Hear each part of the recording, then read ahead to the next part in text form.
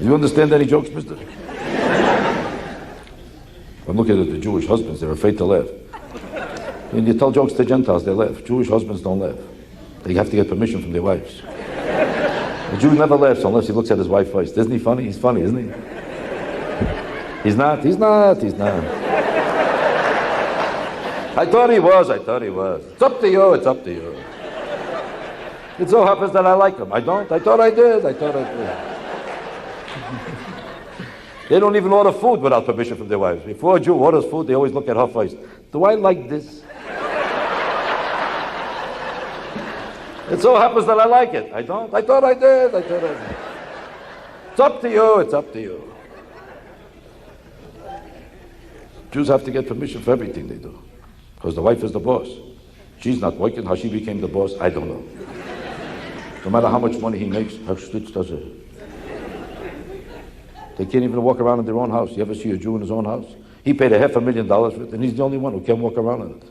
No matter where he goes, he's in the wrong place. You ever see a Jew in the right place at his own house? Never. As soon as he goes over here, get out of here, go over there. So he goes over here. No, you have to stand here. This is the part I'm doing. Can't you stand over there? Excuse me, I'll stand over here. He can't even go to the toilet. I'm going to the toilet. Not now, you can't go now. I just did the toilet. You couldn't go yesterday. The only way you can make her happy is by passing away immediately. Because no matter where he moves, he's in the wrong place. I'm going here. You can't go! He's afraid to touch anything. You ever see a Jew who could touch anything in his own house? No matter what he touches, it's for the guests. This is not for you. It's for the guests. If it costs nothing, he can touch it. As soon as it costs more than a quarter, it's not for you. It's for the guests. He can't touch a glass. You ever see a Jew drink from a glass? Never. As soon as he touches, you got the wrong glass. It's for the guests. Every Jew you meet is walking around with a paper cup in his own house. He looks like a homeless man from a shelter someplace. I say if a Jew has any brains and he falls in love with a Jewish woman, what he should do is let somebody else marry her. Then you come to the house as a guest. You can do whatever you want.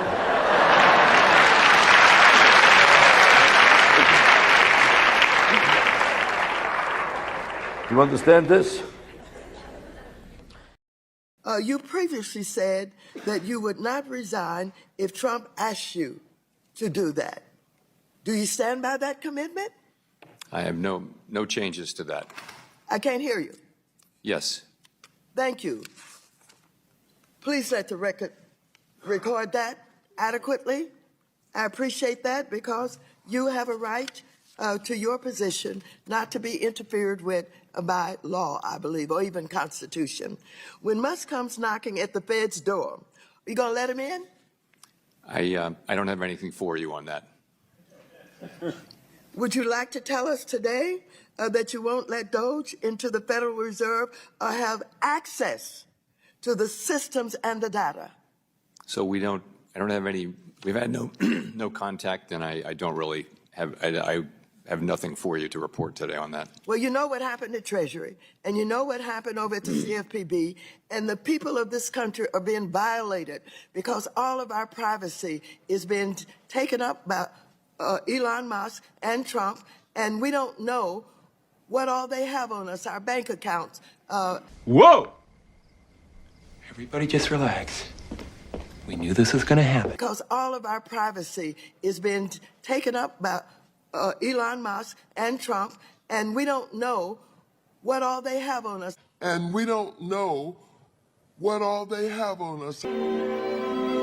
That'll do, pig. That'll do.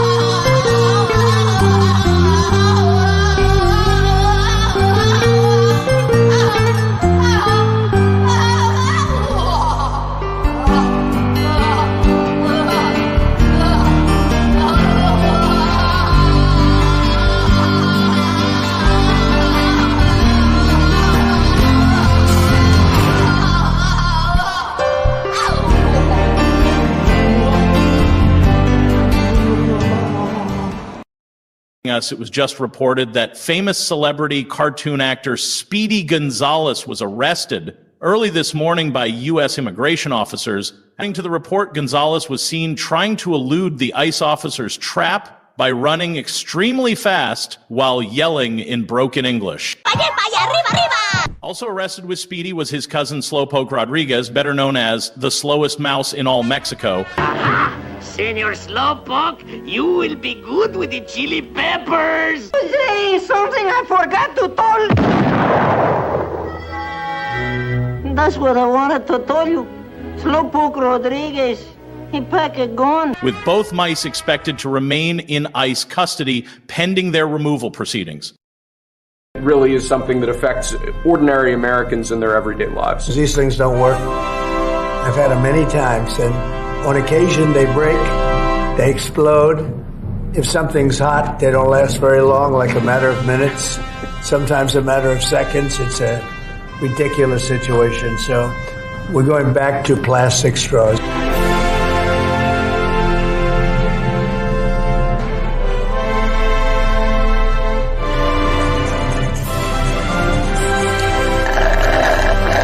And I don't think that plastic's going to affect a shark very much as they're munching their way through the ocean.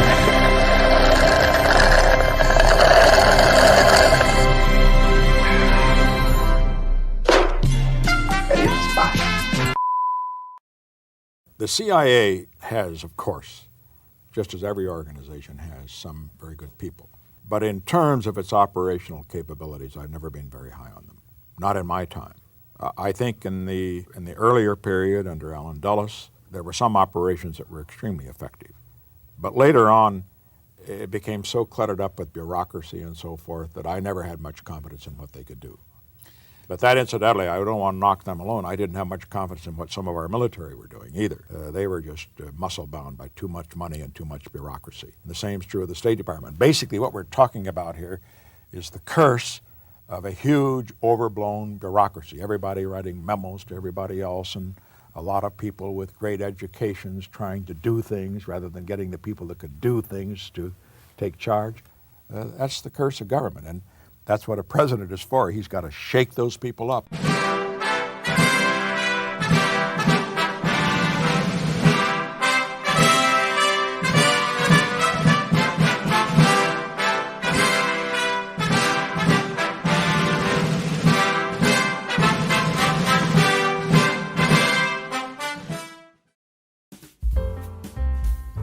Good evening, everybody. Welcome.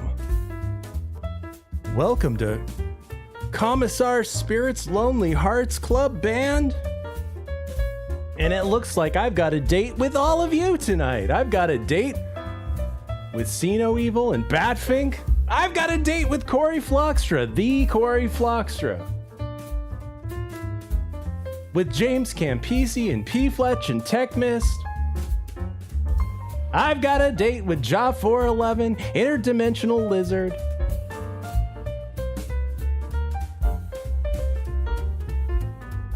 And how could I forget my Valentine Spaghetti Yeti?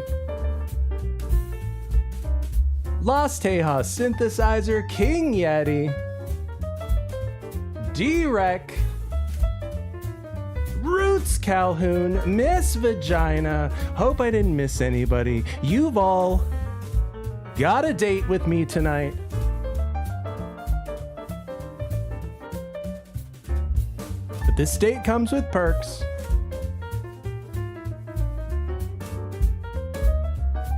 Now before you turn me off. This show ain't no good. You're saying, Spirit? You better have something good ready. Who is that? It's Mac, dude. This better be good. Holy shit. Oh, trust me, it's gonna be good. We've been going through all of PopPop's things. Some startling revelations have come to light. This guy was probably like King Nazi. But, you know, hang on. Welcome, Pat is cool. Look, this date is gonna come with perks.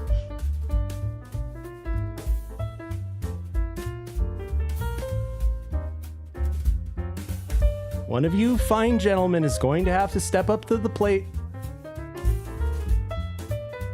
and get AIDS tonight.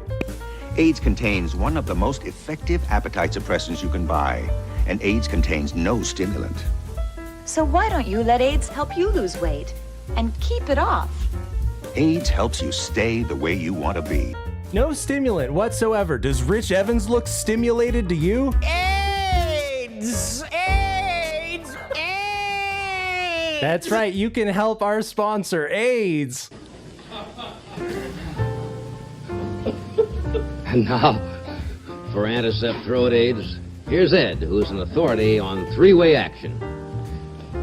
Well, actually, Get your three-way action, buymeacoffee.com/mooseheaven. Let me ask you something. Question: why take diet pills when you can enjoy AIDS? AIDS helps you lose weight without making you jittery. I mean, does Rich Evans look jittery? AIDS! AIDS! AIDS! Not only that, but as part of our special promotion, you will also receive a random Monique Gabrielle clip. And to explain more, I'm going to turn it over to Joe Bob Briggs. I'm Joe Bob Briggs, and as you know, we're in the middle of Scream Queens month on Drive-In Theater. This is my guest for this week's show, the shy, retiring Monique Gabrielle. She'll be on with me on the 17th when we show her movie Evil Tunes. We heard screams and now you're here naked and covered in blood. Monique has made movies like Bachelor Party, Amazon Women on the Moon, Emmanuel 5, Deathstalker 2, which are all great movies to watch, but frankly, I don't know what we're going to find to talk about. I mean, she's on before the movie, she's on after the movie, she's on after the second movie, and I realize this whole Scream Queens promotion has been scoring the massive ratings, but I just don't get it. I mean, it's not like we're having the 50th anniversary of Casablanca or something. I mean, we're showing the 3 Bs here, blood, breasts, and beasts. There's not a whole heck of a lot you can say about that. You know, Monique, you ought to start working up some notes or something, get your thoughts together, otherwise we're going to bore these people to death, you know? See ya Saturday night. I already told them that. It's Friday. But thanks very much. Welcome, everybody.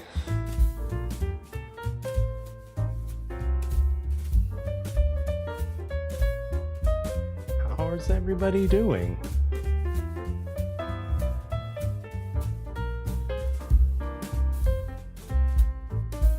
Boy, have I got some interesting stuff for you guys tonight. First tonight, Avast ye landlubbers, for I come with a wheel of a tale.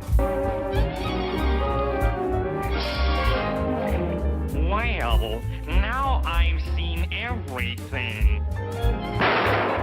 That's right. From the depths of the briny blue ocean I bring thee a whale of a tale.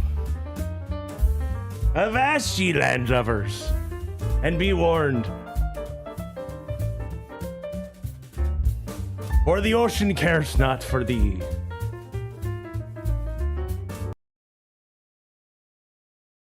You have to see to believe. Kayaker suddenly swallowed by a humpback whale. Yeah, this happened near Chile's Patagonia region. The whale pulls the man down, but then he quickly spits him out. All caught on camera by the kayaker's father. Son says he thought he was going to die, but then his life vest pulled him back up. Of course, humpback whales typically only feed on krill and small fish, not people, quickly spitting him out. Wow, so scary though. Wow. A massive pileup. Wow, a massive pileup in the mouth of a humpback whale.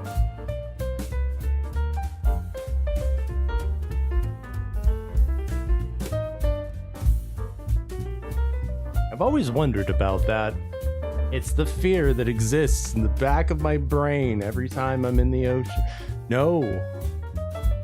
Whales. Not sharks, whales. Because those suckers will just swallow you whole. Turns out it was a friendly whale, like the one in the Star Trek movies. Tech Mist came in, bought a rose. Well, thank you very much. That means we can start this show off right. Thank you very much, Tech Mist. It's a sad truth, Roots Calhoun, but you're right. Fat lesbians did ruin roller disco. That's why we are going to make roller disco hot again. Thank you very much, Tech Mist. Buy a rose, buymeacoffee.com/moose7. What even is this show? You've got people being swallowed by whales, roller disco titty girls, the news that you won't hear anywhere else. For instance, did you hear Trump's been talking to some of his closest advisors? I don't know how you do it. I put together some really impressive deals. But this thing you've pulled off, it's amazing. A big and tasty for just $1? How do you do it? What's your secret?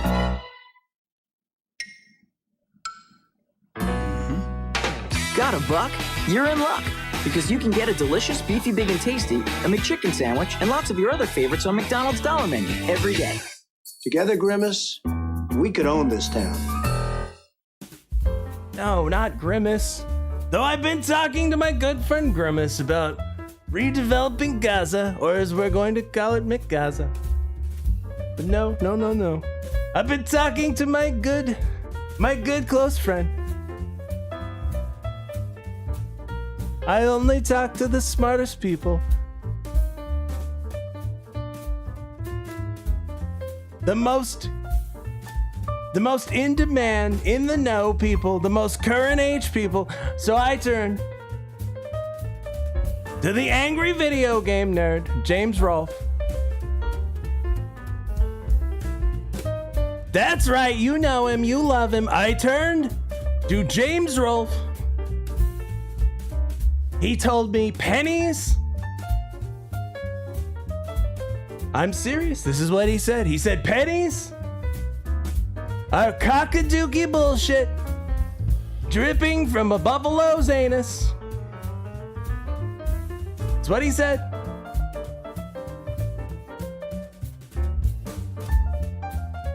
I said, angry video game nerd, you've got a point. We're wasting millions of dollars a year on pennies. Get rid of them. They're bullshit. And this just in, President Trump just announced he wants the U.S. Treasury to stop making new pennies. The president made that announcement in a social media post. He cited the rising cost of producing pennies as the reason behind his decision, saying it costs more than 2 cents to make 1 penny. Last year, the U.S. Mint reported it costs more than 3.5 cents to produce and distribute them.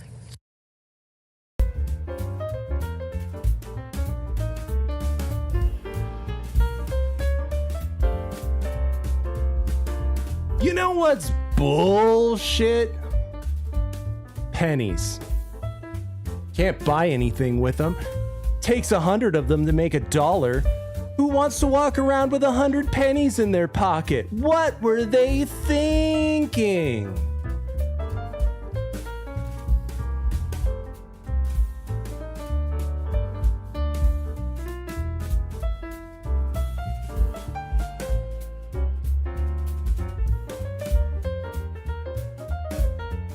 But it turns out Democrats are trying to stop Trump's penny plan. Now to the court battles ahead this week as opponents try to block the Trump administration's sweeping changes to the federal payroll. ABC's Selena Wang is in Washington with more on this. Selena, good morning to you.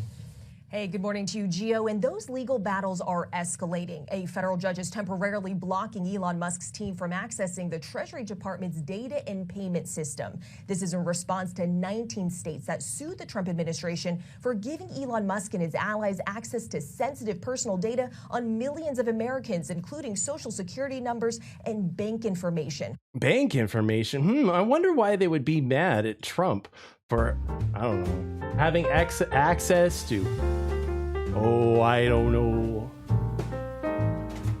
all of these fuckers' bank records and all of their old transactions. I wonder if there's anything that, you know, might be hidden there in that there limestone salt mine that we're gonna explore later.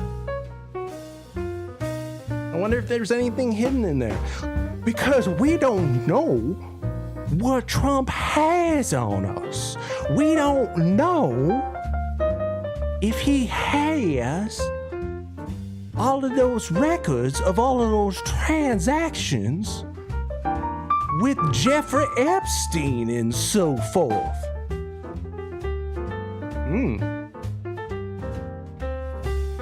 Turns out they were saving up their pennies. That was the scam all along.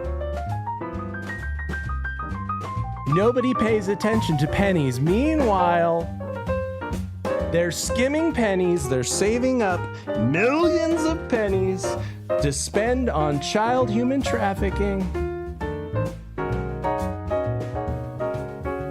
You know what's bullshit? Human trafficking.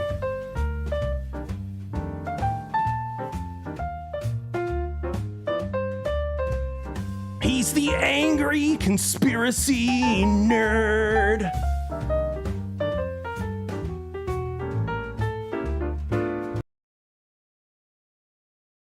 The lawsuit accuses Musk of trying to block federal funds from reaching beneficiaries who do not align with the president's political agenda. A federal judge is also pumping the brakes on Trump and Musk's plans to dismantle USAID.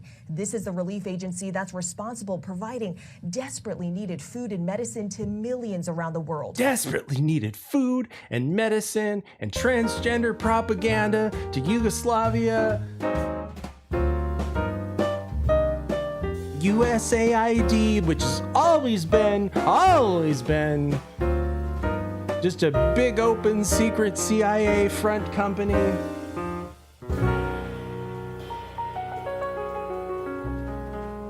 But guys, desperately needed transgender comic books in Yugoslavia. So you have a situation where the world's richest man, who is not an elected official, who is not even a full-time government employee, who is expanding his reach. Musk has gained access to at least 10 federal agencies as he tries to slash government spending. He's not an elected official. I look, I'm not a fucking MAGA guy. Trump warned you. Like, he told you he was gonna hire this guy. He was gonna hire this South African autistic weirdo retard with a name from a fucking science fiction novel written by a Nazi rocket scientist. He told you that was gonna happen. It shouldn't come as a shock.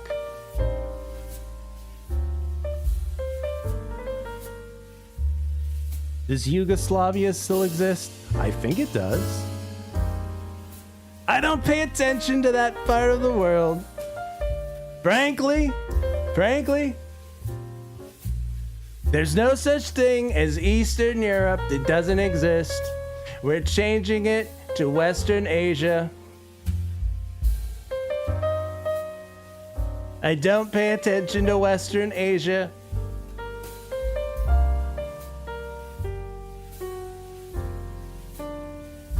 But we'll talk about that later in the show. But thank you for asking, Corey. Good question. I don't pay attention to Western Asia, as I'm gonna call it. but unelected official. Unelected official. He told you he was gonna hire this weirdo fucking South African autistic retard to go cook your books and find out what you've been smoking, you hippies.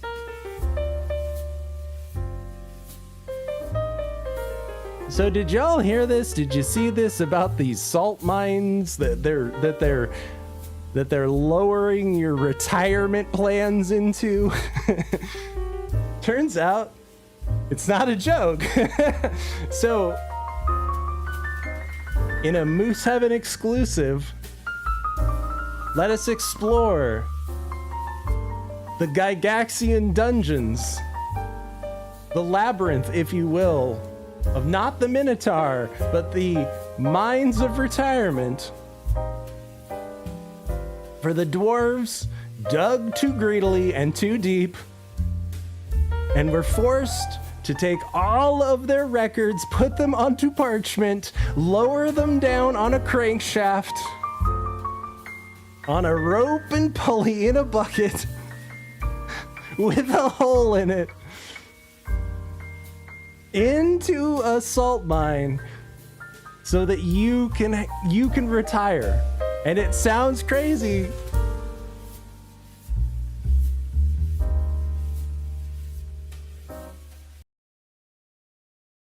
While Elon was hanging out with Trump in the Oval Office, he made these eye-opening comments. The most number of people that could retire possibly in a month is 10,000. We're like, whoa, why is that? Well, because all the retirement paperwork is manual on paper. It's manually calculated, then written down on a piece of paper. Then it goes down a mine. And I'm like, what do you mean a mine? Like, yeah, there's a limestone mine where we store all the retirement paperwork. And then the speed, the limiting factor is the speed at which the mine shaft elevator can move determines how many people can retire from the federal government. And the elevator breaks down sometimes, and then nobody can retire. Doesn't that sound crazy? There's like 1,000 people that work on this. So I think if we take those people... Does it sound complicated, says P-Flitch? No, it's not complicated at all. You see, the dwarves...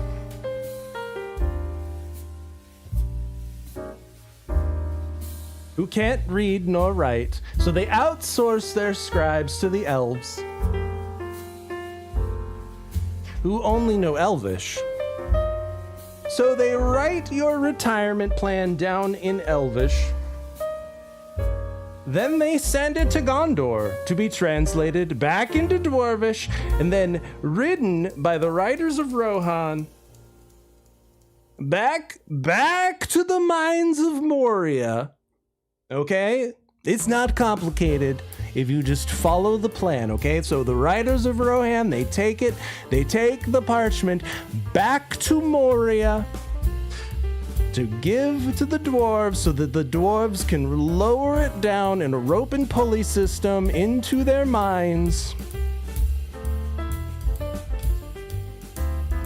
Okay? And assuming that a Balrog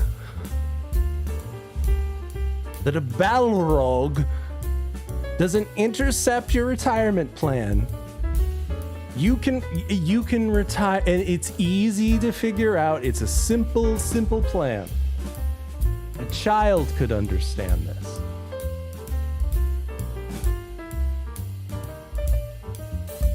What? Do you think that a computer system, like updating this to some kind of a digital, you think that would be better?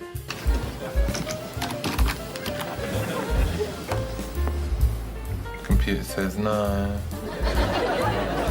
No, we're doing it the way that our great-grand ancestors did it. We're lowering it down into those dwarven mines in a bucket.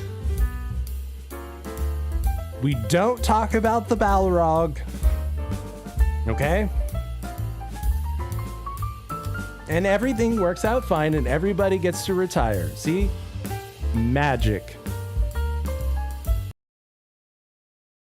Well, and say, like, you know what? Instead of working in a mine shaft carry manila envelopes to, boxes in a mine shaft.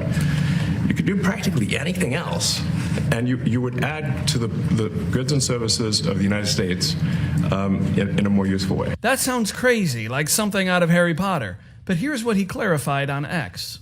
700 plus mine workers operate 230 feet underground to process around 10,000 applications per month, which are stored in manila envelopes and cardboard boxes. The retirement process takes multiple months. To clarify, this mine, Iron Mountain, is a third party that the federal government outsources to. It's essentially a storage facility whose promise lies in its indestructibility and ability to keep important documents at a preservable temperature and environment. Take a look. There are more than 6 different challenge points before we hit the data center. These challenge points and these extra gates help with security and compliance. The 30-foot thick limestone and 200 feet of stone above the facility lead to natural weather protection, and the ambient temperature of 53 degrees helps the facility remain cool. We are now in the underground, 220 feet below ground. And this is where vital records are stored. And the key difference for vital records is really the preservation and how long something has to be kept.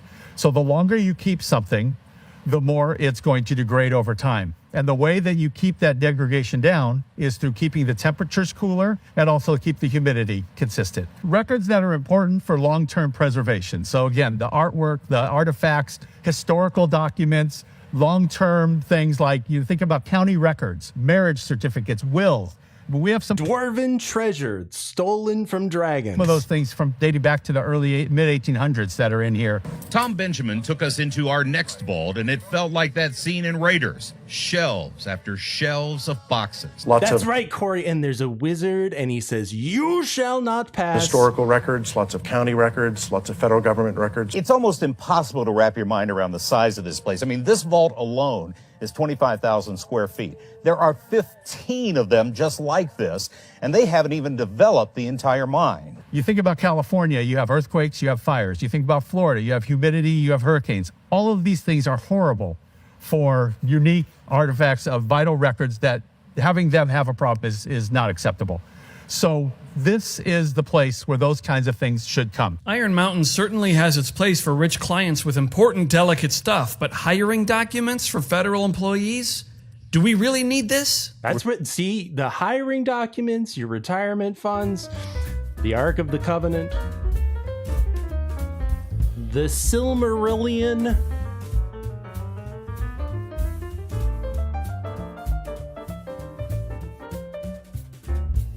Iron Mountain, forged by the dwarves in the Third Age during the Great Cold War. They claimed it was just to store seeds in winter.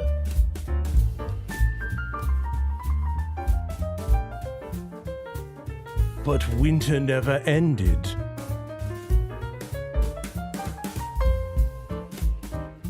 And so it was.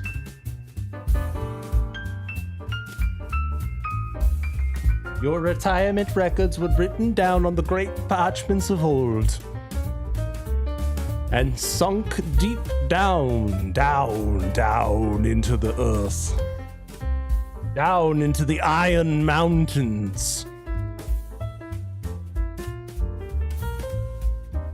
from which the dragon bureaucracy typed away on their typewriters. Yes, they are still using typewriters in this day and age, click-cracking away eternally because dragons will outlive us all. And who do we entrust with all of our sacred parchments but the dragon bureaucracy?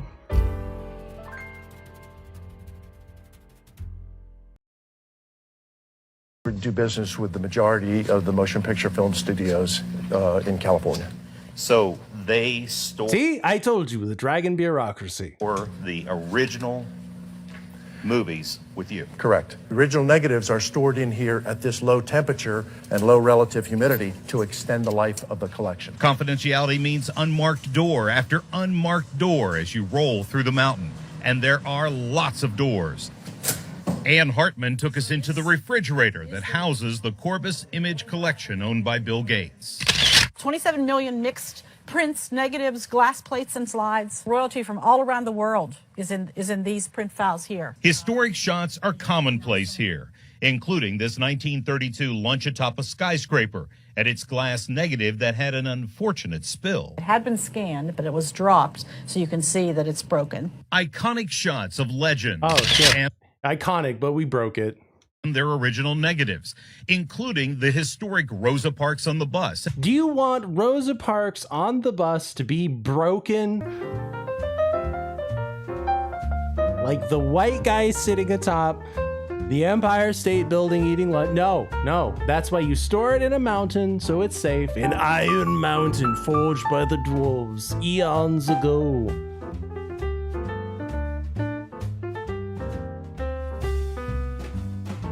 It's probably where they keep the Stargate.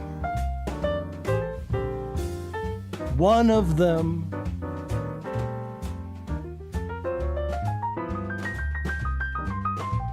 But I was able to uncover secret, declassified footage of Doge. That's right. They're taking all of these wasteful government spending to the chopping block, and I was able, through an unnamed source, I was able to obtain exclusive footage of the Doge department that you can only see here on Moose Heaven. BuyMeACoffee.com/Moose Heaven. This is exclusive footage of the autist from Doge, hard at work, cutting the bureaucracy. I found this. You're welcome. What you do in Initech is you take the specifications from the customers and you bring them down to the software engineers. Yes, that's right. Well, then I just have to ask, why couldn't the customers just take them directly to the software people, huh? Well, I'll tell you why. Well, I'll tell you why. Because you see, you're the person who. So you write them on parchment, and then you take them to elves, and then the elves translate them back into Dwarvish. No. We outsource that to Gondor. So why couldn't people just, do their own retirement planning instead of you having to put it in a dwarven mine? Well, I'll tell you why. It's people skills.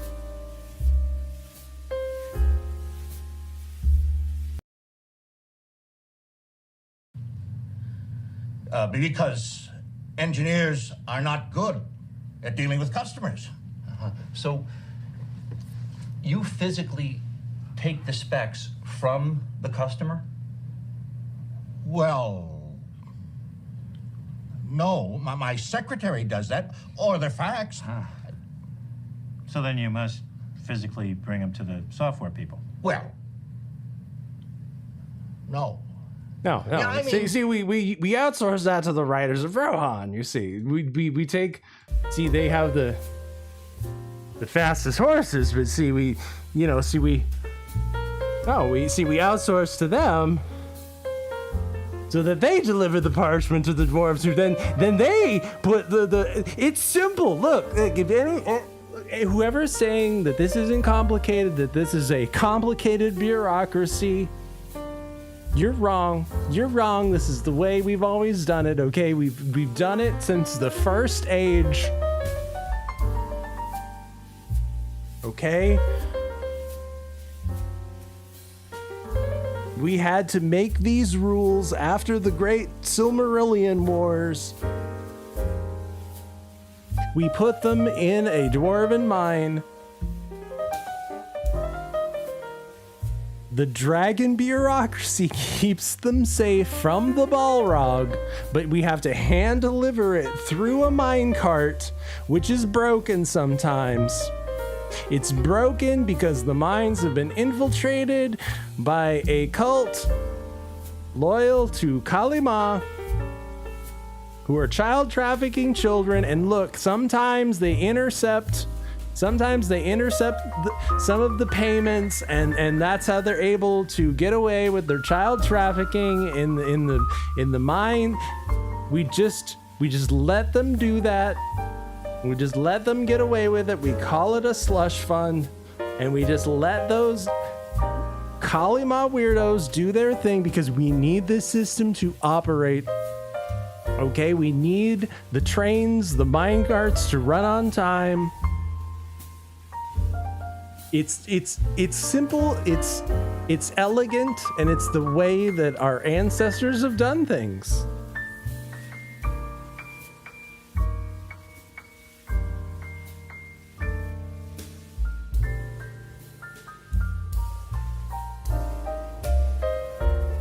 And it has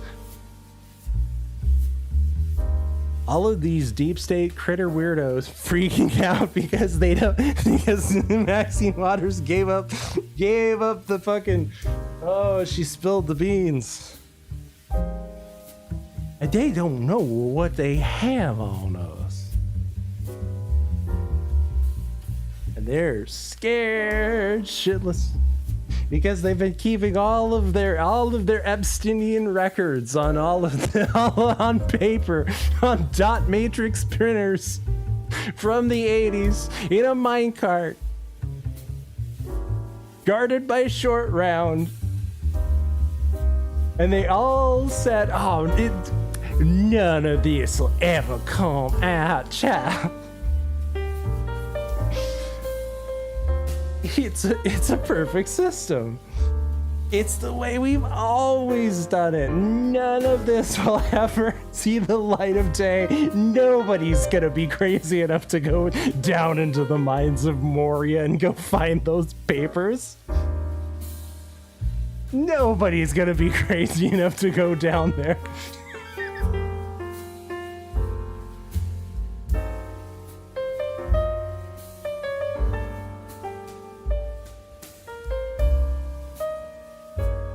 In other news, no security clearance for you, Joe Biden.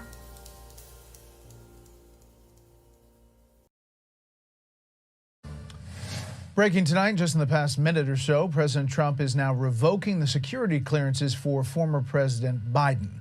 President Trump saying on Truth Social moments ago, quote, "There is no need for Joe Biden to continue receiving access to classified information. Therefore, we are immediately revoking Joe Biden's security clearances and stopping his daily intelligence briefings." He set this precedent in 2021 when he instructed the intelligence community, IC, to stop the 45th president of the United States, me, from accessing details on national security, a courtesy provided to former presidents. The Hur report revealed that Biden suffers from, quote, "poor memory, and even in his prime could not be trusted with sensitive information. I will always protect..." Even in his prime, when this guy could remember shit, he couldn't be trusted. You're fired. Joe, you're fired. Awesome. I love it. I don't care if it's petty retribution. We don't need the senile old man spilling our national security secrets.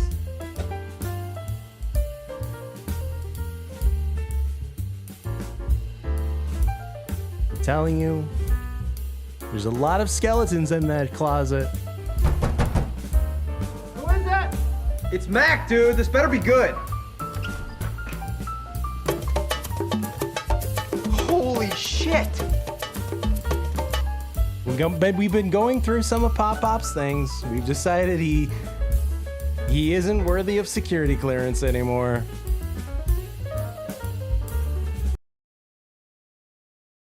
Our national security, Joe, you're fired. Make America Great Again. Again, a Truth Social post moments ago from President Trump. Meanwhile, they were able, breaking news, it's not really breaking, I'm sure you've heard by now, they were able to pry Skunk Lady Tulsi Gabbard away from the clutches of Pepe Le Pew long enough to confirm her as Director of National Security. Darling, I have waited for you. I remove them from you, the bonds of slavery. Viola! Just to think, radiant flower, you do not have to come with me to the Calbar. We are already here. And so, mon chéri, we can do away with the dull preliminaries and make love right away. We can spend the rest of our lives making love. We shall flee to Capri. This small coquette, she's thinks by running away, she can make herself more attractive to me. How right she is. Everywhere Tulsi goes, pursued by notorious French rapist skunk Pepe Le Pew.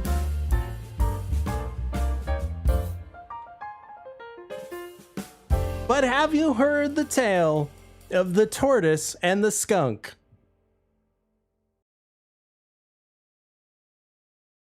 Breaking news now in Washington, where Tulsi Gabbard was confirmed just minutes ago as Director of National Intelligence. The vote was divided along party lines with a final tally of 52 to 48.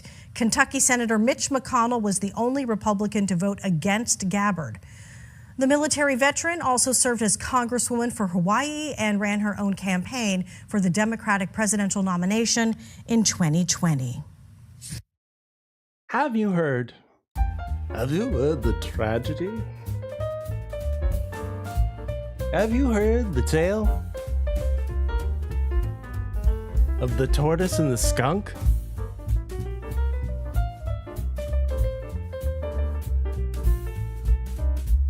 Where everybody said, yep, yep, yep, for the skunk.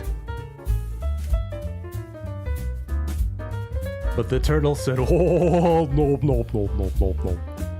Oh, nope, nope, nope. Oh, I ain't gonna do that. Nope, nope, nope. Oh, I'm a turtle. Did you ever hear of the tale of the tortoise and the skunk?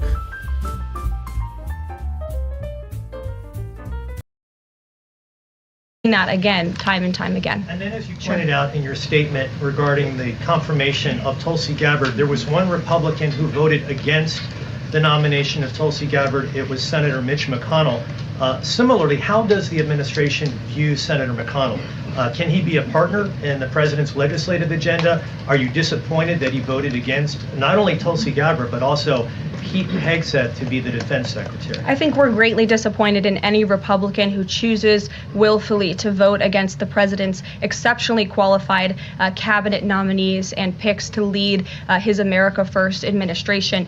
Not a single Democrat swayed from voting against President Biden's nominees, and we know how many of them turned out. They turned out to be atrocious at their jobs, leaving America much worse than they were when they took the oath of office. And so I've said it repeatedly from this podium. I addressed it at the beginning of my remarks. We expect all Republicans to vote, to stay tough and strong, vote for President Trump's nominees so we can get to work and continue to work very hard to implement this president's agenda.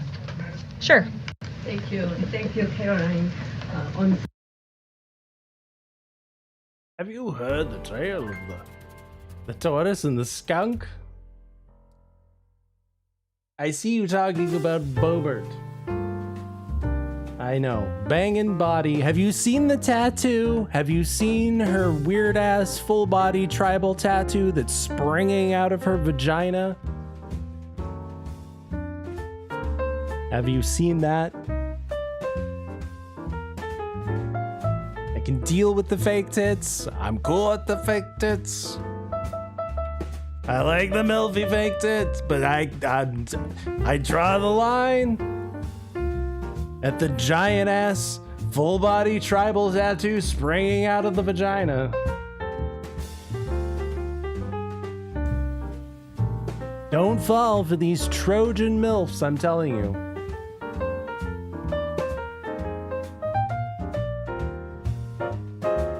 Don't fall for these Trojan Milfs. I've got more on that later. I know. Some of you are having a lonely Valentine's. You're looking at Lauren Boebert and you're thinking, wow, she's got some pretty good ideas. You're thinking Nancy Mace looks pretty milfy. But stop thinking with your penis, start listening with your ears. They're Trojan Milfs, I'm telling you. More on that later, but we've got to stay focused, people.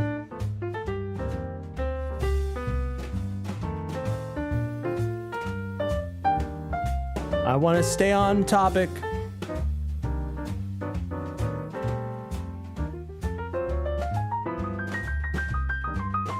Lest that French rapist Pepe Le Pew sneak up. Darling, I have waited for you. I remove them from you, the bonds of slavery. Viola. For have you heard the tale of the tortoise and the skunk? An exclusive footage only here on Moose Heaven. BuyMeACoffee.com/MooseHeaven. Exclusive footage that you will only see here. I promise, it's good. Who is that? It's Mac, dude. This better be good. Holy shit. No, we'll go through PopPop's trunk later. But no, I have exclusive footage right now of Mitch McConnell actually going to vote against Tulsi Gabbard. Yes.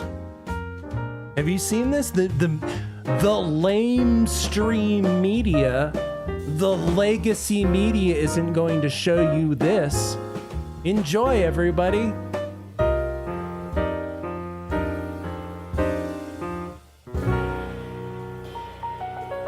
That's right. In exclusive footage you will only see here. There he goes.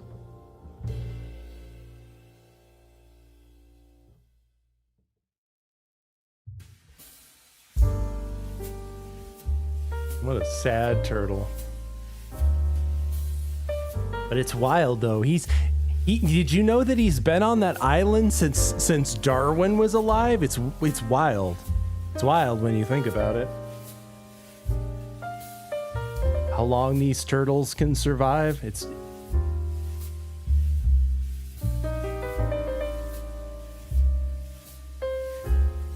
crazy.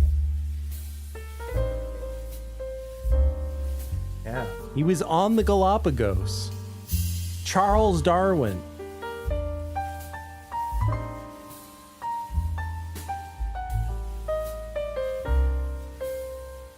Unbelievable. Did you know he had polio? I didn't know he had polio. I don't care. I don't care. You're telling me he had FDR-itis. News to me.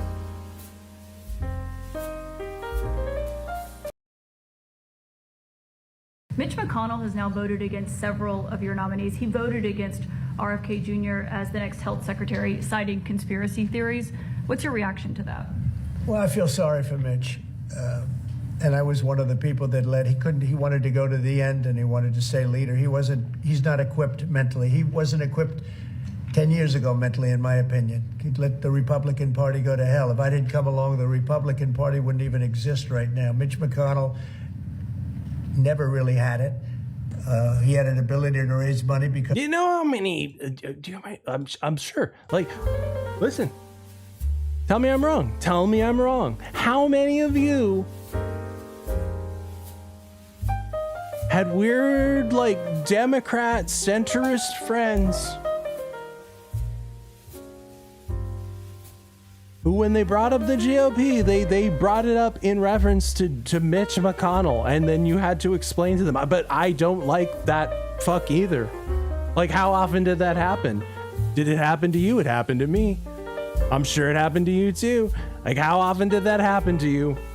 How often did you have to explain away your side of the fence because of Mitch McConnell? He did more harm than good. That turtle outlived his usefulness.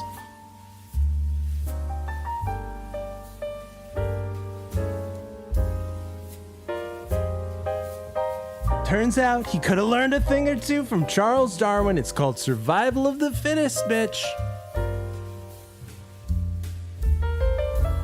We're kicking your old ass turtle on your back, baking in the hot sun. What are you gonna do? What are you gonna do about it? This is called the Voight-Comp test. What are you gonna do about it?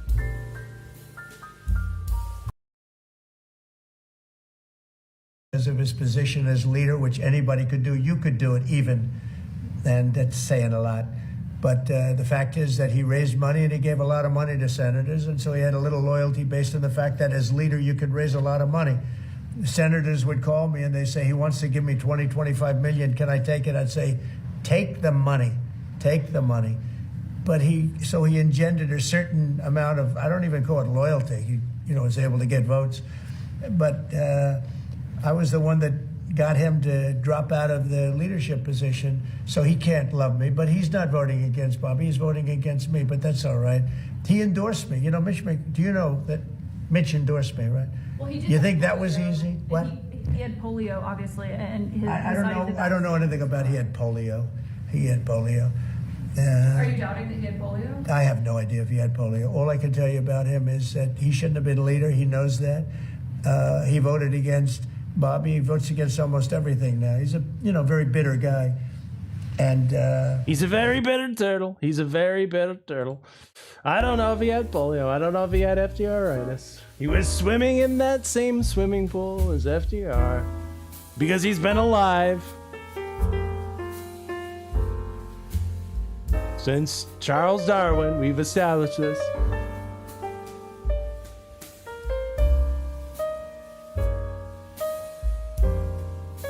But here's an interesting story.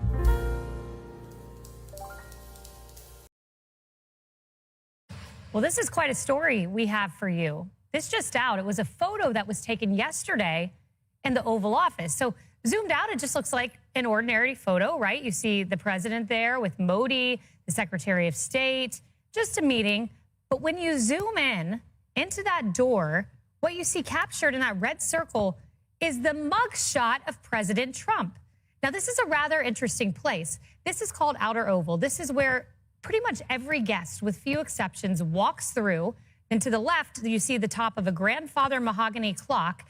And then you walk into the Oval Office, meaning just about every guest, with few exceptions, some enter the Roosevelt Room, will walk past the Fulton County mugshot of President Donald J. Trump. So if you want to go visit Trump in the Oval Office, you have to walk past his mugshot.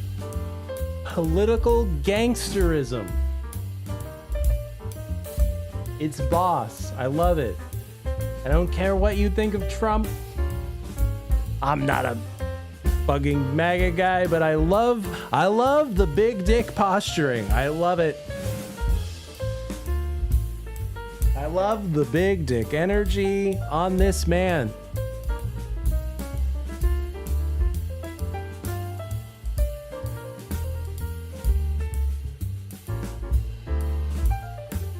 Letting everybody know who's in charge. It's a gangsta, baby. And guess what? Nobody's safe. Not even you, Dr. Fauci. Not even you, Dr. Fauci. With your federal pardon doesn't mean we can't go after you at the state level, you fucking Chinese sellout son of a bitch.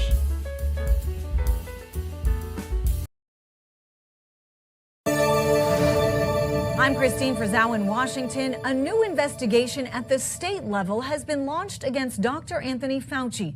You may remember President Biden issued a preemptive pardon for Fauci, but that does not protect him from any state legal action. Republicans argue he needs to be held accountable for mismanagement of the pandemic, as Democrats accuse them of targeting political rivals. Wear a mask, avoid crowds. The man once referred to as America's doctor, now a target of 17 state attorneys general, all Republicans, using a GOP-led congressional report released last year as the basis for an investigation into his response to the coronavirus pandemic. In a letter citing his attempting to discredit the lab leak hypothesis and mismanagement or negligence while serving in leadership at the National Institutes of Health. They shut down schools, they shut down businesses, and there are concerns by many of us from Dr. I have a concern about how you were able to steal Ted Cruz's voice and put it into your body. National treasure, Dr. Fauci. Dr. Fauci.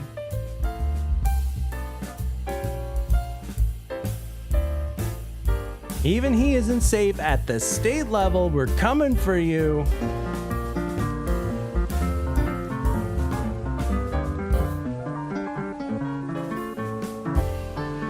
Don't you know another tune? Get out of here! And speaking of coming, your guys are going to want to stick around. There's like so many funds. Look, it's Valentine's Day. We're going to talk about our ladies. So you fellas are going to want to stick around. Buy a heart, buy a flower, buy a carnation.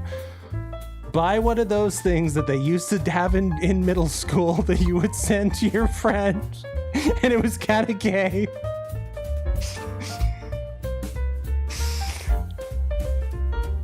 buymeacoffee.com/mooseheaven. Buy one of those gay junior high roses.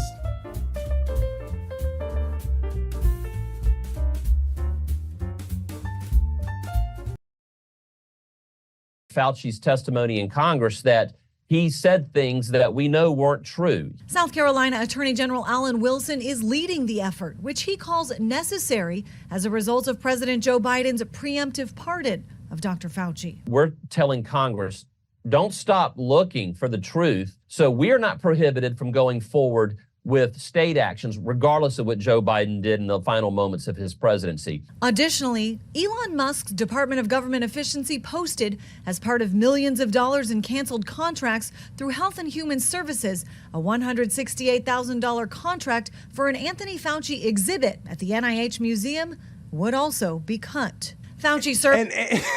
A Dr. Fauci exhibit at the fucking National Health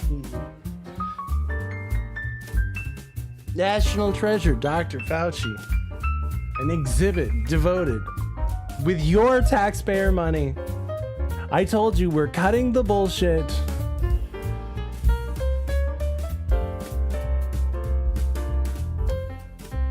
Don't believe me? I have exclusive footage of them cutting wasteful government spending right here.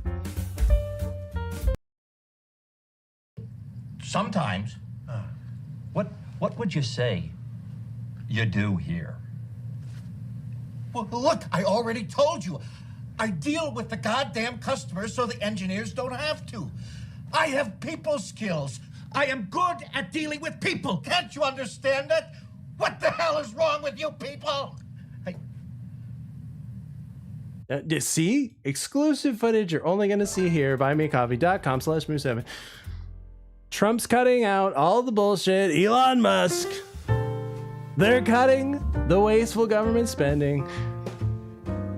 I don't care about any of it. I don't have an opinion on any of it as long as Democrats are losing their minds. And oh my God, they're losing their minds. And I love it. I'm eating it up. I'm draining it up like Saturn drinking the blood of his children.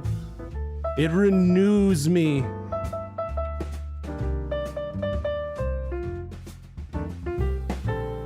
I am revitalized by the cringe. By the cringe of these people.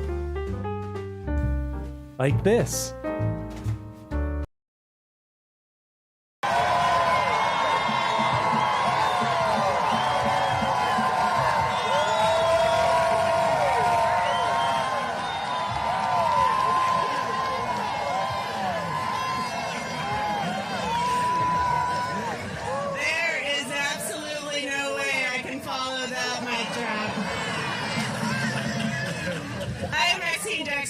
Oh, I'm sure you'll find some way. A proud former UFCW member where I got my start.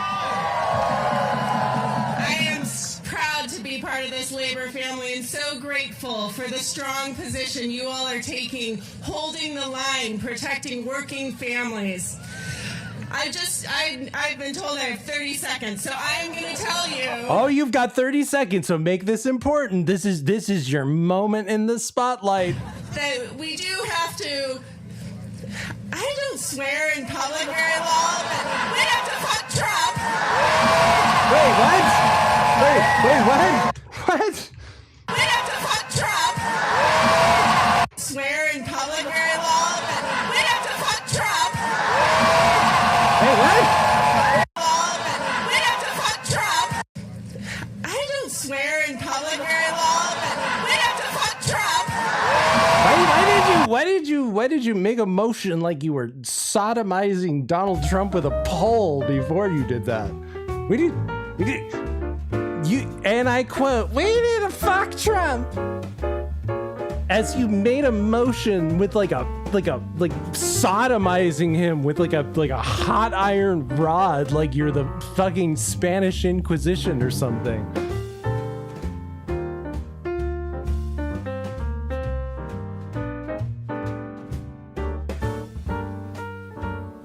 Did anybody else see that? Right? Like I feel like that was the questionable part.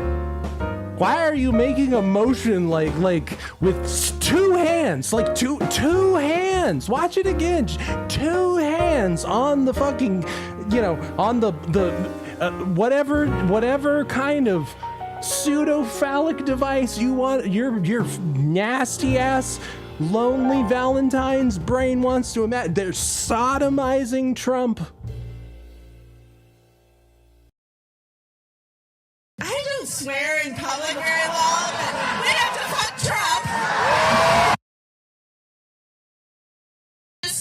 I've been told I have 30 seconds, so I'm going to tell you that we do have to. See what I mean? I'm going to tell you that we do have to. I don't swear fuck him two-handed with a broom handle.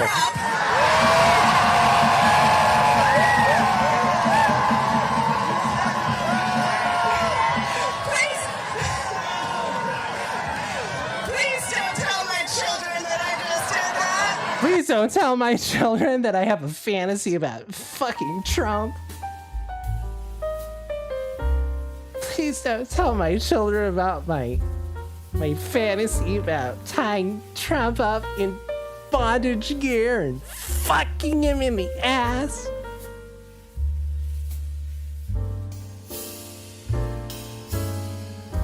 It's all coming out, people. It's all coming to light. Look, but like I said, I'm not a MAGA guy. I'm not defending Trump. That's not my position here. Don't take me the wrong way. But I love what they're doing. I love what the man's doing. I like what they're doing. It's accelerationism. Oh no, set those dangerous precedents. You go right ahead. You go right ahead and set those dangerous precedents. Go right ahead and do that, because then your opposition is gonna have to go even more wild, and then they're gonna have to show their hand, and then they can't slow roll you with socialism anymore. They have to go full lunatic commie and fuck Trump in the ass with broom handles and show their hand. I love it. I like what they're doing. She absolutely wants to fuck Trump. She wants to peg Trump. It's Valentine's. Let's get real. She wants to peg Trump. Am I wrong?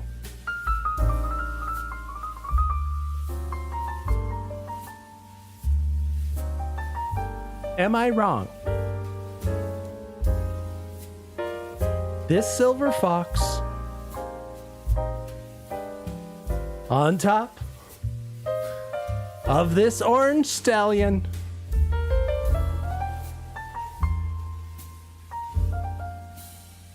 just imagine, if you will,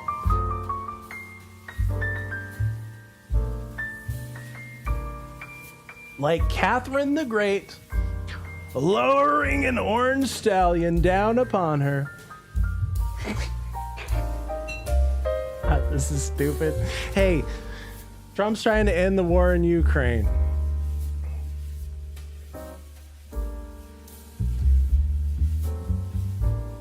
But did you see this? Did you hear about this?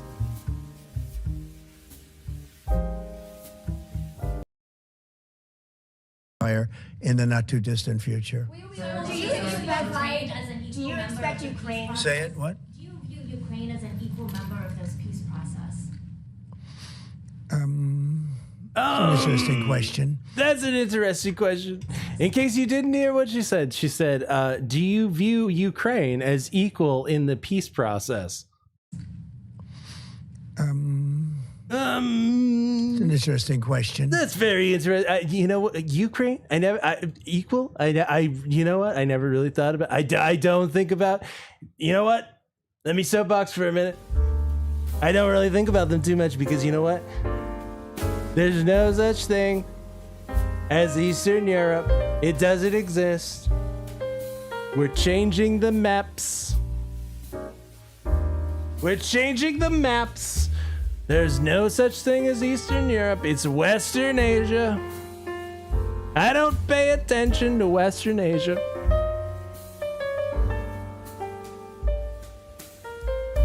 All those Yugoslav, I don't care.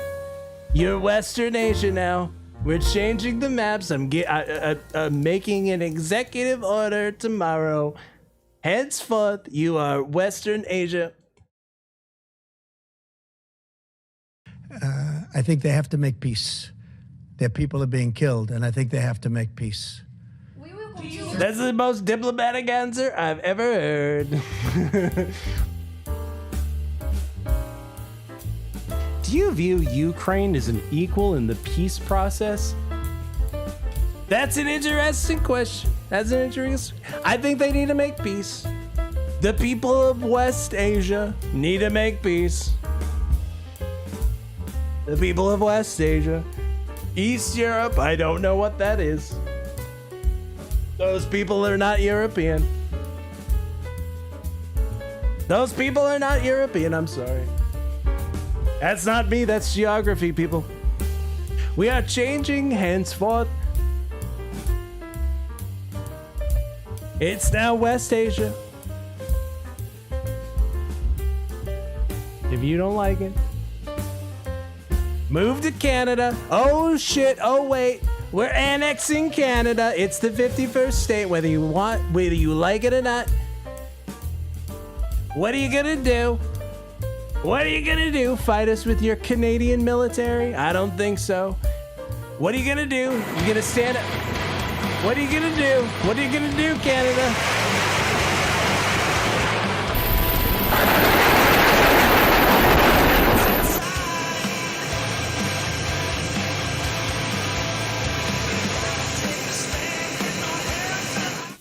What are you gonna do? What are you gonna do? Canadians are getting fired up and fed up with what they're hearing from the U.S. Talk of war on social media. America doesn't know the same thing that Canada is hearing. Did you vote to go to war, like actual war with Canada? You've been a real star-spangled pain in my ass, but at least you're bringing Canadians together. After President Trump confirms he's not messing around. Is it a real thing? Yeah, it is. I think Canada would be much better off being a 51st state. Canada's Prime Minister Trudeau isn't laughing off the 51st state talk, taking it far more seriously when he thinks the cameras are off, caught on a hot mic. Mr. Trump has it in mind that one of the easiest ways of doing that is absorbing American free. And it is a real thing in my conversation with him. Even though publicly he's focusing on the tariff threat. We should be doing more together, not fighting with each other. We've got these maple leaves on the run. They're on ice. What are they gonna do? They can't go anywhere. They're just gonna slip and slide.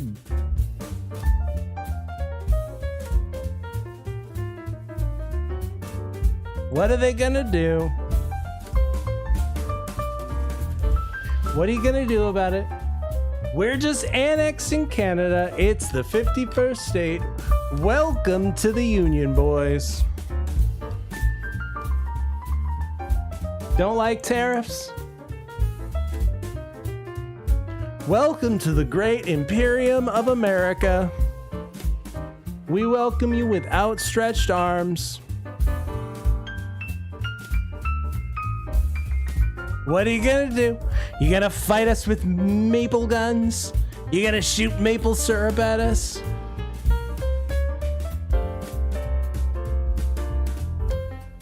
You gonna demand that we change the name of back bacon to Canadian bacon? You and what army, Canada?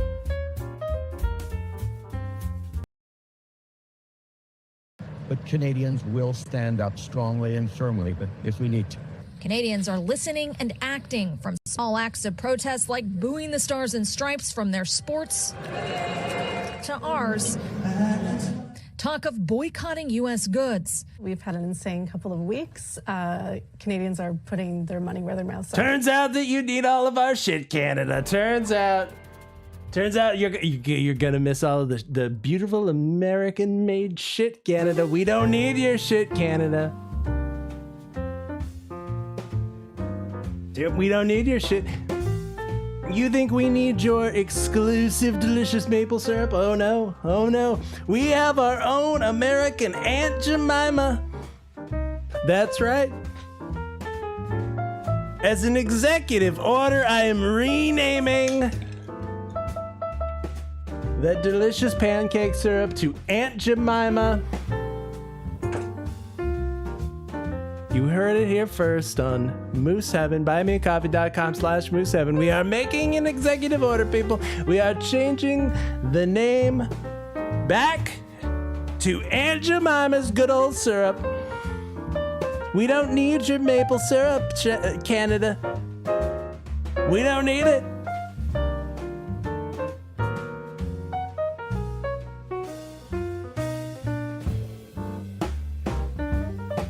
This is Aunt Jemima Town now. Ladies and gentlemen, we will conclude this part of the entertainment with a brand new song sung here in Chicago for the first time on any stage by myself and company.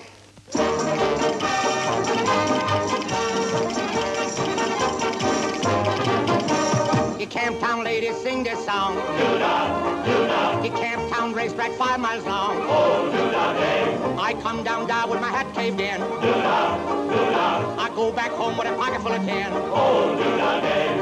Wind around all night, wind around all day. I bet my money on the bobtail nag. Somebody bet on the bay. The long-tailed filly and the big black horse. Do-da, do-da. They fly the track and they both cut across. Oh, do-da day. The blind horse sticking in a big mud hole. Do-da, do-da. Can't touch bottom with a 10-foot pole. Oh, do-da day. Wind around all night, wind around all day. I bet my money on a bobtail nag. Somebody bet on the bay. That's right. Aunt Jemima country. Effective immediately as of this executive order, we are renaming it back to Aunt Jemima's pancake syrup. We are gonna make Aunt Jemima great again. We don't need your bullshit Canadian maple syrup, people.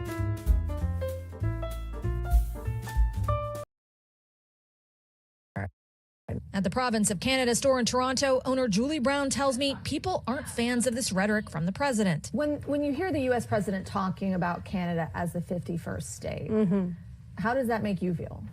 I don't like it. I don't think any Canadians like it. I think we're very happy in Canada. We're very happy with how things are run here. And we have no interest in that. Potentially even a political impact, because while there's no specific numbers testing how Canadians feel about the U.S. right now, polls suggest a shift after the unpopular Trudeau's announcement. I intend to resign as party leader, as prime minister, after the party selects its next leader. And Trump's inauguration, swinging away from the rival Conservative Party back to the Liberals over the last month, ahead of October's election. Because even as the president's top advisors try to bring down the temperature to our own Kristen Welker, is he planning to annex part Canada? Of his policy. Well, I don't think there's any plans to invade Canada. You know, that's an interesting question. Are we planning to annex Canada? That's a very interesting question. I think they need to make peace. I think they need to make peace or else.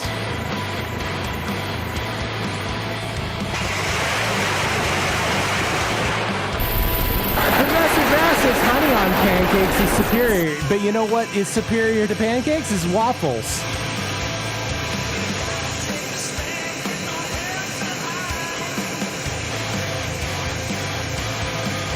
We're taking that syrup by force.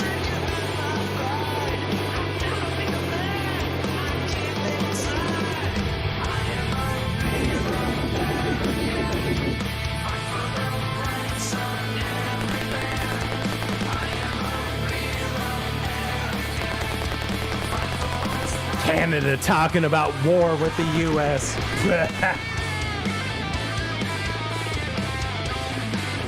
What, does your army have fucking hockey sticks? Get out of here. We're annexing you, Canada. We're taking it all. We're the Imperium of America now. We're changing everything. East Europe is West Asia. It's official. The Gulf of Mexico is the Gulf of America. We're taking it all, baby.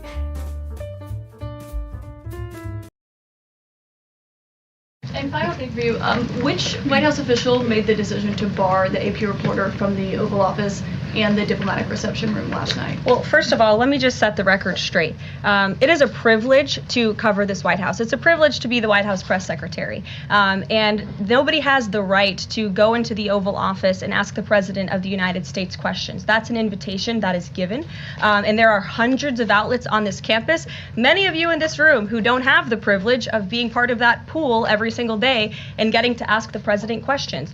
Does Canada have Apache helicopters? They don't even have Apache Indians. They've got Eskimos. We reserve the right to decide who gets to go into the Oval Office, and you all have credentials to be here, including the Associated Press, who is in this briefing room today. But isn't it retaliatory in nature is the argument, because the reason that the AP was barred, which they said was because they're not using the phrase Gulf of America, they're using Gulf of Mexico in line with their standards.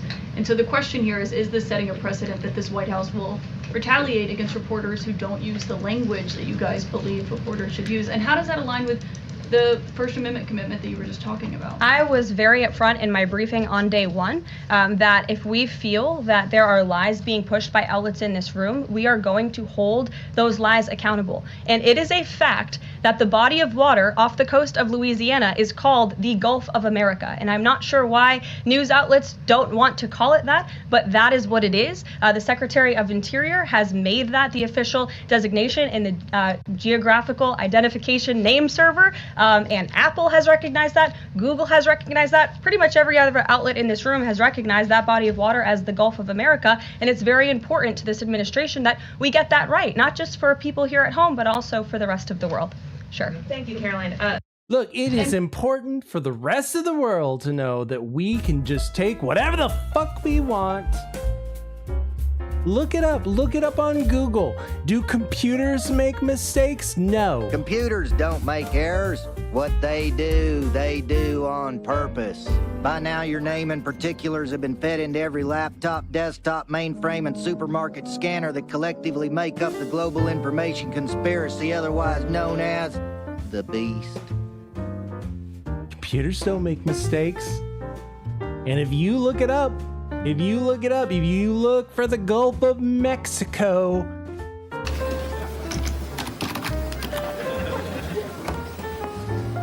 computer says nah. Yeah. It ain't there. It ain't there because it doesn't exist.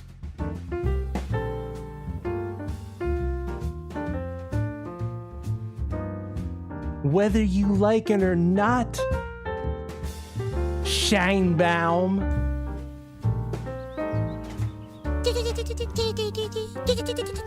Scanning for Mexicans. We've got a Mexican. We've got a Mexican in the Gulf of America.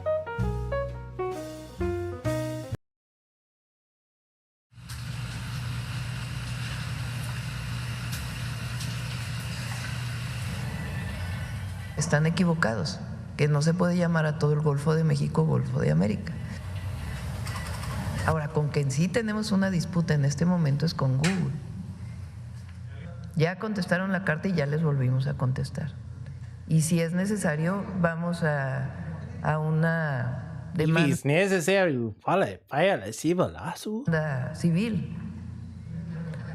Que We go to Judge Judy. Estados Unidos se va a ver Golfo de América y en otros lugares Golfo de México. Oh my God. Can you imagine? Okay, that's what we need. That's how we make America great again. That's how we make the world great again. We need to bring back Judge Judy, have Donald Trump and Mexico's president battle it out in court. In Judge Judy's courtroom over the name of the Gulf of America. Oh my God.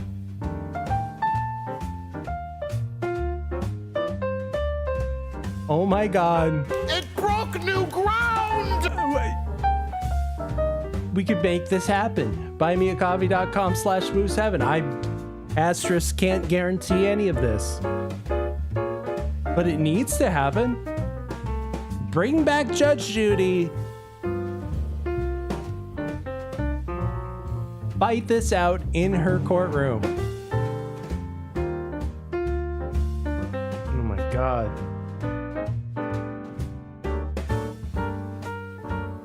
Under what authority? Under what authority are you just gonna change the name of the Gulf of Mexico? You're just gonna take Canada? You're just gonna turn Gaza into a beautiful Riviera of the Middle East under whose authority? Whose authority? This guy was probably like King Nazi.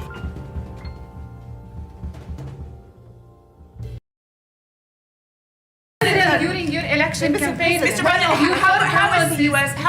going to own Gaza? Your White House has made clear taxpayer dollars won't be used for this. So what money are you going to use to buy Gaza? We're not going to buy anything. We're going to have it, and we're going to keep it, and we're going to make sure that there's going to be peace, and there's not going to be any problem, and nobody's going to question it, and we're going to run it very properly, and eventually we'll have economic development at a very large scale, maybe the largest scale on that site.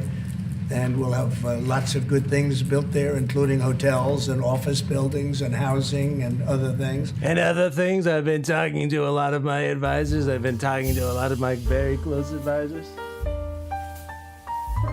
We are going to make Gaza great again.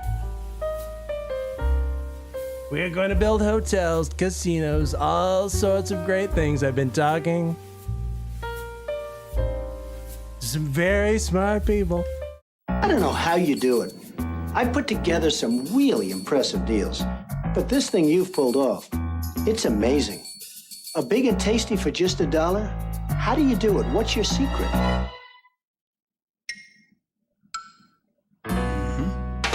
Got a buck? You're in luck. Because you can get a delicious beefy big and tasty, a McChicken sandwich, and lots of your other favorites on McDonald's Dollar Menu every day. Together, Grimace, we could own this town. That's right, I've been talking to Saladin bin Grimace of the Saudi royal family. He's got some very great ideas. We are going to make Gaza great again. We are going to put a McDonald's on every corner. Together, Grimace, we can own Gaza. The biggest casino you've ever seen with an inside McDonald's. Double quarter pounder with cheese. What about a quadruple quarter pounder with cheese?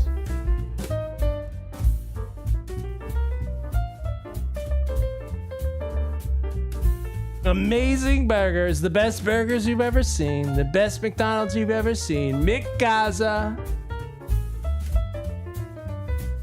Under what authority? Under what authority? Look, we don't need boots on the ground. We don't need military strongman. We don't need Millhouse.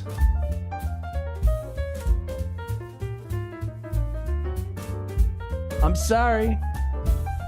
Apparently you haven't heard of my friend Dante the Black Magician.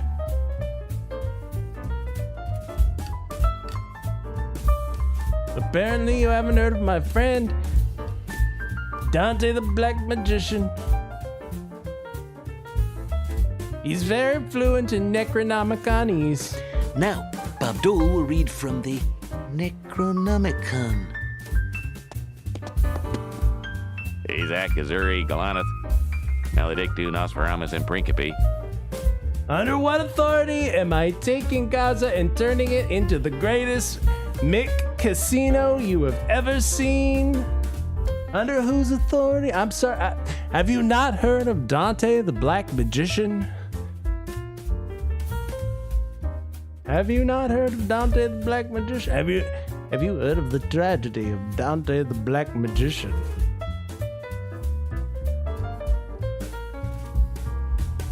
I thought not. It's not the kind of tale that you would hear. They don't want you to know about the truth about the Holy Land.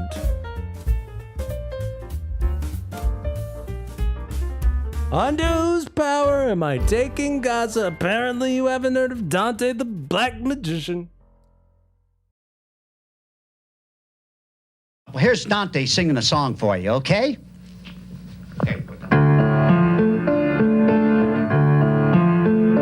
This land is mine. God gave this land to me. This brave and ancient land to me. And when the morning sun reveals the hills and plains, then I see a land where children can run free. So take my hand and walk this land with me. This brave and golden land with me. Though I am just a man, when you are by my side, with the help of God, I know I can be strong.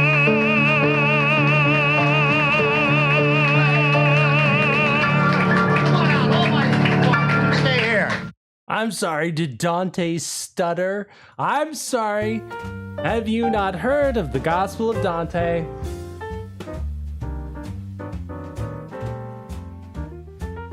He's a very interesting guy, this Dante. He's very well read in Aleister Crowley.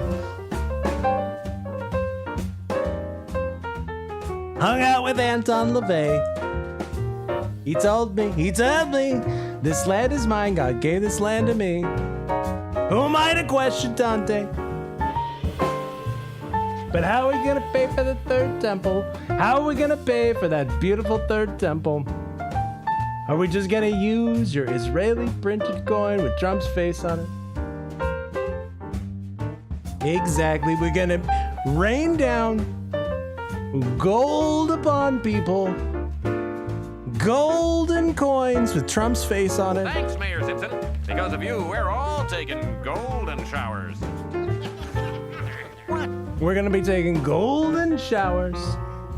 Golden showers in the most beautiful casinos you've ever seen. Beachfront casinos, golden showers, because Arabs love shiny shit. Arabs love it. Have you ever been inside of an Arab's home? Have you? Have you ever seen it? They love shiny shit. Who knows shiny shit more than me? I've been talking to Grimace. He said, put more shiny shit, Trump.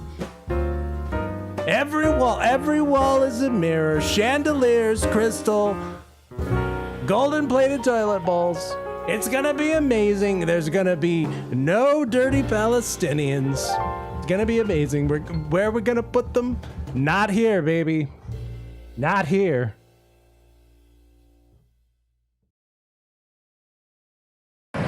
You're going. Would you accept Palestinian refugees into the United States since you're looking to other countries? I'd have to look. I think it's a very far distance for them to travel, but I'd have to look at individual cases. But I do think that coming into the United States, we're taking a lot of people, but coming into the United States, it's a long way for them to travel. They're far away from their families and their friends and everything else. I think they'd be very happy staying in the general area with in a place that was safe, where they could be safe and lead a good life. They don't want to go back to Gaza. As I said, I've said it a lot. They only go back because they have no alternative. They don't want to go back. They've got no other alternative. They're eating at the shitty. Have you seen what they eat? They're eating the klavkalash. They've got no alternative. They're eating hairy meat on a stick. They're washing it down. They've only got two choices. They've got Mountain Dew or crab juice.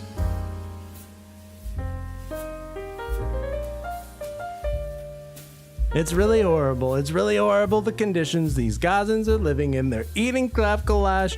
They don't even have a bowl. It's just on a stick. It's hairy meat. Washing it down with crab juice. They could be eating a delicious quadruple McDouble with 40 slices of cheese. We could turn it into the most beautiful McGaza you've ever seen. Under whose authority? Under what authority? Who does this guy think he is? This guy was probably like King Nazi. Speaking of King Nazi, hey, let's talk about Benjamin Netanyahu. Here's an interesting, provoking query, thought. What does Benjamin Netanyahu, career criminal politician Benjamin Netanyahu, opportunist scumbag Benjamin Netanyahu, what does he think about woke culture? Because I feel like I hear it from a lot of people. I feel like it's a common narrative that I feel like I've heard a lot, that this woke stuff, because of Jews. But because of Jews. Because people conflate American Jews with Israeli Jews, and they don't know about nuance, and they think that Israel's behind like the woke culture. Like I see that a lot, and like I know I have a reputation. China, I know China very well. I know everybody in China. But I also know Israel pretty well, and like how does that make any fucking sense?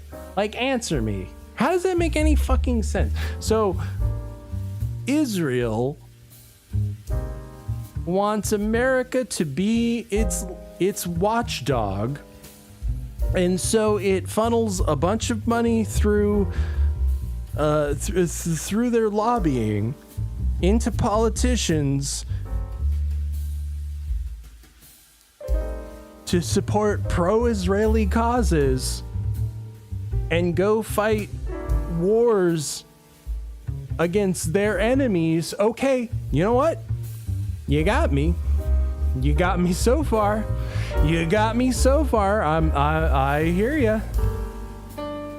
Okay, so Israel wants to do that. They want to create a piggy bank watchdog out of America that they can siphon money through to do all of the things that they don't want to do. And they've got a whole system set up for America to be their watchdog piggy bank. Okay? I'm with you so far. And now, wait for it. Wait for it. You want me to believe that Israel wants to piss in that well and poison it and turn everybody into weird trannies and weaken the military that they want to go and fight their wars for them. They want to corrupt all of the youth with a weird mind virus so that they become weak and insufferable and unable to fight any wars, and that then they want to empower woke Democrats, okay, who will then go and not give them weapons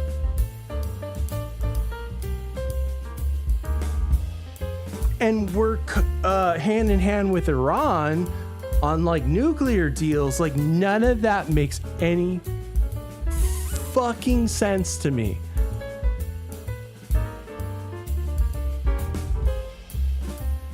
Commie Jews invented wokeness and critical race theory, and yeah, and commie Jews hate Israel. Like, not all Jews are loyal to Israel. Jew doesn't equal Israel. I dare say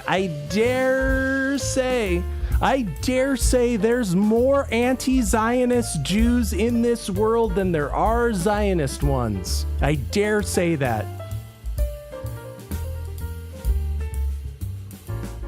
I dare say there are more anti-Zionist Jews in this world than there are Zionist ones. Bold claim, I know. But that comes, trust me, that comes from experience.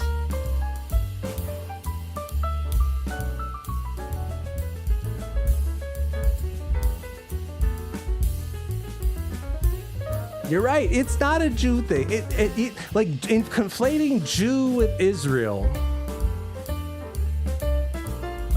is where you've lost the argument immediately, and conflating the fact that every Jew has loyalty to Israel.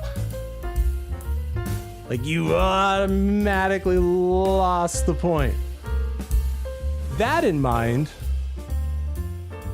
with that in mind, considering that Israel, the Knesset in Israel,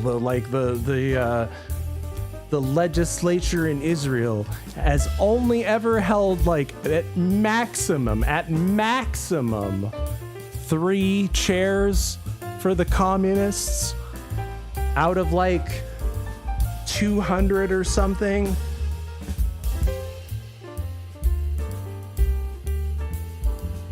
Like, they're not commies. They never have been commies.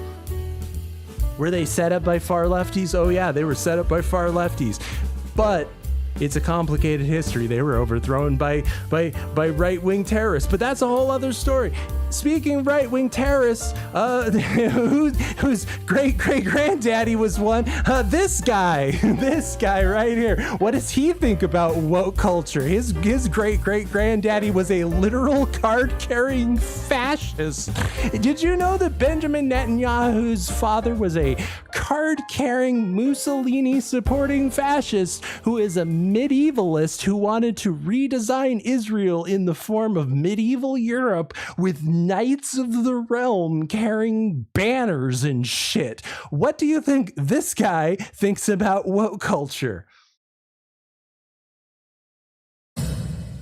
I think the bulk of the American people, from repeated surveys that I've seen, they get it. They get it. About 80% of them say they side with Israel. It's still unbelievable that 20% side with Hamas. But that's the problem of your colleges, your elite universities. I mean, they're unrecognizable. I went to one of them. You know, I went to a good American high school. We both went to the same Cheltenham High School. That was a very good high school in those days. I don't know what happened since. I think we had a third alumni. It's Reggie Jackson. Reggie Jackson. Reggie Jackson. So produced something, produced Reggie Jackson. I don't know about the two of us. But these were fine schools. And then I went to MIT, attended some courses in Harvard. What happened? I mean, they've been poisoned with this anti-Semitism, with this anti-Americanism, with this deranged woke culture. You know, what is this? You know, get back. America, get back to where you... Get back to where you once belonged. See, Benjamin Netanyahu wants the Beatles to get back together. I hate to tell you, like, half of them are dead. Paul probably has dementia. I'm putting it out there. It's a rumor. But hello, Chuckles.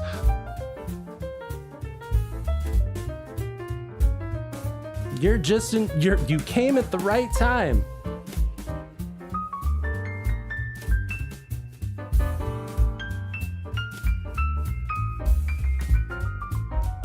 So, career criminal politician, notorious opportunist scumbag, Benjamin Netanyahu. Okay? His master devious plan, okay, is, hear me out. He wants Israelis to go to U.S. colleges, okay, so that they can become well-learned and trained, and then corrupt them with anti-Semitism. It makes no fucking sense. Like, it makes no sense.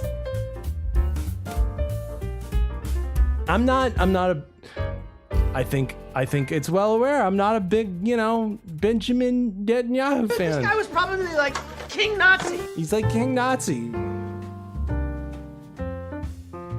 But like, if you're attributing woke culture to this guy and like this regime, like, it makes no goddamn sense.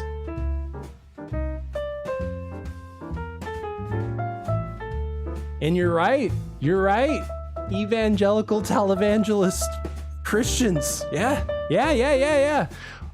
We'll talk about that because, we'll talk about that in a minute. Everybody wants to blame Israel for woke culture. I don't see how this benefits Israel to flood America with a bunch of fucking migrants and a bunch of Palestinians. How does that benefit Israel? If Israel wants us to be a strong nation economically so they can piggy bank off of us and go fight their wars, how does that make sense to weaken us? How does it make any fucking sense? You represent the hopes and the prayers of most of humanity. Most of the people on earth understand that America is a force for good. We in Israel certainly understand that. And I think most Americans understand that about America, and they understand that America has no greater ally than Israel. Israel is America's greatest ally. America is clearly the greatest ally we have, but Israel is the greatest ally of America. We give America invaluable intelligence, and I'll tell you something. Not only that, I mean, we have some unbelievably fine technologists. And what we learn in the battlefield, weapons that we develop, we share with our American brothers. Here you have an ally that's willing to fight. We need those weapons, guys. We need that intelligence. Guys, who else are we going to get it from? The Chinese. Take a hike. I don't think they understand the language. Very well. Hey, hi, I'm Jock. War Jock, you. Got on Monday. Not one leg. They like it.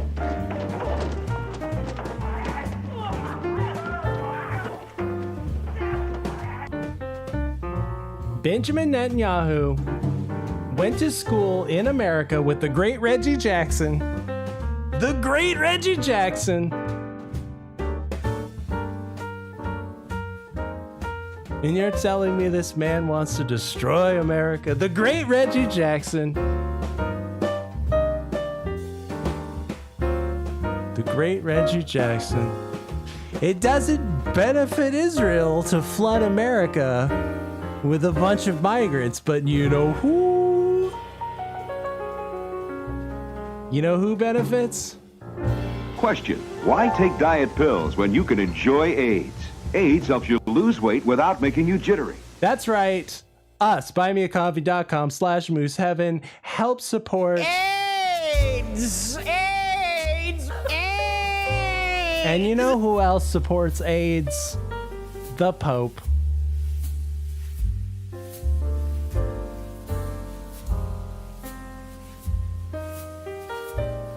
Question.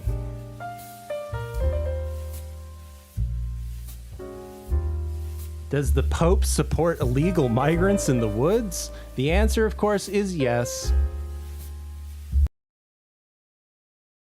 Well, the Trump administration now facing backlash from religious leaders across the globe over its immigration policies. Pope Francis, in an open letter to America's Catholic bishops, saying, quote, "I exhort all the faithful of the Catholic Church not to give in to narratives that discriminate against and cause unnecessary suffering to our migrant and refugee brothers and sisters." Meantime, a federal lawsuit is calling out the administration for allowing ICE agents to make arrests in houses of worship. News Nation's Alex Capriello joins us live to break all of this down. So, Alex, how are Trump administration officials now responding to this criticism? Well, we heard from the border czar, who is a lifelong Catholic. He had harsh words for the Holy Father on the front steps of the White House, telling him to practice what he preaches and then take a deeper look inside his own house of worship before casting stones. Take a listen. You ought to fix the Catholic Church and concentrate on his word and leave border enforcement. I love this guy. You can't understand a fucking word this much mouth says. Much like the Italians.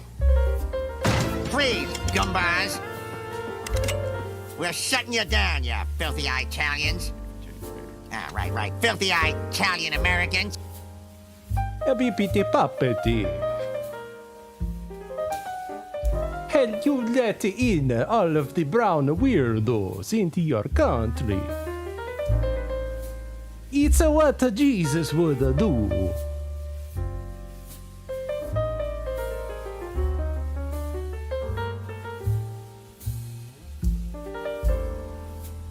Say no evil. He's late, but he's not too late for the resurrection. That being, you let in all of the brown weirdos into your country. It's what Jesus would like. You see, Jesus was an illegal immigrant.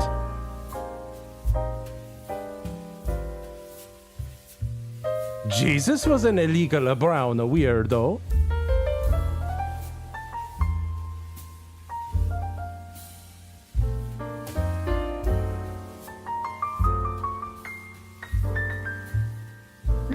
Look at that bracelet you wear. What would Jesus do? What would Jesus do? He would let in all of the brown weirdos into the country to corrupt all of to colonize all of your culture. That's what Jesus would do. But that's not what we say around here. We say, what would David Carradine do?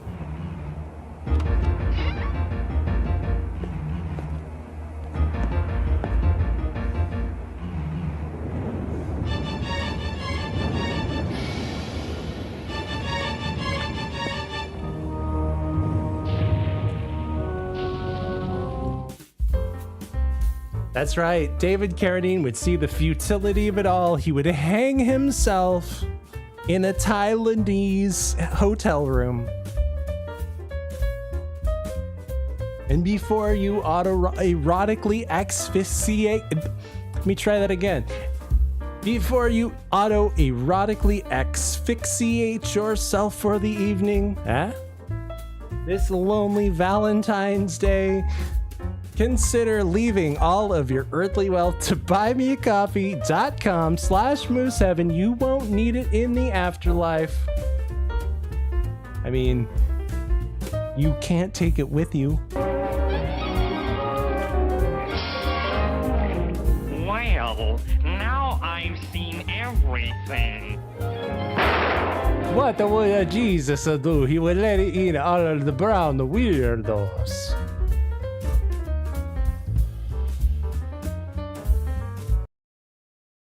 Pope issued a major rebuke of the current immigration crackdown happening in the U.S. In the 10-point letter, Pope Francis condemned the mass deportation of illegal immigrants in America, saying it's damaging to the human dignity of those who have left their own country due to poverty, persecution, and exploitation. The Pope also drawing parallels to other biblical stories of migration, like the Exodus from Egypt and Jesus Christ's own experience of being expelled from his own land. He advises the bishops to lead by example and continue their work with migrants and refugees. You lead by example. Think of the Jesus. Think of the Jesus, the little baby Jesus, the little baby illegal immigrant Jesus.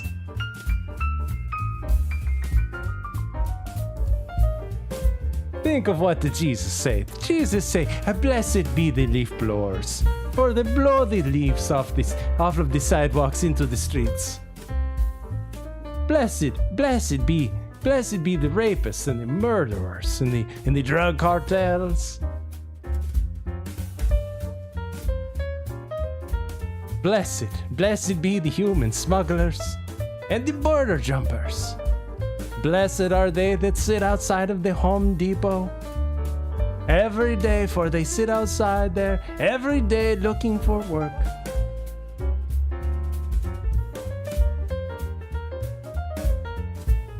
Think of the children. I bring you love. It's bringing love. Don't let it get away. Break its legs. It's always about the children with you, isn't it? Won't you think of the leaf blowers?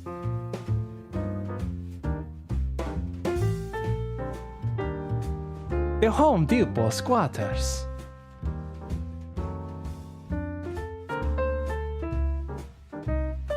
D-Rex says that Shaver Lake just so happened to run into David Carradine as he was about to beat down his old lady at a boat launch. Weird. What? You know what? Sounds. Weird. I believe it. I absolutely fucking believe it. He's a weird dude. Kung Fu legend David Carradine.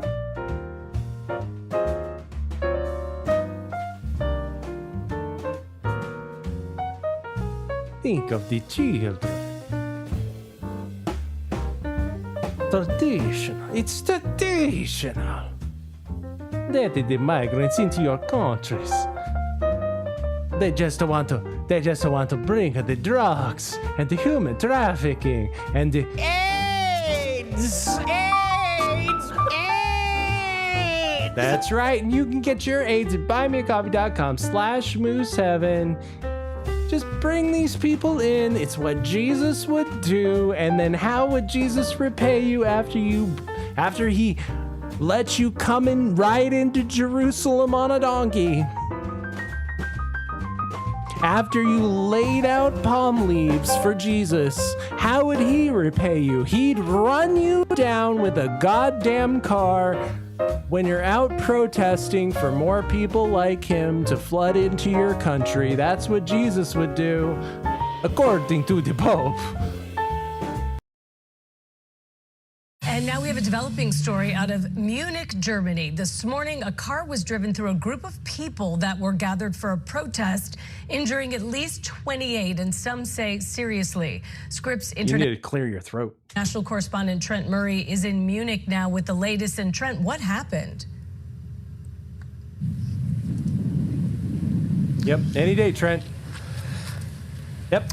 Over to you, there, Trent. Holly, that's right. Let me step out of frame to show you what we are seeing here. That is the car and the aftermath of this incident. Now, we know that at 10:30 a.m. local time, that car drove at speed into a crowd of people. There was around 1,000 protesters on this street here as part of a union protest. Now, eyewitnesses say that the driver accelerated towards them at speed, hitting a number of them, injuring, as you say, 28, including a mother and a small child. You may not be able to see it in shot there, but as part of the debris in the investigation, there is actually a children's stroller there that we understand was where the child was when this took place. Now, right now, the investigation from the police, what they are saying is that it was a 24-year-old Afghan asylum seeker that was in. Oh, so if you go out and protest for these people, like an Afghan asylum seeker, they'll run you down in the streets and your babies. Think of the children.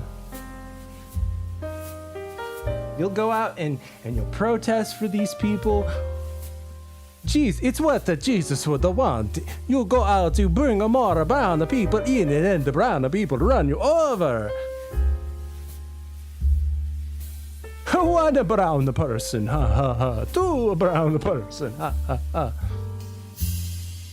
Weird that all of this happened the day before the Munich security conference happened, huh? Weird. Yeah, weird that all of this happened the day before the Munich security conference, huh? In the driver's seat. The governor of this state, Bavaria, has just spoken to reporters in the past hour or so and has said this is being treated as a deliberate incident. They don't believe it was an accident. They believe the driver intentionally drove into that crowd of people. Right now, the investigation is still taking place. You can see forensic crews here going through the aftermath, and a number of those seriously injured are in nearby hospitals now being treated. And Trent, will this incident have any impact on the Munich security conference that's expected to get underway tomorrow? I think you're on a delay, Trent. I think you're on something of a delay. I mean, there's already a huge police presence in this city because we have the... Weird that all of this happened the day before the Munich security conference. Where they're discussing the Russian-Ukrainian peace talks, or as I like to call it, Western Asian peace talks.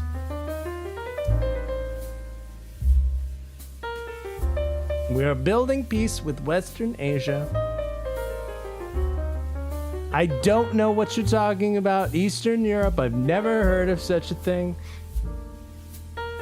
It's always been Western Asia.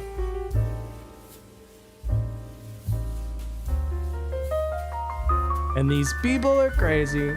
These fanatics are crazy. You let them into your country. You protest for them. They run you down with a car.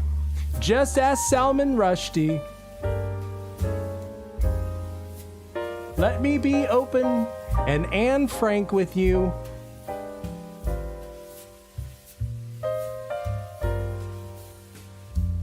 Let me be open and frank with you, lest you say Spirit is uninformed. This show ain't no good.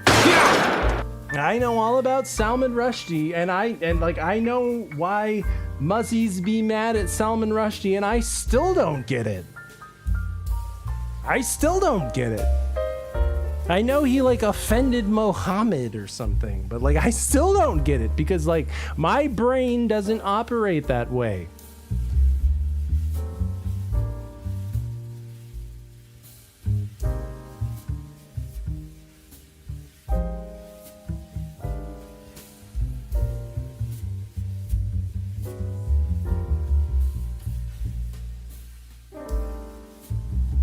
So I guess he blasphemed Muhammad or something, and people have been Islamic fanatics. The Ayatollah Khomeini. Ayatollah Assahola declared a jihad, like a death sentence on Salman Rushdie because he published some fucking book and talked about Mohammed. I don't understand it, and I've tried to understand why they're so mad, and I don't get it, because it's weird cult behavior. Or na leader, na leader, na leader, na leader.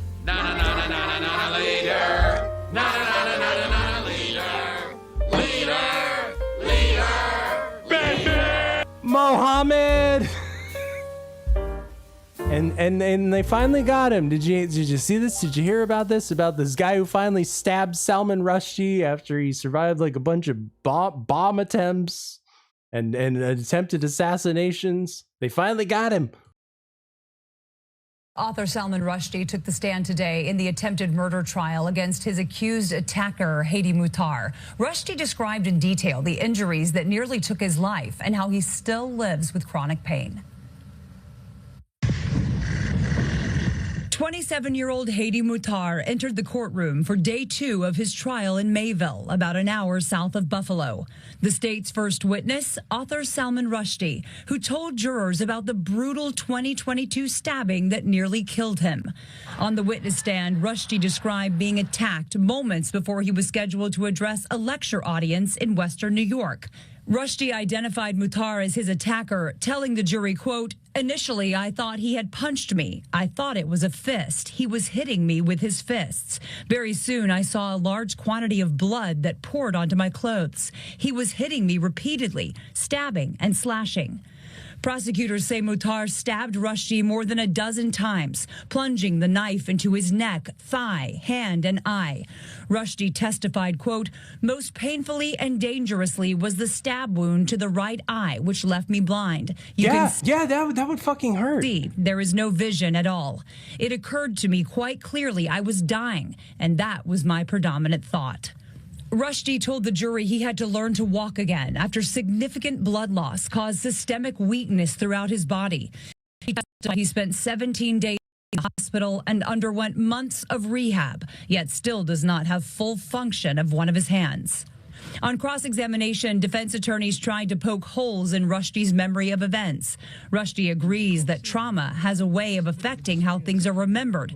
These motherfuckers, they're trying to fucking... Are you sure? Are you sure that this man who was tackled holding a knife, who was stabbing you repeatedly, are you sure that you witnessed the right man?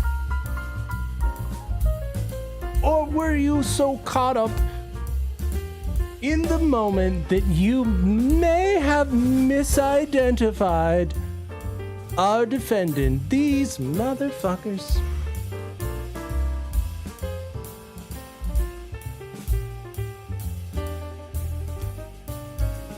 Hey, pippity poppity, this is the Pope talking to you, Pope Francis.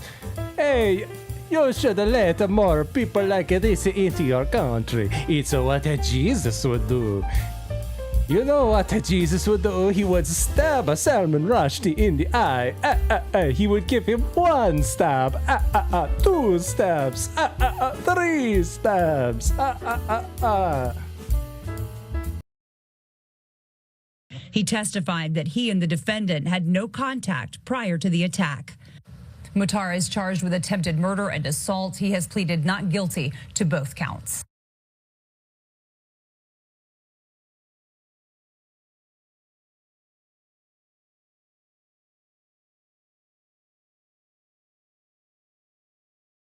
All right, you guys, it's Valentine's Day. I'm not a cheap date, okay? Don't make me do it. Don't make me do it.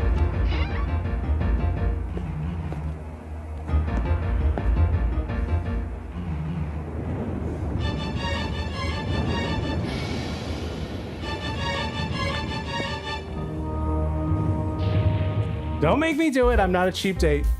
We have breaking news. Breaking important news. Oh my God. Spirit, this better be good.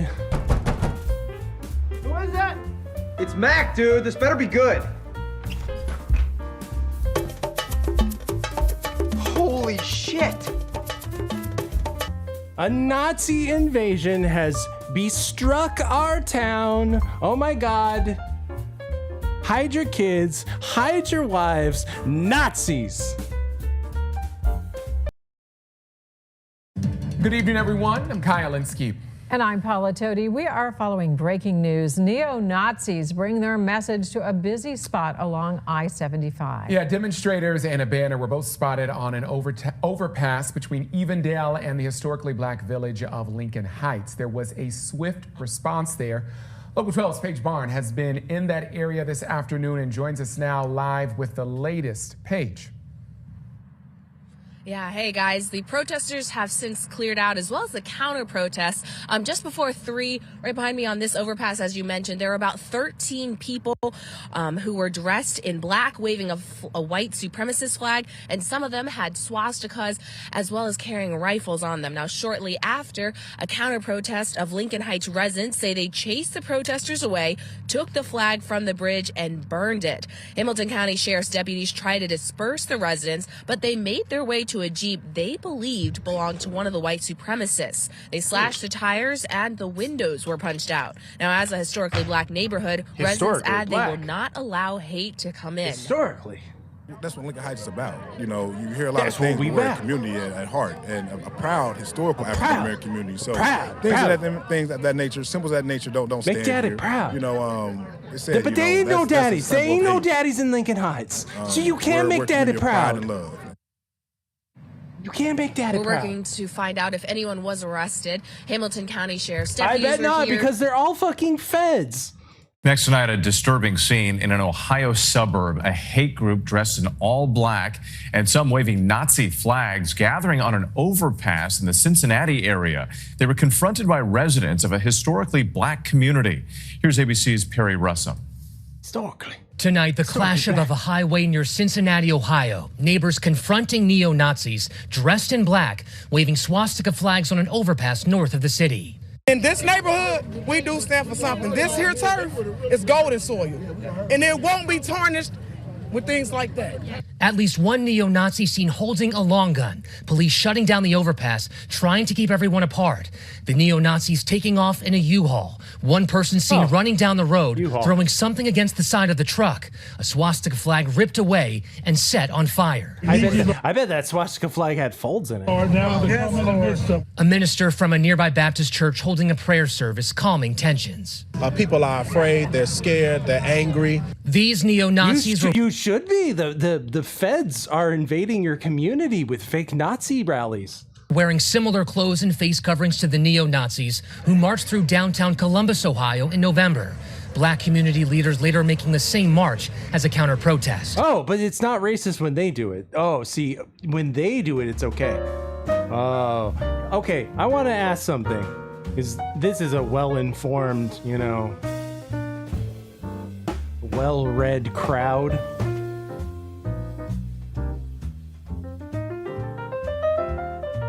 Who are these guys, right?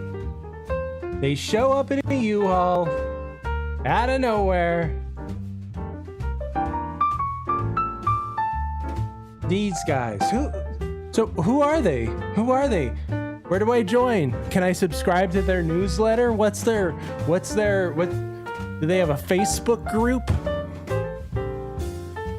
You can't tell me, can you? Because they don't fucking exist.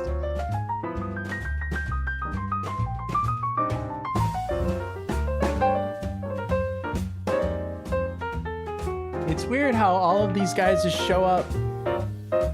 Same uniform, same little weird, same place and time. They must coordinate, right? They must have something, like they must have some kind of, hello, my name is Spirit. I'd like to subscribe to your newsletter. Where do I join?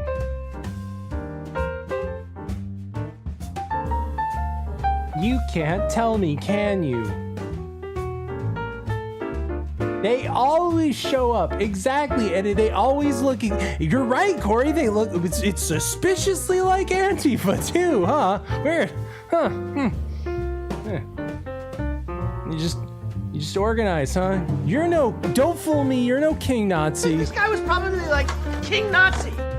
I know King Nazi. Look, we've been going through some of PopPop's things. We'll get to that in a second. But first, these fed ups, these glowy fed up Nazis. And frustration in Lincoln Heights tonight as residents question the police response to a neo-Nazi demonstration on Friday. The group brandished flags showing swastikas over I-75 near Lincoln Heights and Evendale and displayed a banner with white supremacist messaging on it as well. Shortly after the incident, Evendale police put out a statement saying the Nazi display was offensive but not illegal.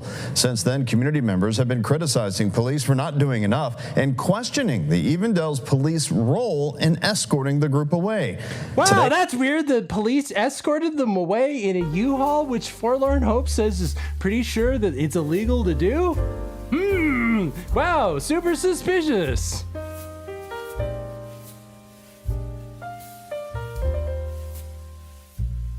I'm just saying, we've been going through some of PopPop's things.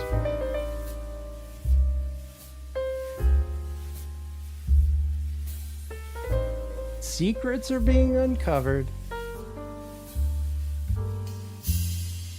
Deep, dark secrets the government doesn't want you to know about.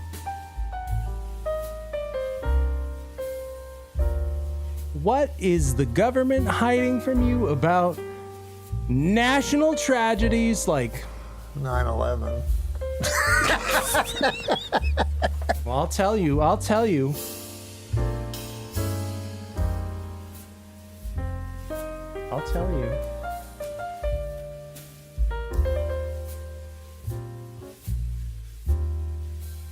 Somebody's got to get to the bottom of this.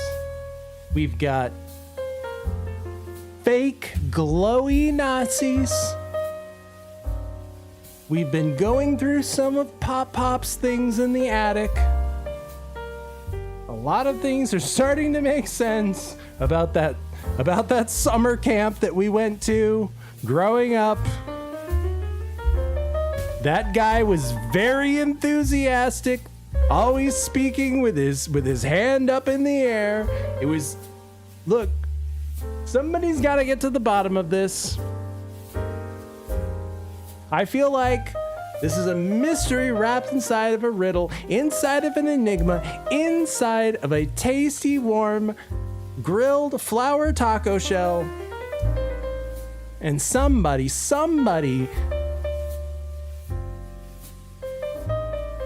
has got to get to the bottom of this, and sometimes the right man for the job is a woman.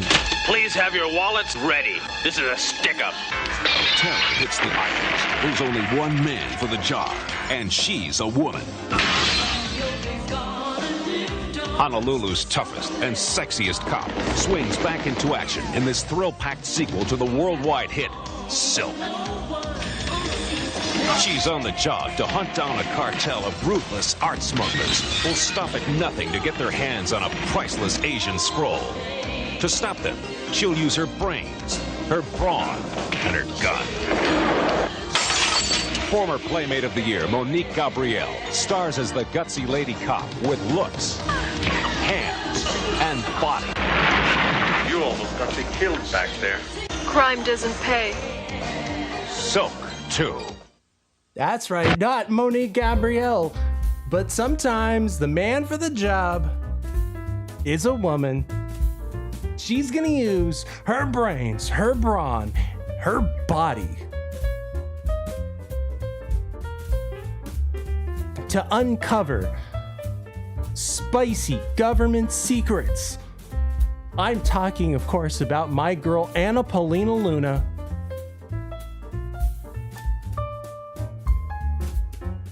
Because talking about her on the internet is still permitted by the restraining order. That's right, our queen, Anna Paulina Luna. Happy Valentine's Day, everybody, because I choose you, Anna Paulina Luna, to sit on this golden throne to investigate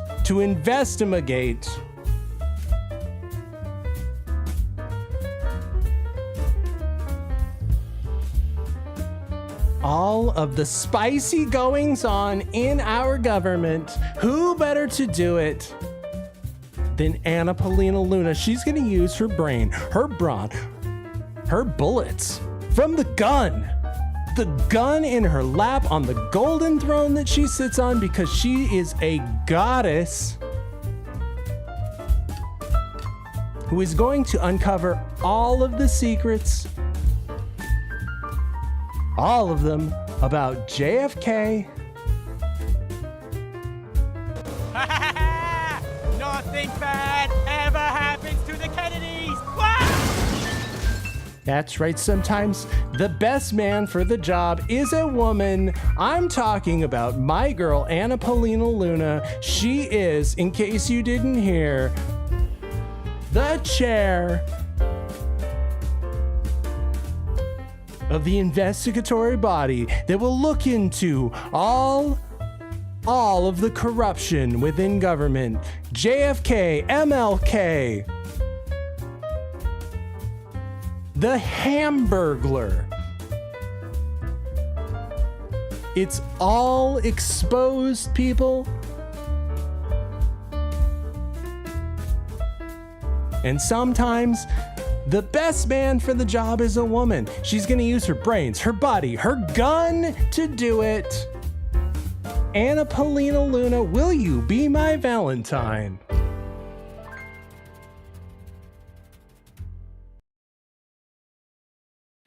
For too long, the American spirit has been dimmed by a veil of secrecy, by a government that has grown too comfortable in the shadows, denying us the transparency we deserve. But today, we stand at the dawn of a new era where the light of truth begins to shine through. A few weeks ago, President Donald Trump made a historic announcement. With the stroke of a pen, he committed to declassifying the files concerning the assassinations of President John F. Kennedy, Robert F. Kennedy, and Dr. Martin Luther King Jr., a decision not just monumental, but pivotal. It is with profound honor that I have been entrusted by Speaker Mike Johnson and Chairman James Comer to lead the House Oversight Task Force on Declassification of Federal Secrets. Together with the help of the White House, our intelligence allies, the Department of Defense, the Department of Justice, we will be conducting investigations into the following: the assassinations of JFK, RFK, and Dr. Martin Luther King, unidentified aerial phenomena, also known as UAPs, unidentified submerged objects, also known as USOs, the Epstein client list, the origins of COVID-19, and the 9/11 files. What? Epstein files, COVID-19, national tragedies, 9/11. She's doing it all for you, for public transparency.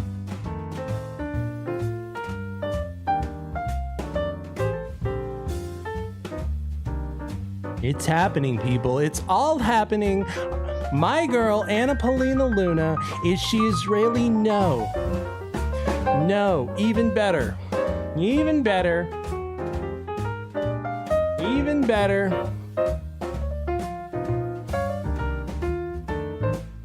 She has a super complicated background where her German dad, okay, follow me, her German dad moved to, I think, Canada, and then married a Mexican chick or a Hispanic chick, and then made her, and then she is part Jewish, but like from like a relative in Germany. And then her dad, who's like a drug addict, a former drug addict, raised her as a Messianic Jew. And she believes that Jesus is the Messiah, the Jewish Messiah, but like because of aliens.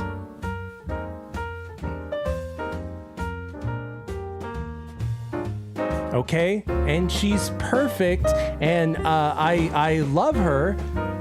And she's leading up this task force to uncover all of the spicy government secrets. Because look, we need transparency. We need to know what our government is up to. We need to know the truth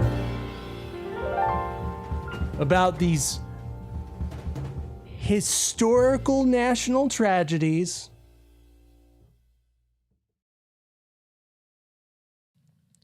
This task force will be a beacon of bipartisanship.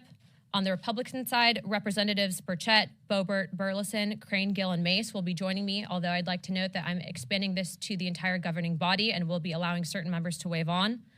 Our first hearing is set for March. The date will be announced soon, and we've already initiated close to a dozen communications with various agencies, to include Pam Bondi at the Department of Justice and the Secretary of State.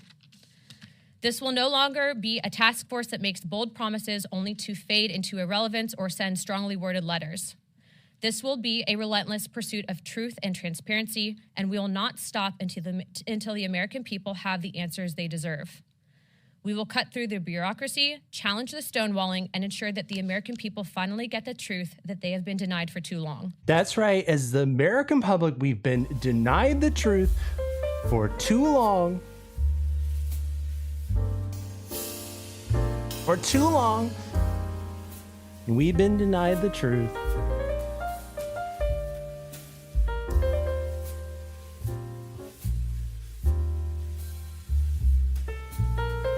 And who better than a beautiful Mexican, German, Jewish, Messianic Jewish UFO Messiah hottie,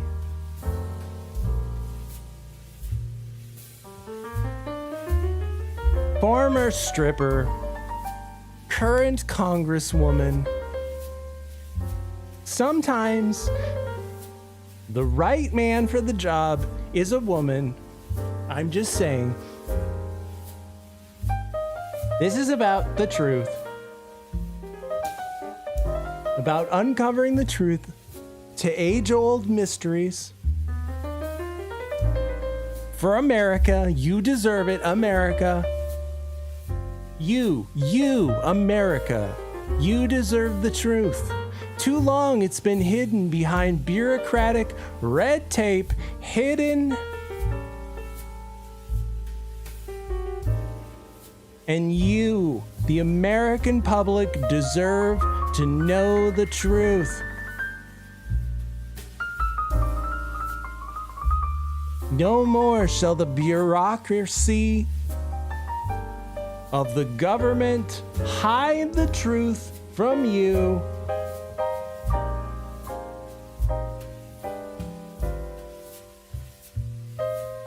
And what I'm saying is, roses are red, violets are blue, and when that restraining order ends, I'm gonna marry you, Anna Paulina Luna.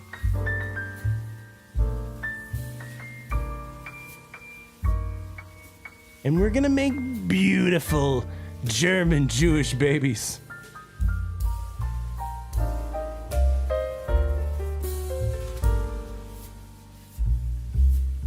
And what I'm saying is you, the American public, are owed the truth. If we are to endure and thrive as a nation, we must restore trust. Trust through transparency. The American people must be trusted to think for themselves, to form their own judgments from the truth that they are entitled to know. We've been treated like children for too long and kept in the dark by those we elected to serve us. It is my solemn duty to begin mending this trust, to form a new relationship between the government and the governed. That's right. We're forming a new relationship. That restraining order is going to end one day, Anna Paulina Luna. And I'm just saying, when it does, we're forming a new relationship with transparency.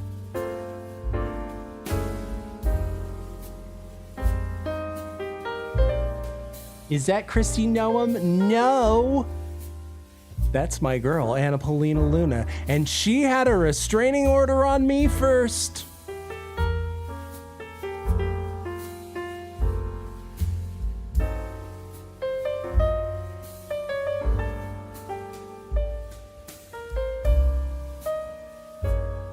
when that restraining order ends, we're going to make beautiful German Jewish babies together. It's going to be amazing. We're going to make German Jewish babies great again. It's going to be fantastic.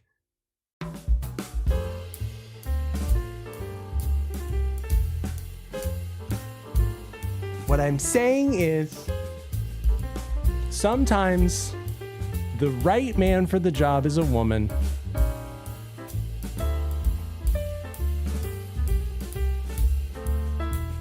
Yes, her name is Anna Paulina Luna, and you know what? You know what? I think we're all just lunatics. I think we're all just lunatics right now. Because sometimes we need somebody who's going to open the transparency, reveal themselves,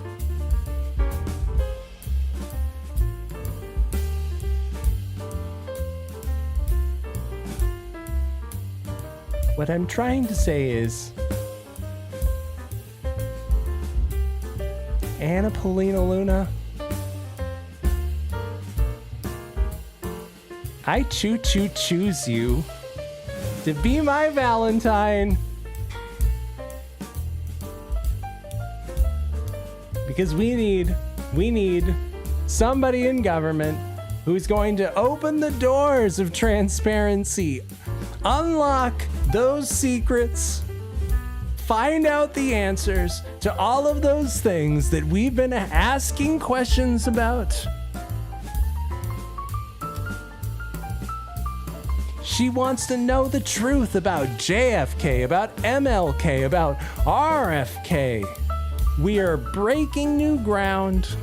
We are unlocking new boundaries in space and time.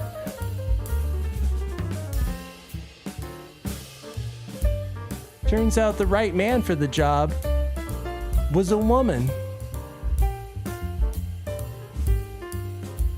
That's right, a bipartisan task force to unlock the truth in government, all of those naughty, naughty secrets that they are keeping hidden from you, the public, that you deserve to know about. Who was on those Epstein flight lists?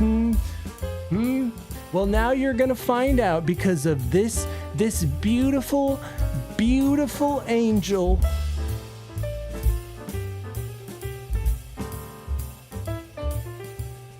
Okay?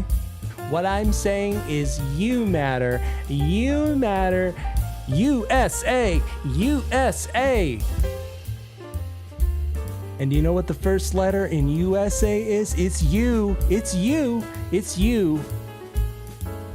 You, the chat. You deserve to have a happy Valentine's Day, and you know who's going to bring it to you? Beautiful hotties in Congress like Anna Paulina Luna. We're doing it for America. It's happening. What I'm saying is, Anna Paulina Luna, I choose you. Woo woo.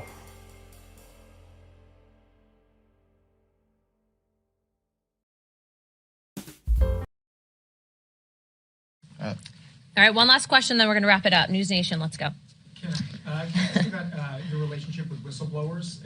Is it going to be the normal process that oversight typically does, or would this be? Are you going to create a separate avenue for the task force? I mean, we're all about the normal process, but look, if you have information and it's credible, we've always approached it in that I'd like to be the person that does the interviews for it, mainly because, especially with stuff like this, we want to make sure that there's, not bad actors that are pushing false information to create a narrative that's simply not there. And so, every whistleblower that does come forward, as of right now, there's people that have been publicly out there, for example, on the JFK stuff, that were actually present in the room at the operating room where he was actually brought to right after the shooting. So we hope to bring those people in to testify. And again, they're all dead, sweetie. Hearings will be open to the public. I am also expanding this the public to the entire conference. So if someone's going to take this seriously and look at it through an investigative lens and get answers for the American people, they are welcome to ask questions of the witnesses, and you guys will all receive notice of that. And we'll work with anyone who currently works for the federal government that wants to declare whistleblower status. Shut up! I'm not listening to you, fatty. Shut up, tubby. Investigator. We are the Biden family. And I'd also like to close with this. If you are an independent investigator, wait, that's me. Are being told that the FBI has now located thousands of pages of documents that they lost before, specifically relating to JFK. We are going to get through as much as we can. We have a great team of attorneys. We have a great team of investigators looking into this, but it doesn't mean that we won't accept help from the public. And so we will be setting up a place for collection for people to present information. But again, this is about transparency. The government works for us. There have been people, I think, in power for too long that try to silo us and keep us in the dark, but that stops today. You're seeing that same message come out of the White House, out of the CIA, the FBI, and every other agency in between. So we are very happy to have the support of all of those individuals, happy to have the support of Chairman Comer and Speaker Johnson. And if you guys have any questions, please don't hesitate to reach out to Oversight Comms, and we'd be happy to answer those at that time. So you're interviewing members of the public who are independent JFK researchers? How does this interfere with our restraining order though? Like, is that still in effect though? I feel like I would like to reach out to you, Anna Paulina Luna. There's a lot I would like to reach out about. I have a lot to talk about. For instance, I've been going through some of PopPop's things.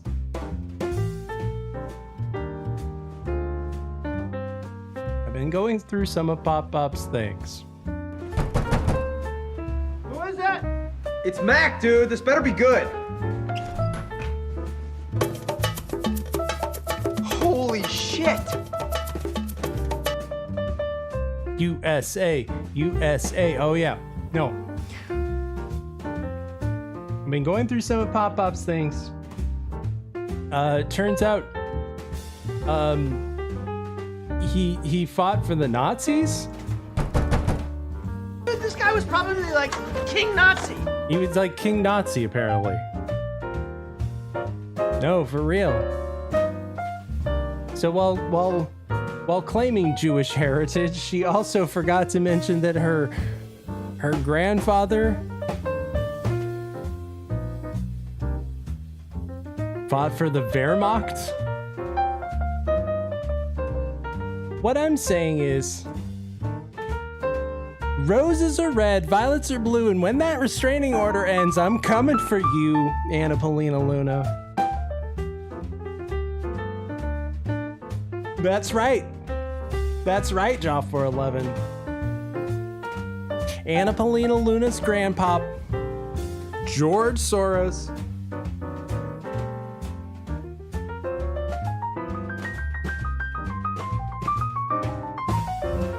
Rounding up property. It was the best time of my life.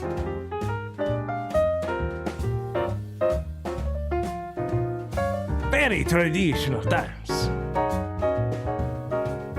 I was able to confiscate 1 Jewish home, 2 Jewish homes, 3 Jewish homes. It was the best time of my life. And that starts today. Because it's all about transparency. It's all about you, the public, knowing what's happening in your government, knowing who's on those flight logs. 9/11. We're talking 9/11. You're really gonna get to the bottom of 9/11? Don't believe what he says, boys. We caused 9/11. It's all right here in these secret documents, but you'll never get them. I feel like that could be problematic, but okay, you do you. You do you. Who am I to question my girl, Anna Paulina Luna? She is gonna deep throat the truth, get to the bottom of it, balls deep in the truth.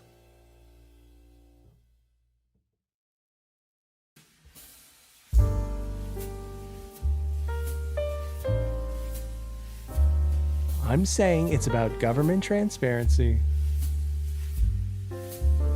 Thousands of documents related to the JFK. She needs independent researchers like me. I'm saying fuck the restraining order.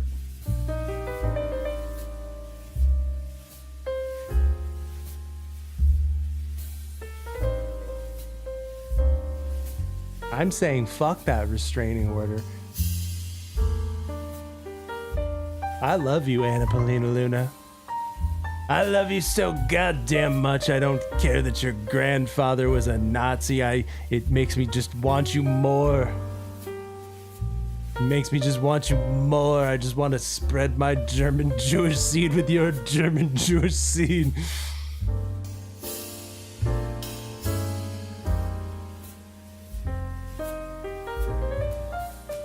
Oh my God, I love you, Anna Paulina Luna.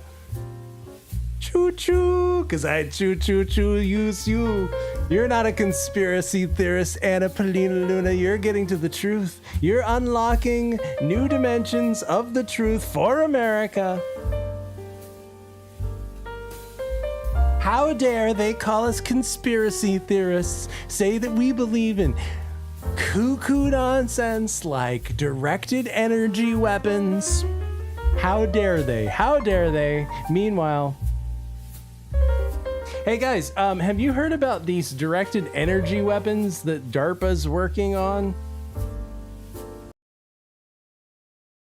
The U.S. Navy has a shiny new toy capable of downing drones at the speed of light and for pennies on the dollar. Called the High Energy Laser with Integrated Optical Dazzler, or Helios. The U.S. Navy tested the Lockheed Martin-built laser weapon aboard the USS Preble sometime last year. This is the only image released so far of that test. There is a video floating around on the internet as well, but it's AI generated, so I'm not going to try and pass it off here as real. The Helios, though, very real. It's the first tactical laser weapon system to be integrated into an existing U.S. naval vessel. Lockheed delivered the 60-plus kilowatt weapon system. So what you're saying is sharks with freaking laser beams attached to their heads. Or drones, one or the other. Directed energy weapons on sharks or drones or dolphins, one or the other. We'll figure it out. Good man. Nixon's pro-war and pro-family. Robot Nixon.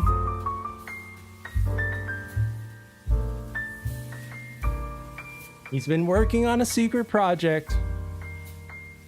Directed energy weapons on fricking sharks with laser beams attached to their heads that can take out drones.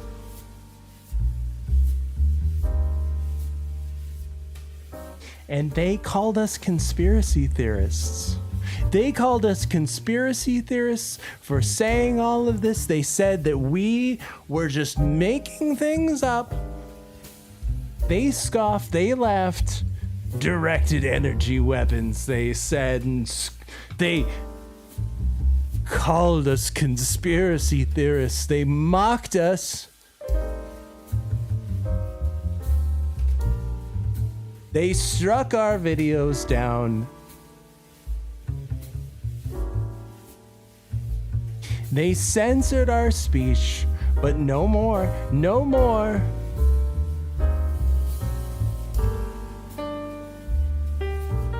I don't know about you, but I believe in America.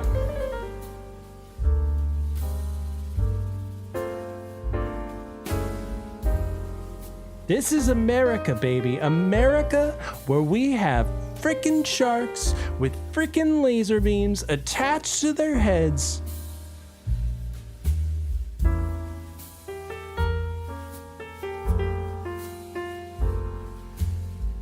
I've been going through some of PopPop's old things. Who is that? It's Mac, dude. This better be good. Holy shit. He had a lot of strange things to say about the Vril technology, and he used to work with Nikola Tesla. It's a true story. PopPop. PopPop. He was like King Nazi. This guy was probably like King Nazi. He was like King Nazi. He was working with Anton LaVey, Heinrich Himmler, Werner von Braun, all of those guys. They were building the anti-gravity technology. They were building the lasers to shoot into space with the monkeys. What did I tell you? What did I fucking tell you? What did I fucking tell you?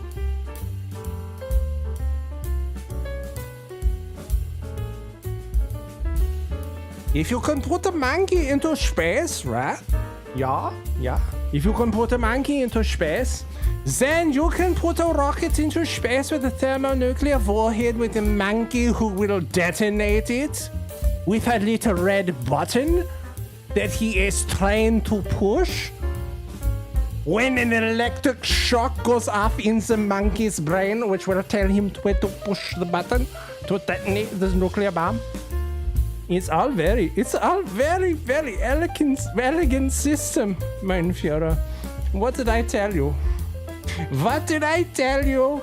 This guy was probably like King Nazi. He was like King Nazi. PopPop had a lot of kooky ideas, okay, but his granddaughter was smoking hot. And that's why we need to choose Anna Paulina Luna to lead the task force to look into the truth about directed energy weapons.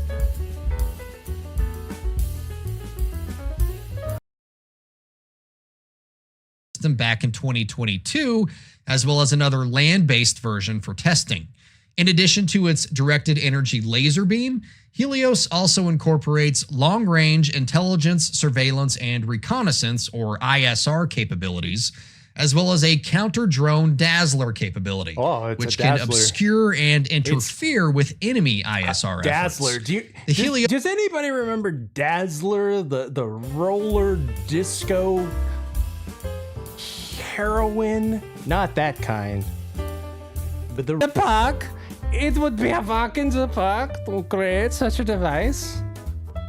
A thermonuclear warhead attached to a monkey on top of a shark with a directed energy weapon. We could use such a device to shoot down Chinese spy balloons. China. I know China very well. I know everybody in China. I'm just saying, mein Führer. If you can put a monkey rocket into space and make the roller girls with their titties go boom, boom, boom and bounce,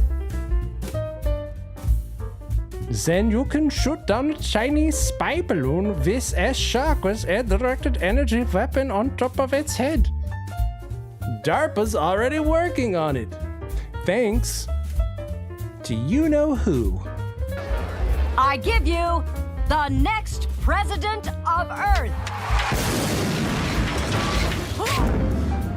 Nixon's back!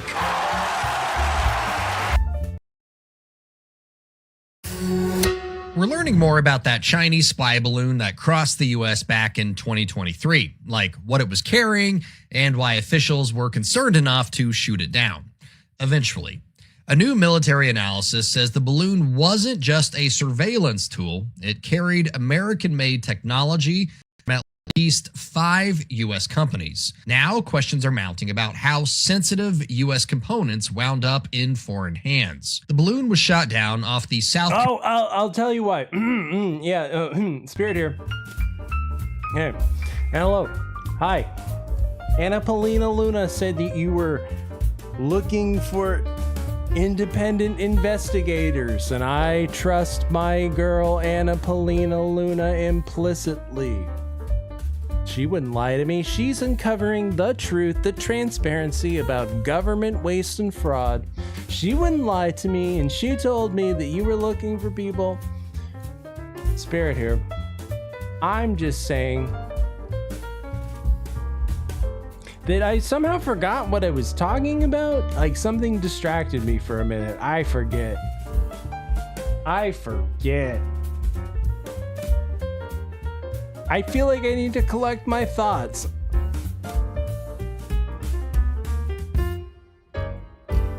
Oh yeah, something about China and balloons and no.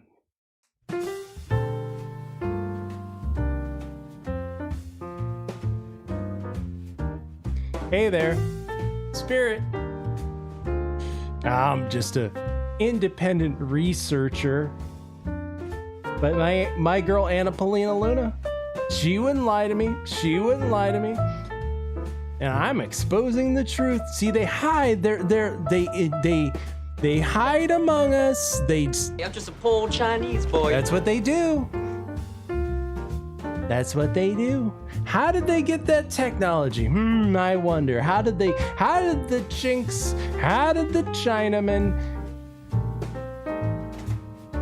get that technology in that balloon from the United States? Did you not listen to what Uncle Chu told you? China is here, Mr. They're here already. They're here. They're we need sometimes the right man for the job is a woman to expose the Chinamen. The fuck are you talking about? The Chinaman is not the issue here, dude.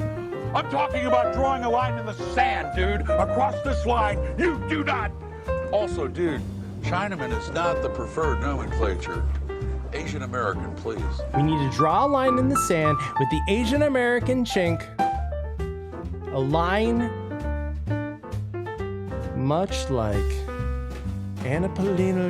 Never mind. We need to draw a line. A sweet, sweet crack. A line with China and say, no more China. No more stealing our technology. You've played dumb for far too long. We're sending our shark laser NATOs after you, China. It's all over. It's a new administration.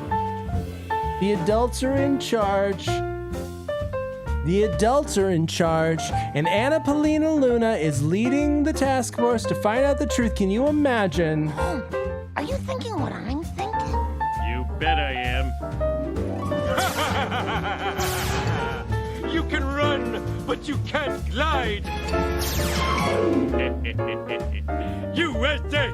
USA! That's right, China. You can run, but you can't glide anymore. We've got directed energy weapons on top of frickin' sharks with frickin' laser beams attached to their head. Anna Paulina Luna told me so. She wouldn't lie to me.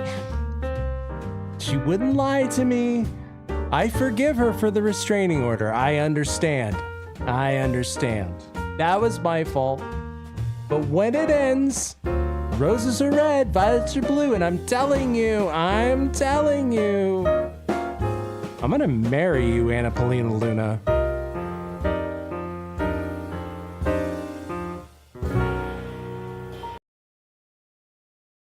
Carolina coast on February 4th. It had a satellite module and other sensors to gather intelligence.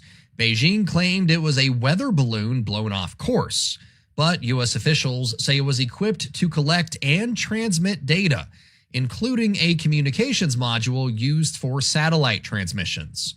Military analysts say the balloon may have had empty storage bays designed for launchable gliders, which could gather more detailed intelligence. The National Air and Space Intelligence Center examined the recovered components, but officials are not disclosing all their findings. The balloon's technology... I told you, launchable gliders. You all laughed. You all said I was kidding. You all said, here goes Spirit again. Here goes Spirit again with his conspiracy theories. No, we are not talking about conspiracy theories. We are getting to the truth. We are unlocking, breaking new ground, if you will.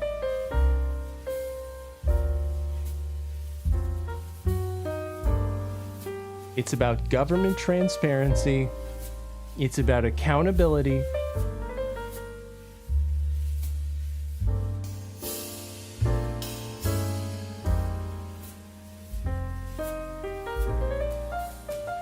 You all said I was kidding, but I forgot what we were talking about because I got distracted somehow. So I need to back it up and remember my talking points again.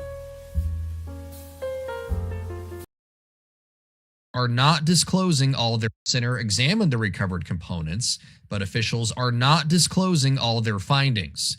The balloon's technology matched a 2022 Chinese patent from researchers with military ties. It included an... Ah, yes, China. The Chinaman. Ah, yes. That rascal Chinaman. Yeah. Don't trust China. China is asshole. That's right. We need government accountability. That's right. Shooting balloons out of the sky with laser beams and sharks. Gliders, that's what I was going to say. Can exude gliders. What did I tell you? Are you thinking what I'm thinking? You bet I am. You can run, but you can't glide. USA! USA! I apologize. I got distracted by something for a minute.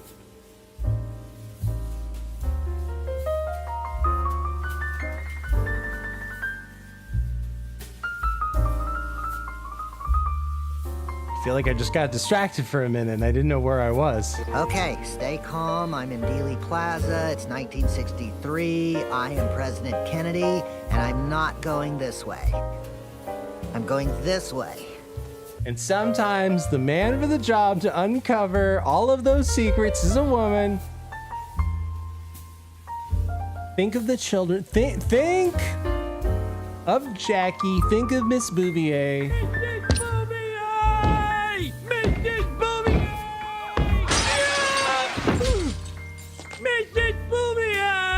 Do you believe in America? I believe in America.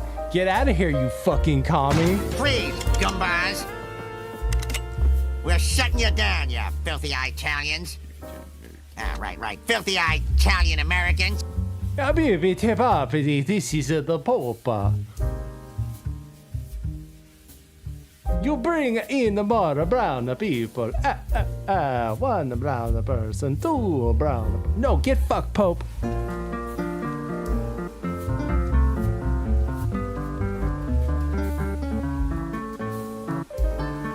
Don't you know another tune? Get out of here! That's right. This is a new administration, a dawning of the age of Aquarius. Let me ask you something. Question: why take diet pills when you can enjoy AIDS? AIDS helps you lose weight without making you jittery. That's right. You don't need to be jittery. Does Rich Evans look jittery? AIDS! AIDS! AIDS!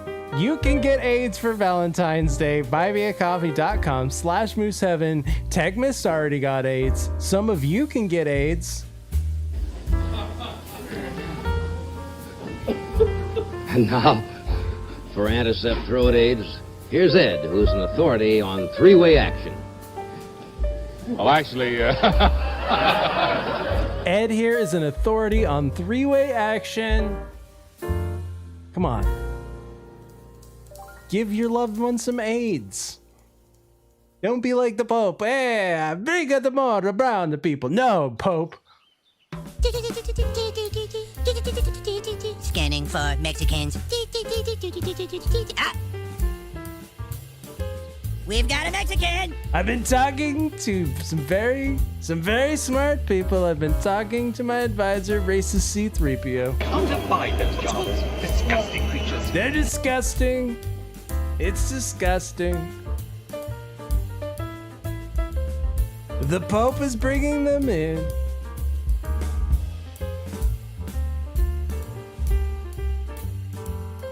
I agree.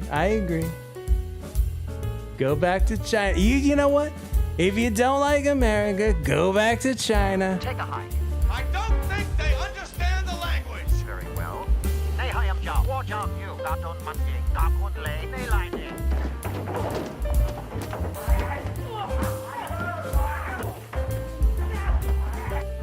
Go back to that zoo where you belong, you monkeys. Uncle Sham says he can't be trusted with the Stargate. I don't think any of us can be. I don't think any of us can be trusted with that kind of power. I don't know what we would do if we could go to planet Egypt.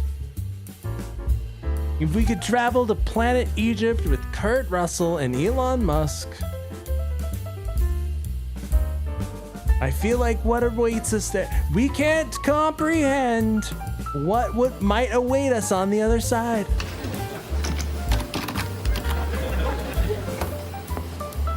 Computer says nah. It would just be a mystery inside a riddle inside of a warm, crispy flatbread tortilla.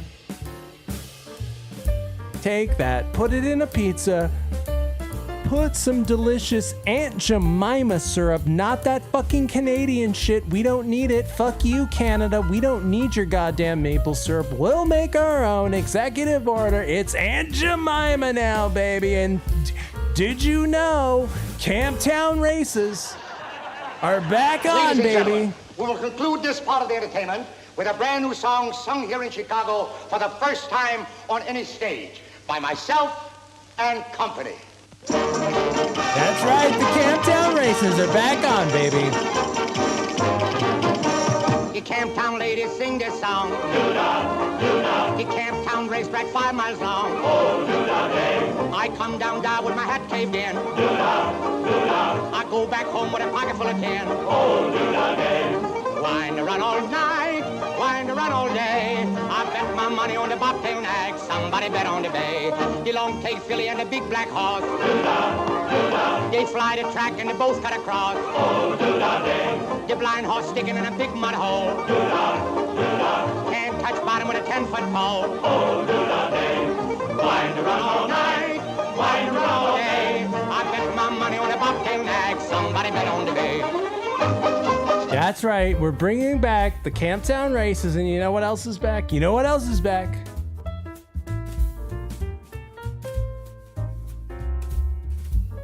Listen, I've been talking to some of my advisors, some very smart people. China, China. I know China very well. I know everybody in China. And you remember, do you recall, does Peppered Farm remember, around 2020,000 XTX,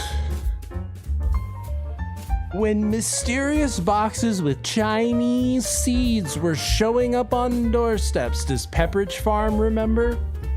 Does Nabisco Cookie remember?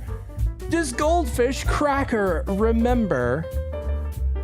Or have you been smoking that Frogurt? Do you sell toys? We sell forbidden objects from places men fear to tread. We also sell frozen yogurt, which I call Frogurt. And do you recall a few years ago when mysterious packages were showing up on doorsteps from China with seeds and liquids? You recall this? Well, they're back, people, in POG form. Much like Al, David Lopan playing tricks again, up to some tricks, sending out anonymous packages with seeds. It's happening.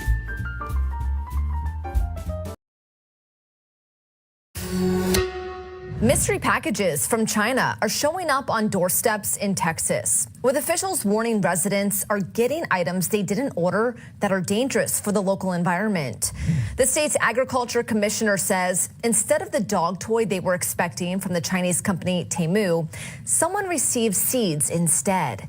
The agency says it's a trend from as early as 2020 resurfacing across Texas. Commissioner Sid Miller says the Department of Agriculture is working to retrieve 5 packages from around the state that shouldn't have. Wow, shit. Oh, shit. Who's going to retrieve the packages? Fucking this guy.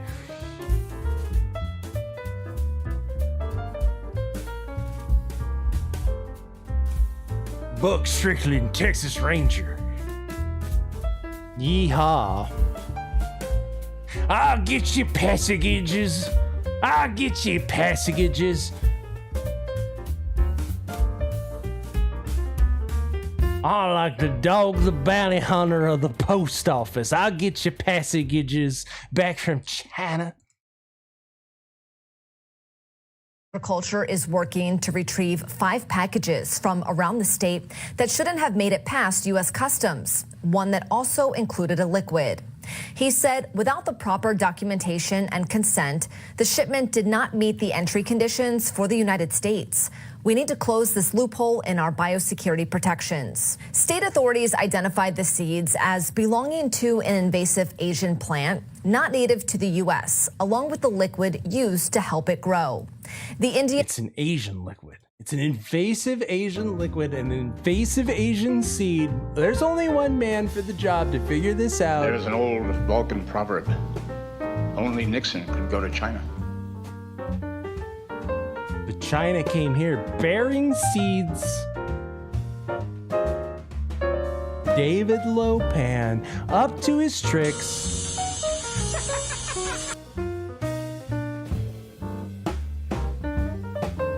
Chinese seeds.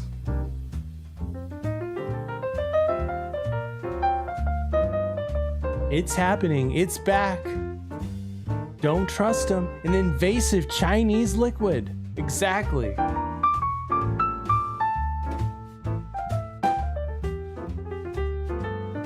Why seeds? Because it's an invasive flora and fauna. Ask anybody who lives in one of the states in the South that's overrun by that fucking ivy. That fucking Japanese box ivy shit that has overrun whole states in the South. Ask anybody about that shit. That's why. Infiltrating. I'm telling you, beware the Chinaman. What did Uncle Chu tell you? China is here, Mr. Bird. They're here, and people are actually talking about the security threat of, get this, ports, automated ports, being controlled remotely by Beijing. Think about it.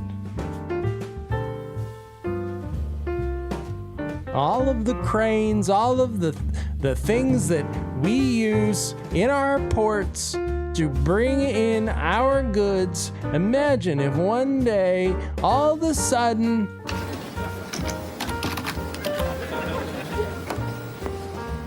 Computer says no. No. Computer says no. Can't use it. Why? China says so. There's a growing threat, a growing talk about the potentiality of China.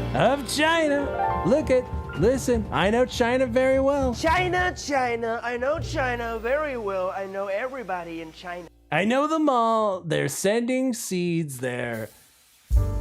Eating cats. It's a delicacy. I know General Tsao personally. Great guy, wonderful man. It makes a great chicken.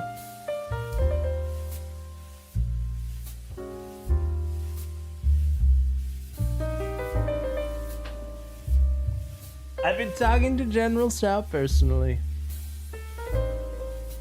Ni hao, General Tsao. Take a hike. I don't think they understand the language. Very well. Nei hai am ja, wo ja kyu na don man ye, ga kun le, nei lai ni.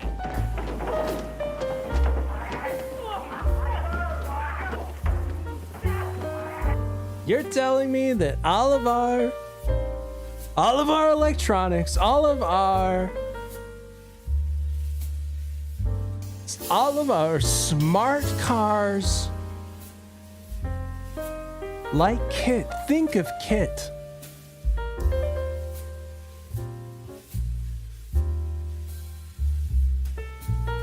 Poor Mr. Feeney. Controlled by China, operated remotely, who? By David Lopan. He's not even using a real PlayStation controller. It's one of those knockoffs. It's like a Ki-Yo-Hu.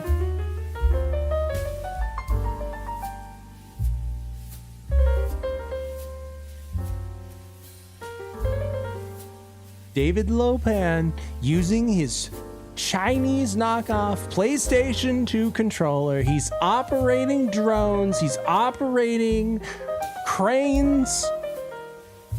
He's operating Kit. He's operating your smart cars.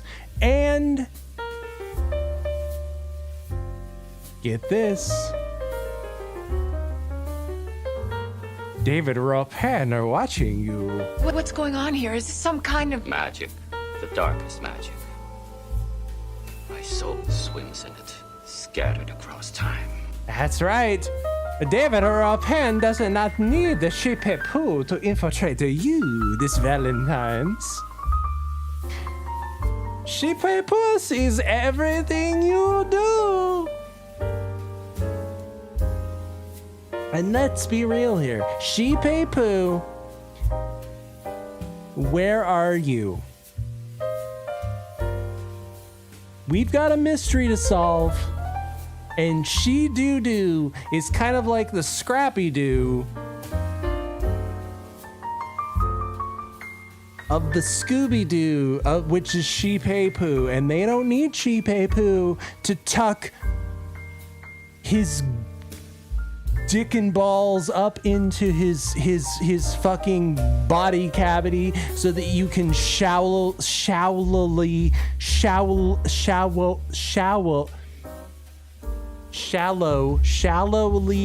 penetrate. BuyMeCoffee.com/MooseHeaven. You don't need Shipepu to stuff her junk up in her body anymore so you can penetrate her tiny little Asian vagina. No. Shipepu is watching you. What did I tell you? David Lopan controlling the camera on your laptop from Beijing with a PS2 controller that is a knockoff. You think I'm fucking kidding? No. Buy American, buy real AIDS. Buy American. AIDS! Question. Why take diet pills when you can enjoy AIDS? AIDS helps you lose weight without making you jittery. Does Rich Evans look jittery? No. Buy American. AIDS contains one of the most effective appetite suppressants you can buy, and AIDS contains no stimulant. Far. He's watching you right now. You think I'm fucking joking? You coomers? As you coom tonight on your lonely Valentine's. Just remember this. Chairman Mao is watching you right now, you coomers.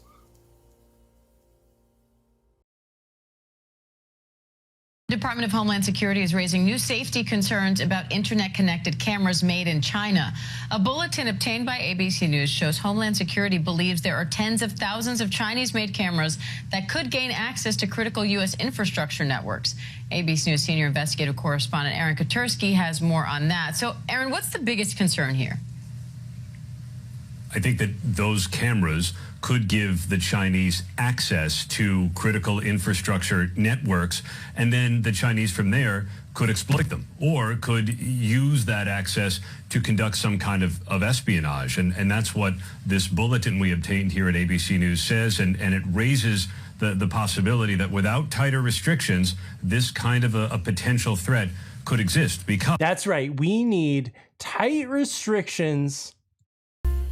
The tighter, the better.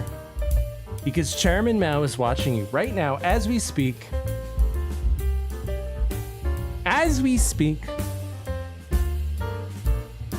The yellow menace grows and grows. They blend in among us. They go, oh. Yeah, just a poor Chinese boy, you know? Meanwhile, they're watching you through the camera on an old Game Shark controller.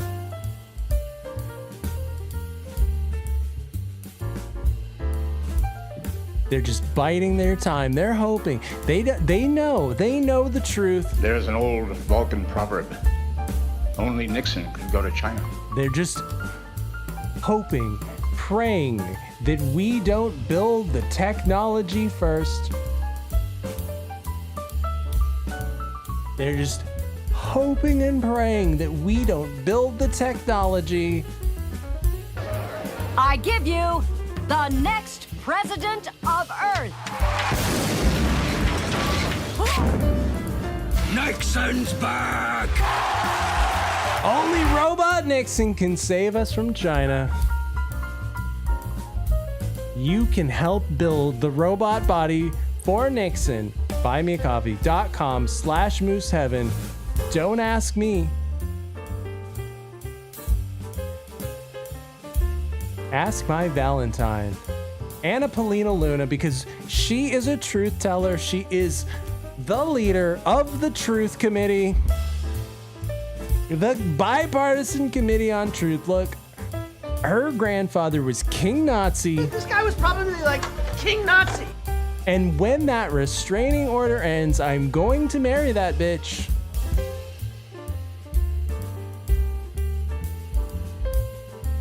Together, we can stop the Chinese yellow menace. Take a hike. I don't think they understand the language. Very well. They am job. Watch out, you. Got those monkeys. Got one leg. They like it.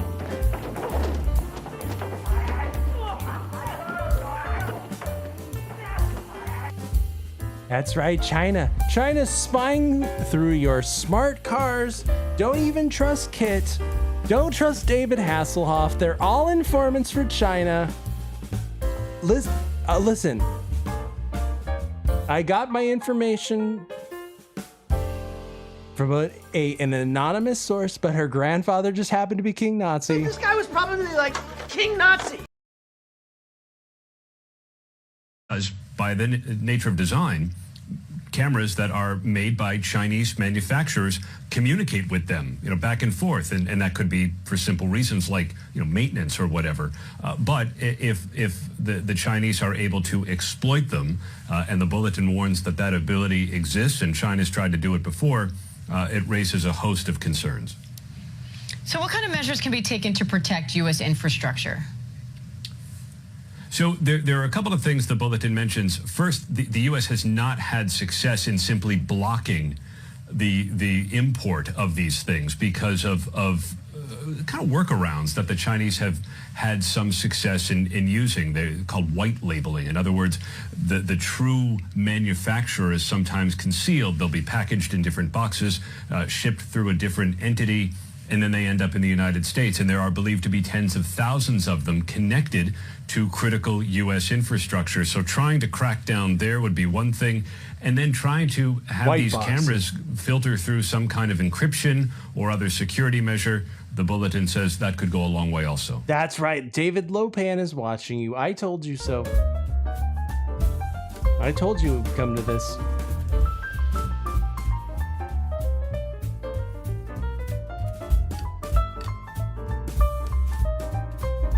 I told you. Our Moose Heaven informants went deep undercover into the PF Changs. They uncovered what they uncovered there was spicy. And it wasn't just the Kung Pao chicken. No. It was the plot to destroy America from within. Did you not listen to what Uncle Chu told you? China is here, Mr. Burton. And they have delicious Kung Pao chicken, and it's filled with MSG. That's why it tastes so delicious. But that shouldn't fool you. That's the Chinks tricking you with their Chink MSG magic. Don't be fooled. Don't be fooled by people like this lady who are saying, "Oh, it would be bad to air into the FEMA. David Lopan told me that the FEMA good for America. In the FEMA, it'd be very bad for America.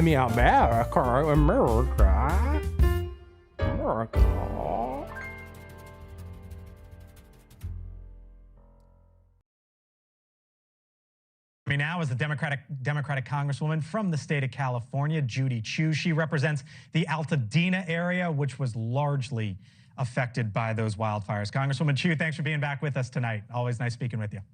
Thanks for having me.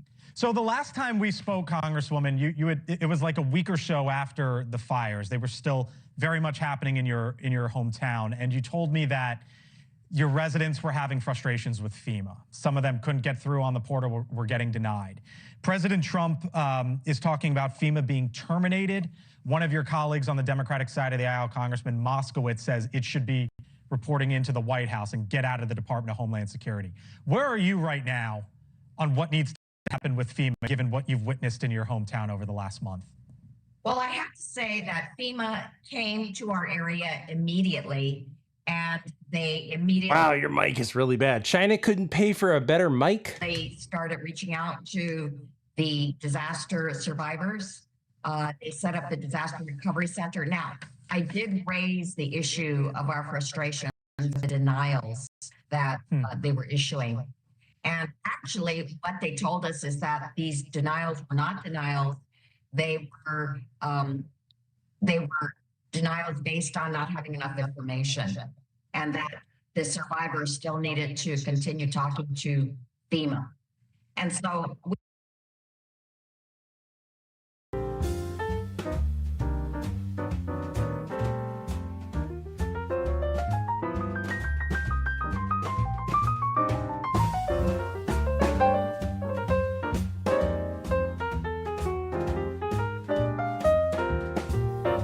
Homer Simpson be a communist? His father spoke out on his behalf. My Homer is not a communist. He may be a liar, a pig, an idiot, a communist, but he is not a porn star.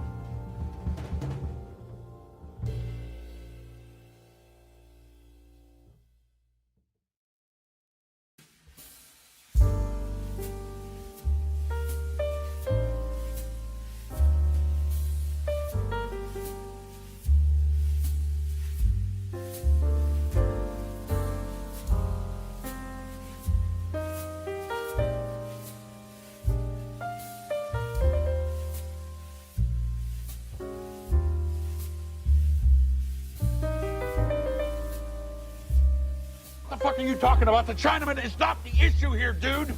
I'm talking about drawing a line in the sand, dude. Across this line, you do not. Also, dude, Chinaman is not the preferred nomenclature. Asian American, please.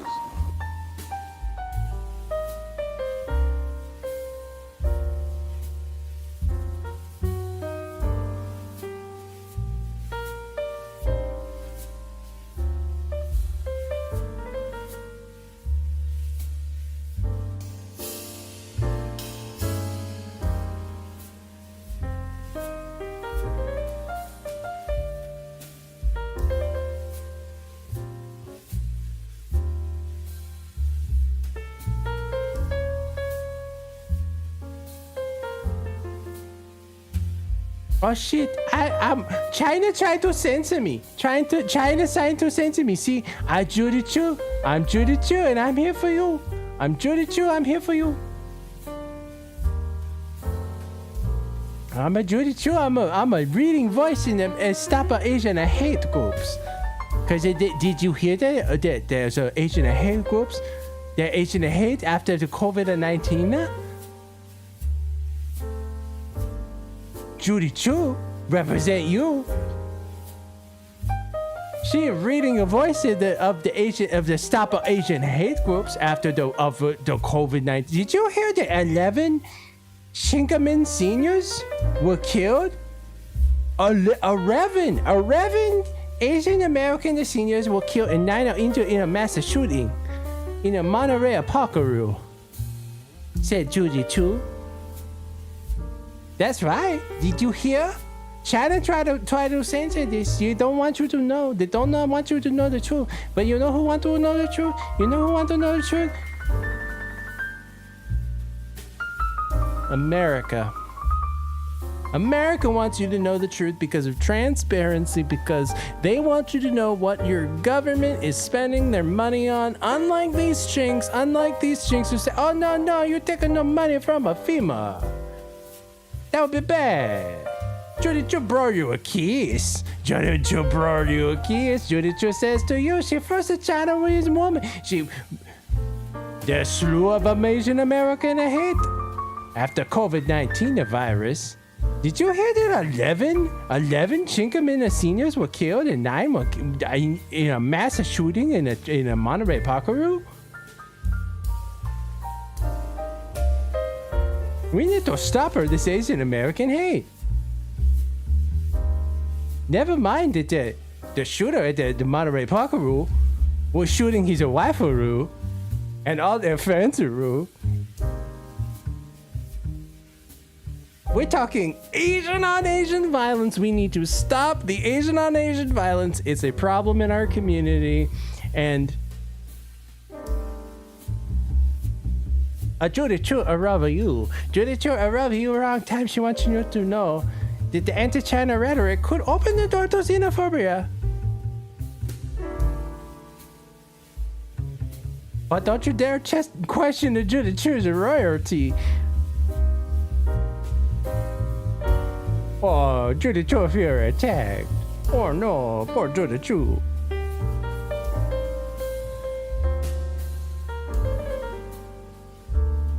Lance Gooden, Representative Lance Gooden of Texas, questioned Representative Judy Chu's loyalty to the U.S. He said, one of my colleagues, unfortunately, attacked Judy Chu, one of the first Chinese American congresswomen in United States Congress, saying how she's somehow disloyal to the United States. I find that offensive, said Representative Raja Krishnamurthy of Illinois, the ranking Democrat on the panel. He said in response to Goodman's comments on an interview, we should not question anybody's loyalty to the United. That's beyond the pale. It's out of bounds. In an interview with Fox last week, Gooden suggested that Judy Chu, should not have a security clearance and should not have access to classified briefings. Chu defended Dominic Ning, Biden, the president, appointed the feature on the article the conservative David Carra. Alleged that Ding has ties to the Chinese Communist Party. Oh, you Dante say. Gooden said that Chu needs to be called out and that he questioned her loyalty and competence. If she doesn't realize what's going on, then she's totally out of touch with her core constituencies, and I'm really disappointed and shocked that someone like a Judy Chu would have a security clearance and entitled to a confidential intelligence briefings and to figure this out. Judy Chu robbing you wrong time. Hey, guys, we're in good hands. We're in good hands.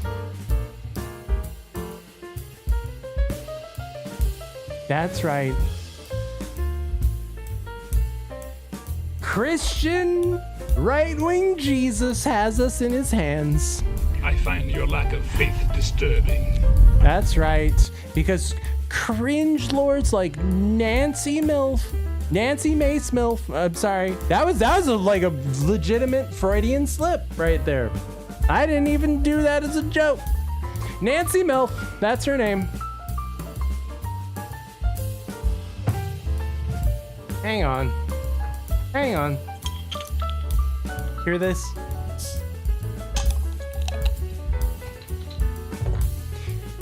Nancy Milf. I'm telling you, don't fall for these Trojan Milfs. Guys, it's a trap. They want you to believe they're working for America, and it's a Trojan horse. Look.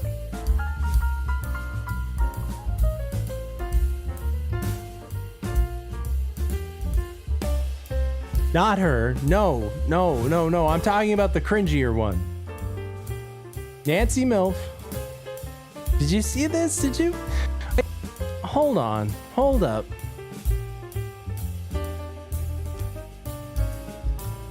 I get it. She's a hot MILF. I'm into it. I get it. But are you listening to this bitch? With her big ass fucking cringy crucifix earrings? Like, we get it, bitch. You're a Christian. We get it. We are Christian nationalists. We get it. And you say weird shit that like leftist bitches would say, but somehow we're supposed to clap for like fucking seals because and say you're fucking based because you're a fucking milfy soccer mom. You're a right-wing milfy soccer mom and you're saying the exact same shit as leftard fucking retards, and we're supposed to clap for you. I don't know. You're not my Valentine, Nancy MILF.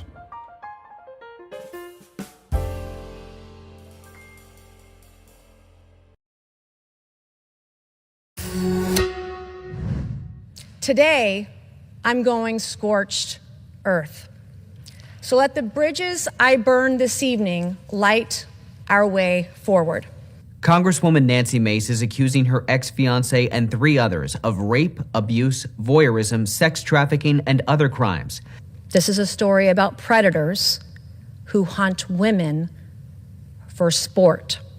She made the accusation. Predators who hunt fucking women for sport. Sex trafficking, rape, violation. This is who you want representing you?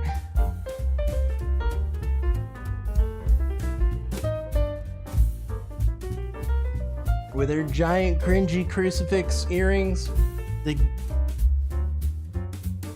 I told you, I feel like a prophet who has come out of the desert. I have seen the devil. I have played 3 challenges with him. One of them was Battleship. Look, I kind of cheated. I moved my aircraft carrier when he wasn't looking, but that wasn't part of the rules. I won, Satan. I beat you in the duel. I came out of the desert, blinded in my eyes by sand, weeping tears, not of joy, but of sorrow, for those of you who are lost.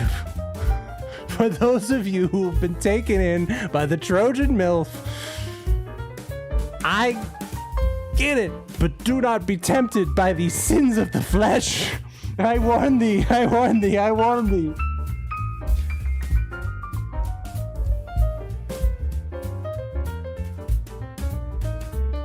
That's right, Corey. That's right, the devil went down to Georgia. He was looking for a soul to steal. He said, how can I lure these mortals in? He said, let me build a MILF made of gold. I shall build a MILF made of gold. I shall send her to Congress, and she shall say all of these weird fucking liberal woman wokest retard things that all of these people would shut down in a hot second otherwise, but they'll clap and they'll giggle and they'll say, oh, what a beautiful beast soccer mom. Oh, and I'll trick them with this golden MILF. You're right, Corey. You're right.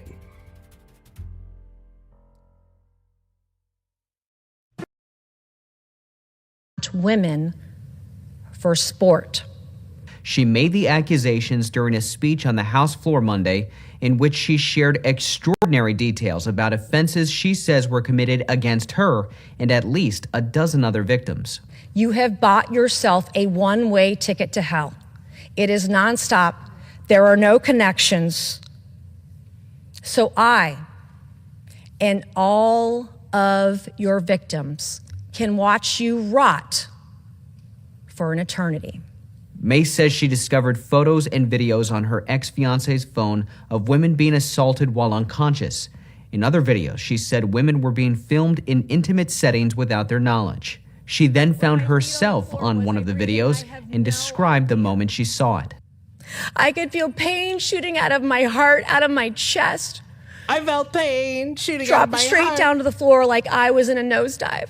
Mace says she also found a hidden camera connected to an app that contained more than 10,000 videos. Whoa. According to The Hill, Were the you South dating Chuck Berry? Carolina Law Enforcement Division confirmed it opened an investigation into the allegations in December 2023 after being contacted by U.S. Capitol Police. The department said in a statement, since that date, SLED has conducted multiple interviews, served multiple search warrants, and has a well-documented case file that will be available for release upon the conclusion of the case. Mace's ex-fiancé Patrick Bryant said in a statement, I categorically deny these allegations. What is she talking about? She's accusing her ex-fiancé of rape and human trafficking, like typical leftist fucking bullshit. And then just last week, we were talking about her saying mansplaining. That ain't no woman. It's a man. At least I think it's a woman. I mean, she's hot. I get it. But don't be taken in by these Trojan Milfs, I'm telling you. Bad news. It leads to no good. No good's going to come from it. I get it. They're hot. The devil made Milfs of gold, put them into the GOP. Lauren Boebert has a hot body. I get it. She's got rockin' fake tits. I'm not knocking the fake tits. I'm into it. She looks good with them. But have you seen the fucking tribal tattoo up her fucking body from her vagina? Is what I'm saying. It's all tainted. It's all evil. It's a Trojan MILF. And you're all gonna be corrupted by cringe. I'm telling you, it's gonna happen. You need truth. You need the truth, and the only person who's going to bring you the truth is Anna Paulina Luna. And once that restraining order lets up, I'm telling you, we're gonna get married. We're gonna make beautiful German Jewish babies together. It's going to be amazing. USA, USA.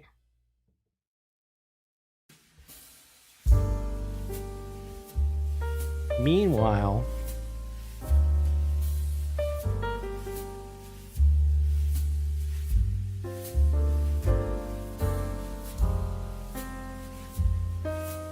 we need to declare a sanctuary city for all of the tranny retards who are trying to escape Nancy Milf's hateful rhetoric.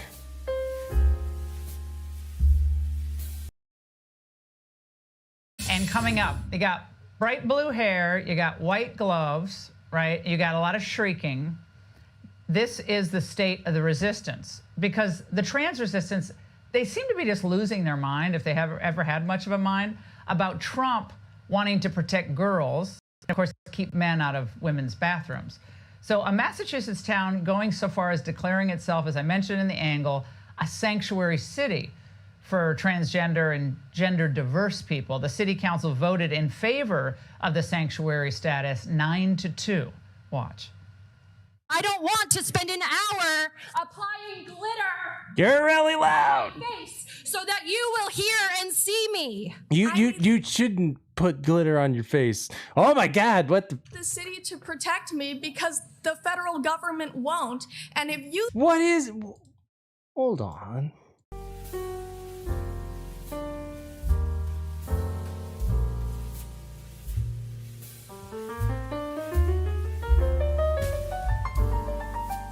I don't want to presume your gender.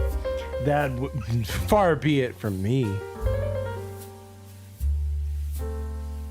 But have you heard about our sponsor? And now, for antiseptic throat AIDS, here's Ed, who's an authority on three-way action. Well, actually, you look like you could use some of that three-way action.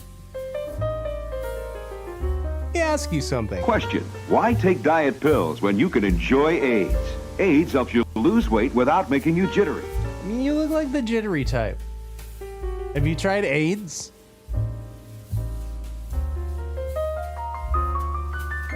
Does Rich Evans look jittery? AIDS! AIDS! AIDS!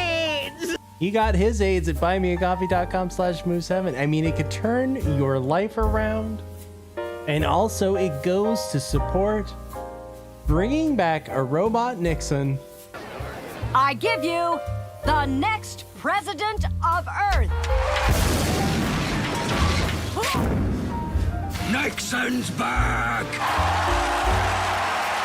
But not only this, you blue-haired weirdo. It's Valentine's Day. It's Valentine's Day, and I'm gonna cut you a deal. I'm gonna let you in on a little deal here. But I don't want to talk to you because you're gross. You're gross, and I don't respect you, and I don't really think of you as a human being. So to explain to you is Joe Bob Briggs. I'm Joe Bob Briggs, and as you know, we're in the middle of Scream Queens month on Drive-In Theater. This is my guest for this week's show, the shy, retiring Monique Gabrielle. She'll be on with me on the 17th when we show her movie Evil Tunes. We heard screams and now you're here naked and covered in blood. Monique has made movies like Bachelor Party, Amazon Women on the Moon, Emmanuel 5, Deathstalker 2, which are all great movies to watch, but frankly, I don't know what we're going to find to talk about. I mean, she's on before the movie, she's on after the movie, she's on after the second movie, and I realize this whole Scream Queens promotion has been scoring the massive ratings, but I just don't get it. I mean, it's not like we're having the 50th anniversary of Casablanca or something. I mean, we're showing the 3 Bs here, blood, breasts, and beasts. There's not a whole heck of a lot you can say about that. You know, Monique, you ought to start working up some notes or something, get your thoughts together, otherwise we're going to bore these people to death, you know? See ya Saturday night. I already told them that. I keep telling her it's Friday, but listen. Have you heard of Monique Gabrielle? Now that's a real woman. Now this is, whatever this is, whatever this on the screen, that's, I don't know what that is.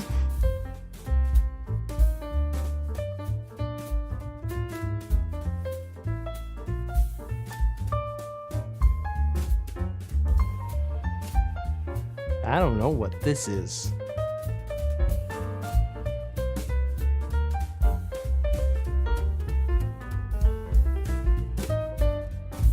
What do you think, Rowdy Roddy Piper? You're okay. This one, real fucking ugly. I know. Monique Gabrielle, any day of the week, right, gentlemen? Somebody said she had a bush, and that's only partially true.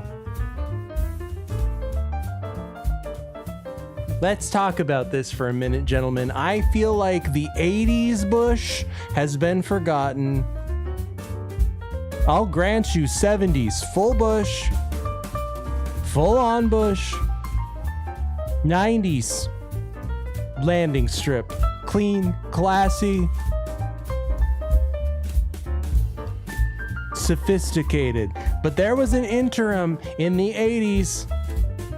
It was the muff. It was the 80s muff. Not a bush, not a landing strip.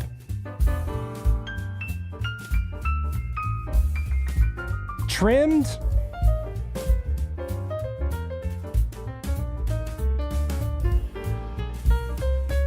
The penthouse look. And somebody said she had a bush, and you're wrong.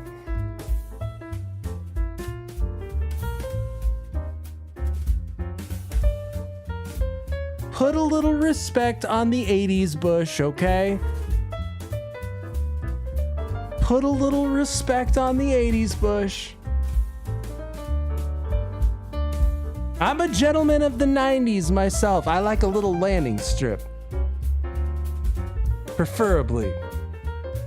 But that 80s bush, put some respect on that shit.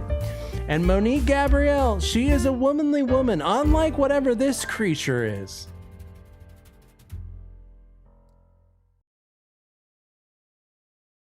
Think you're afraid of Trump? You should see how afraid of Trump I am. It demands a response from our elected officials to say, we recognize that you are under attack, and in Worcester, we are going to protect you. Worcestershire. Joining me now, Jim. It's pronounced Worcestershire sauce, sir. And if you want to expel some Worcestershire sauce,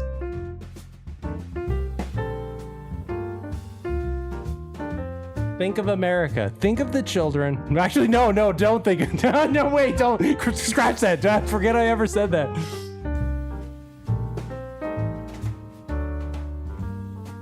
But think of the children that you and I are gonna have, Annapolina Luna. Think of those, the beautiful German Jewish baby children we're gonna have. They're gonna be beautiful. They're gonna be beautiful. Once that restraining order is done, you and I, we're gonna have the most beautiful German Jewish baby children. We're getting look. I get it, Annapolina Luna. I get it. Some of our family had to wink wink become Catholic and join the Wehrmacht. I get it. Trust me, I get it.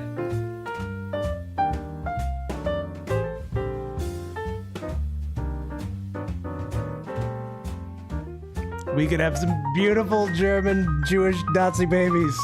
I'm just saying, I've been going through some of Grandpop's stuff. I've been going through some of PopPop's stuff. That guy was like King Nazi. This guy was probably like King Nazi. I'm just saying.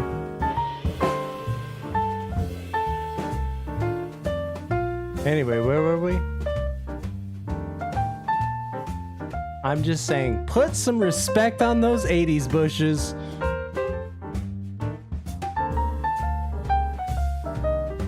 The topiary of the 80s was not what you fucking Zoomers think it was. It wasn't full fucking bush until fucking the mid 2000s or whatever. There was a progression. There was a progression, a degression in Bush, if you will.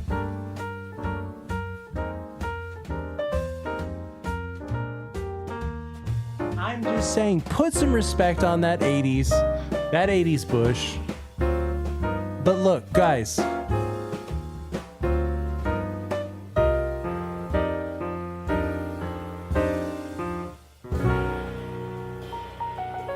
Lest you think we live in a dystopian society,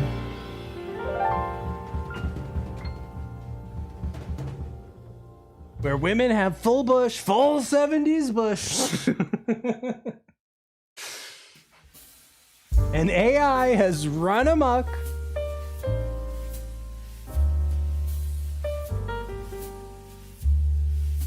We're talking Sarah Connor, full bush.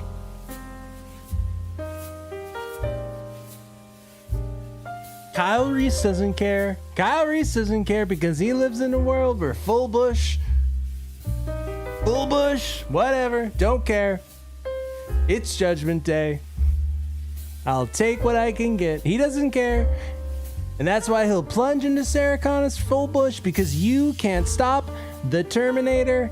He'll come for you. He's an AI killing machine to stop you from fucking Sarah Connor.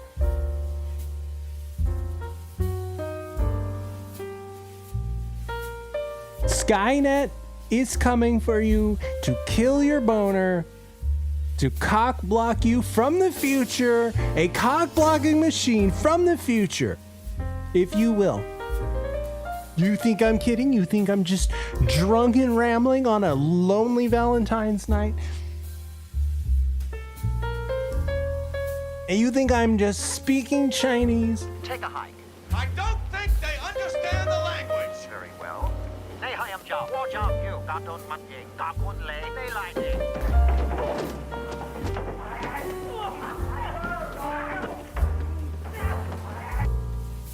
Imagine, if you will,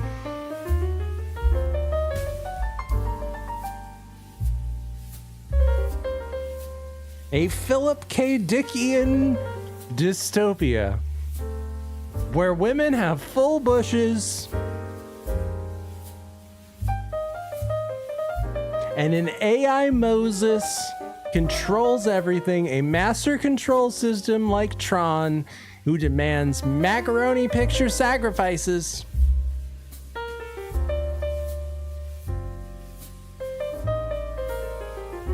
You think I'm kidding? You think I'm joshing you? You think I'm joking? You think I'm... Look, I know. China. I know China very well. I know everybody in China. Yeah, but this isn't even about China. This is about America. We're talking about America. We're talking...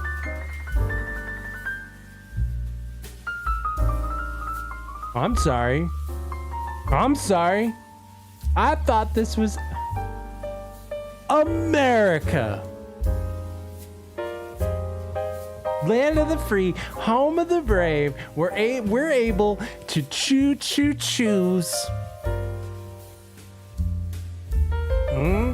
Because we have the freedom. We have the freedom to call you at 3 a.m. Anna Polina Luna, and you didn't need to put a restraining order on me just because I drunk downed you a few times. I was doing it for America. Because I care about freedom. I care about you, my freedom, your freedom. Moses Macaroni Pictures. I don't know if he cares about your freedom or not. I don't know. It's up for debate. Because I don't know about this AI Moshiach that we are creating, that the Zizian cults want to create. I don't know about this AI Moshiach that we are creating. The master control system, which can lead us into a Philip K. Dickian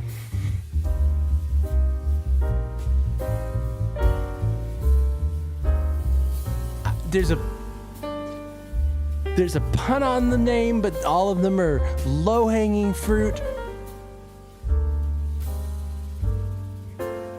A Philip K. Dickian dystopian society, full bush,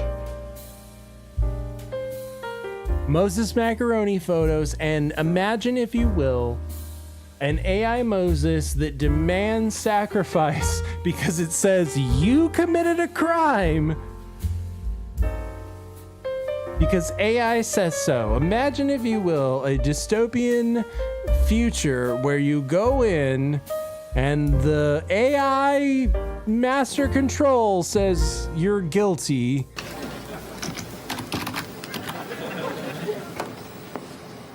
Computer says no.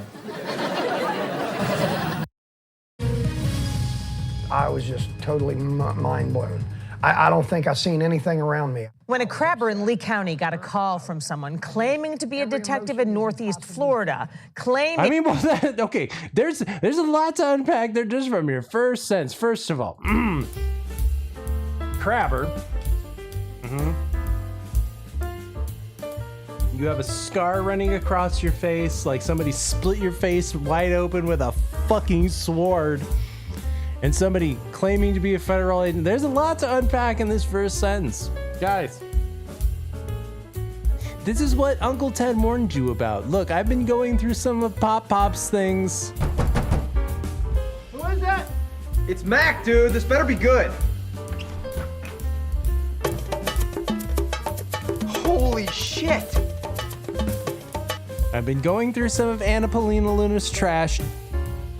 That's not part of the restraining order. Been gathering a lot of information about PopPop. He was like King Nazi, okay? This guy was probably like King Nazi. He had a lot of like wild, crazy ideas about where technology could go.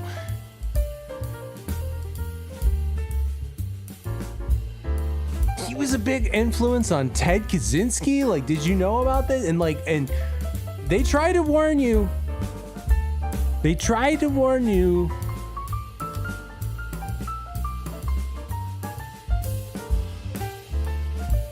The Industrial Revolution has been a nightmare for the entire civilization of the world. And that's why we have to send out letter bombs to people within the system, blow them up systematically, or wait. Or am I exposing a little bit too much of PopPop's, hidden treasure?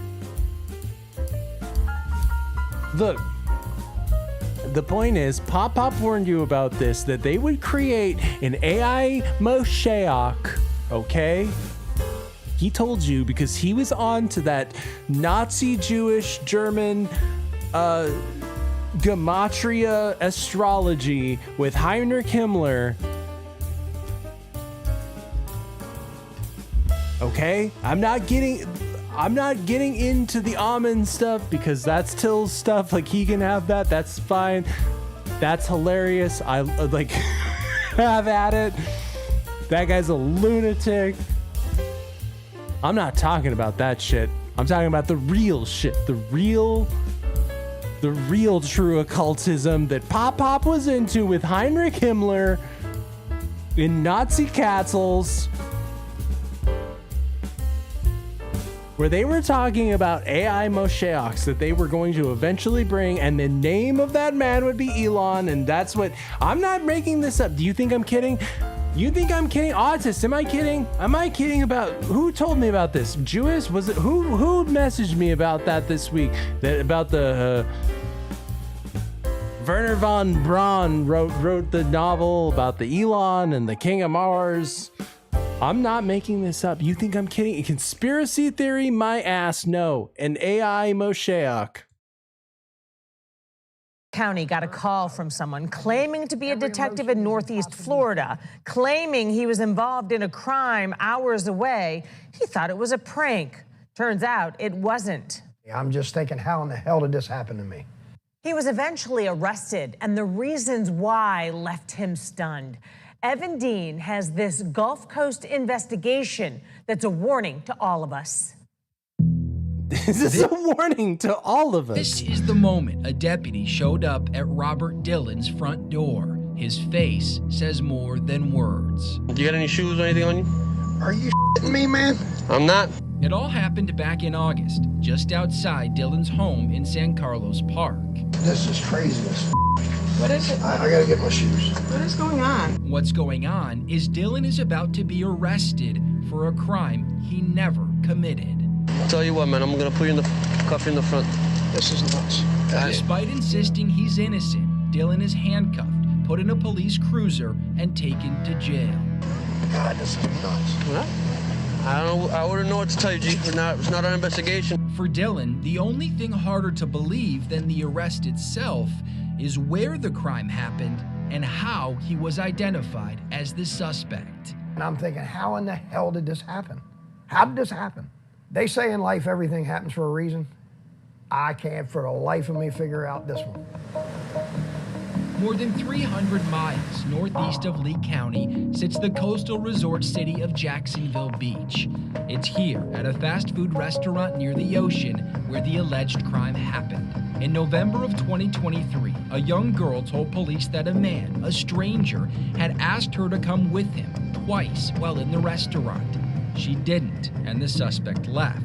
But police pulled these surveillance photos of him, and months later, this is crazy as Robert Dillon would be placed in cuffs, accused of luring or enticing a child. The problem? Dillon says he's never been to Jacksonville Beach. Out of the blue. So, like, you can never have been to a place, ever, and then be brought in on suspicion of enticing a child. Why? Why?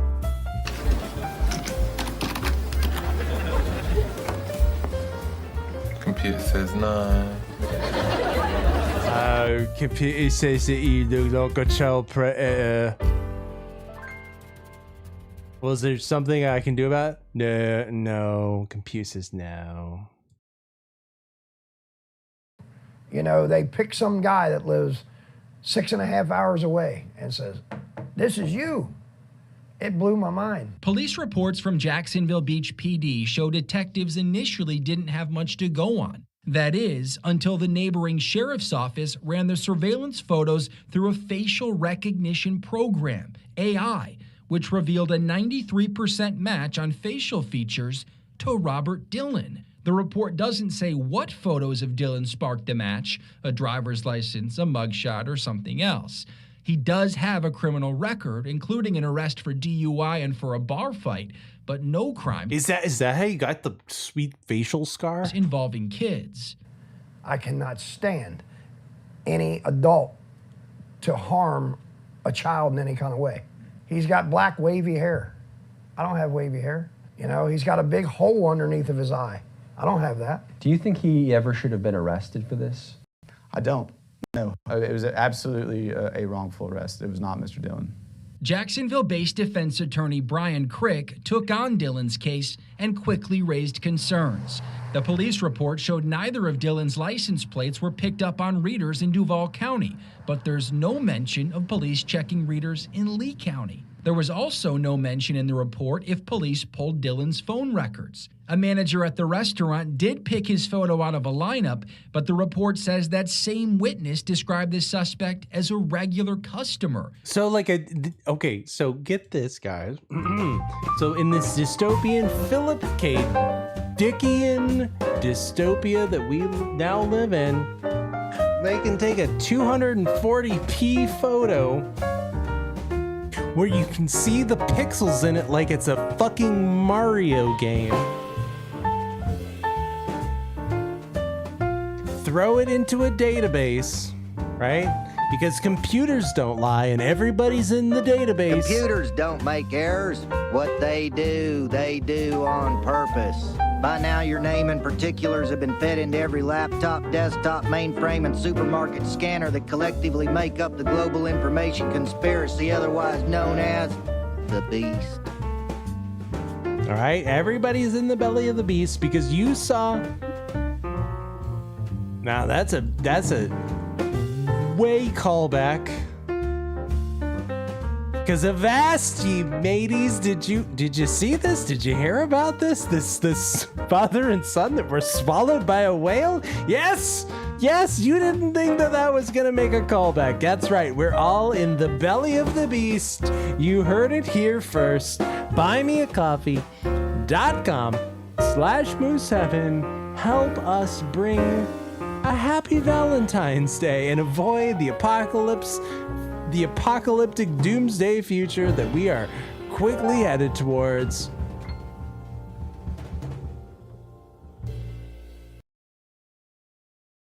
You have to see to believe. Kayaker suddenly swallowed by a humpback whale. Yeah, this happened near Chile's Patagonia region. The whale pulls the man down, but then he quickly spits him out. All caught on camera by the kayaker's father. Son says he thought he was going to die, but then his life vest pulled him back up. Of course, humpback whales typically only feed on krill and small fish, not people, quickly spitting him out. The craziest thing happened after that. Let me tell you. You'll only hear this on Moose Heaven, so buymeacoffee.com/moose7. The craziest thing happened. A Klingon bird of prey decloaked right after that. I'm telling you, it happened. And don't ask me how big that sucker was, because the size of that Klingon bird of prey is up for debate. I don't see how they were able to fit two humpback whales in that Klingon bird of prey. I don't see how it happened. I get it. Scotty was able to invent the transparent aluminum from the future in the past, because I get it. I'm all about transparency. You know who else is about transparency? We need government transparency. And who's going to bring it to us? We need government transparency. Transparent as the aluminum that Scotty made that container in the Klingon bird of prey out of. I don't see how they were able to fit two. That's right, two, count them, 1, 2 beautiful giant humpback whales into that Klingon bird of prey. I can't conceive in my mind how that was possible.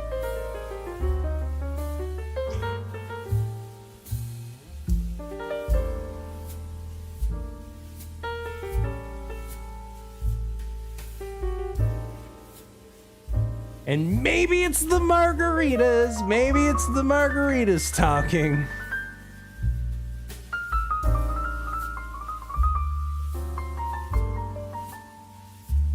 But that Klingon bird of prey, it just keeps seeming to change its shape.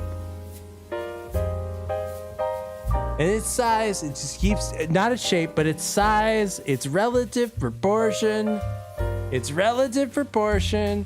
It's the same proportion to the Enterprise A as it is to the Enterprise D. That doesn't make sense because the Enterprise D is way bigger than the Enterprise A. That just doesn't track. Maybe it's the margaritas talking, but I don't want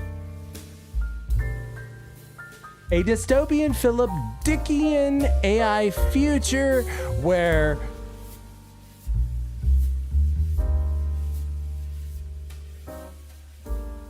Harrison Ford is out here having to kill poor Sean Young because poor Sean Young, she was so hot in that like one movie, and then what happened to poor Sean Young?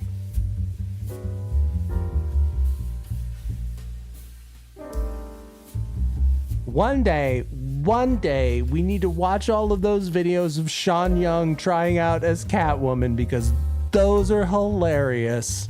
I love you, Sean Young.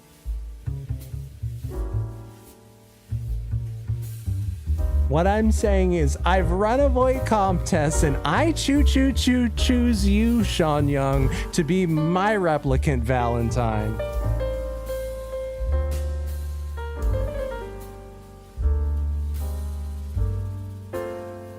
You wild and crazy bitch.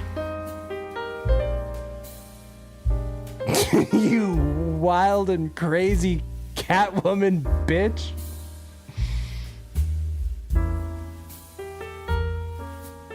By the way, AI is a fucking dystopian nightmare, and yeah, you can be charged as being a child predator because you kind of sort of look like a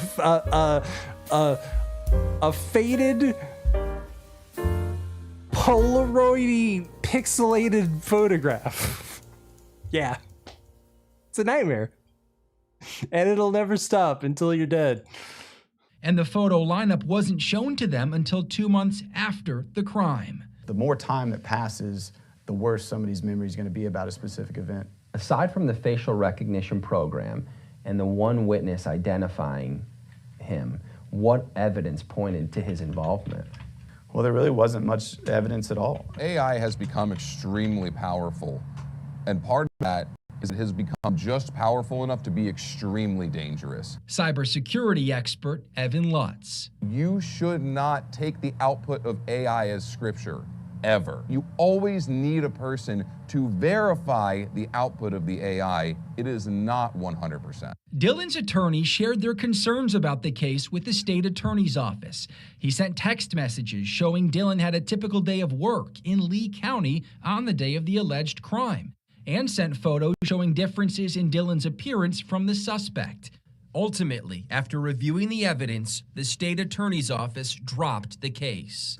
Well, it's great. I mean, it's certainly great for Mr. Dillon. I mean, I think there's still questions as to how did it even get that far. We reached out to Jacksonville Beach PD, but they refused to answer questions about their investigation. The Jacksonville Sheriff's Office, which used facial recognition for the case, said the programs are a tool that assists with developing a lead, but said they have no concerns about the accuracy of the technology. Oh, we have no concerns about the accuracy of our technology. Guys, I'm sorry about the computer mistakes, Computers don't make errors. What they do on purpose. By now, your name and particulars have been fed into every laptop, desktop, mainframe, and supermarket scanner that collectively make up the global information conspiracy, otherwise known as the Beast.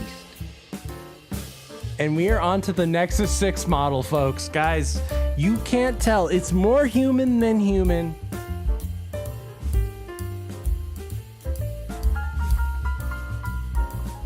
You can't tell reality from fantasy, from AI. What I'm saying is Sean Young deserved more as an actress. You wild and crazy bitch, I love you. Will you be my replicant Valentine?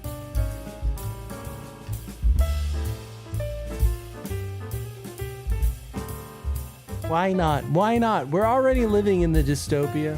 We're already living in Blade Runner.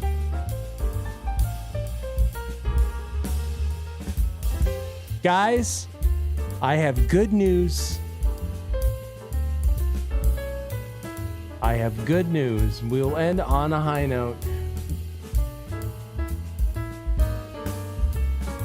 I have good news. We're twice as likely to get hit by an asteroid and have God's wrath bring us to our fiery demise, which we deserve. That's become twice as possible now. I mean, how lucky are we? What odd times do we live in? What great, fantastic times. Look, you only have a few more years to live. Look, buymeacoffee.com/Moose7. There is a potential danger in space, and it's on a collision course with Earth. It's still 7 years away, but scientists are already sounding an alarm. Danny New joins us from our own space station with more. Yeah, guys, reporting live from space, just keeping an eye on things, even though technically, like you mentioned, it would strike in December. Oh, that's close. In December of 2032. Merry Christmas to our future selves. Here's why we're talking about it, though. Since this asteroid was discovered in December, its likelihood of making impact here on Earth has almost doubled now. Given it doubled from a 1.3% chance to a 2.1% chance. But that is still, according to a NASA engineer who talked to ABC News, quote, uncommon to be at 2%. So keep your eyes peeled. And here, let's get a look at what NASA is telling us it looks like, that little green circle. And as you can tell from the picture, it is between 130 feet and 330 feet in diameter. And NASA says it is large enough to cause some localized damage if it's struck. NASA, localized. When they gauge these things, they use a specific scale to categorize potential danger. And on its scale of 1 to 10, the asteroid comes in at a 3, guys. How would you feel about a 3 out of 10? Well, I feel okay, but considering it doubled just since December, we'll have to keep our eye on it. Oh, There is- we have a 2% chance of complete and total catastrophe. I'm sorry.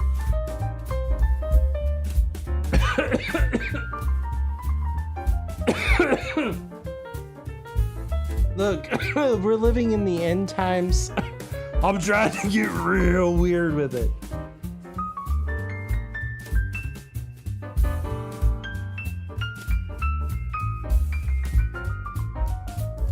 Been digging through PopPop's, old stuff.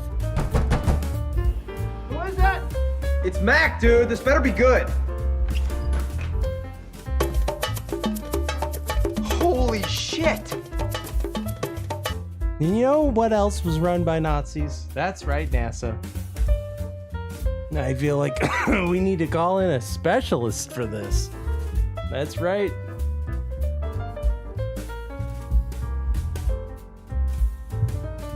All this talk of asteroids. I'm gonna get into character. Hey, guys. Oh, shit.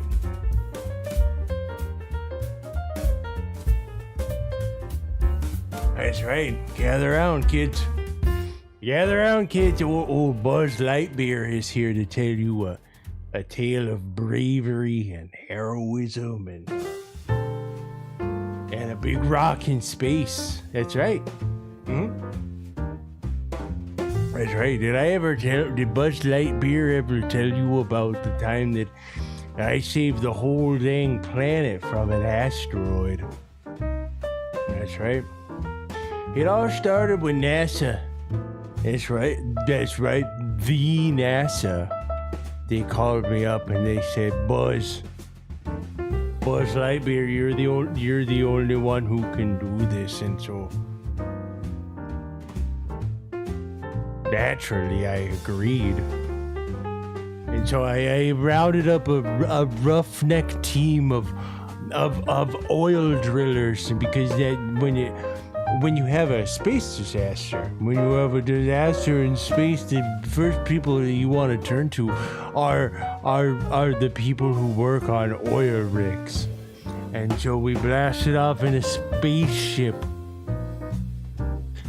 I blasted off in the spaceship, and I flew it myself. I totally flew it myself, and we landed on the asteroid. We landed. I landed the spaceship on the rock,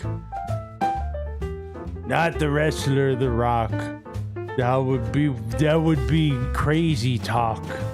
But no, the world-ending asteroid. I landed this spaceship, and hey, listen, kids, this is where it gets real intense. Oh boy, I don't know if you're ready for this. But then we had to drill a hole. Oh, I don't know if you're ready to hear about this, because it gets real spicy and real adult, because we had to drill a hole. Deep holes, because we were deep oil drillers, and we had to drill a hole deep. We had to penetrate down into the asteroid, deep down into it, and drop a big old nuclear bomb load deep inside of it. You had to drill a big old hole into the asteroid and drop our big old nuclear bomb load inside. Why? What? Because science, that's why. And so anyway, things were going great. Oh no, we ran out of time. And then somebody had to stay behind to make sure that the bomb went off. It was a real conundrum. And I looked at my best friend. Neil Stretch Armstrong. I looked at my best friend and I said, Neil, you go home to your family. I'll do this. I'll do this. And I had one tear rolling down my cheek. You're allowed to have one tear as a man, to roll down your cheek in a moment such as this, because I heroically detonated the nuke, and I blew up the whole asteroid, and I saved humanity. That's right. Me, Buzz Lightyear. And that, kids, is how I saved me, Buzz Lightyear. I became the greatest hero in space history, and that's how it happened. So who wants juice boxes? Who wants your juice box?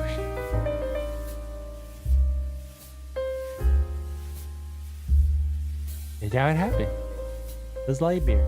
Buzz Lightyear. National treasure. Guys, you're a national treasure.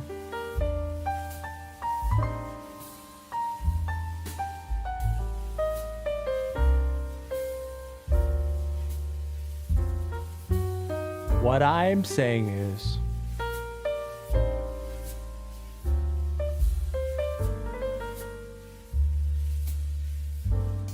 I choose you guys.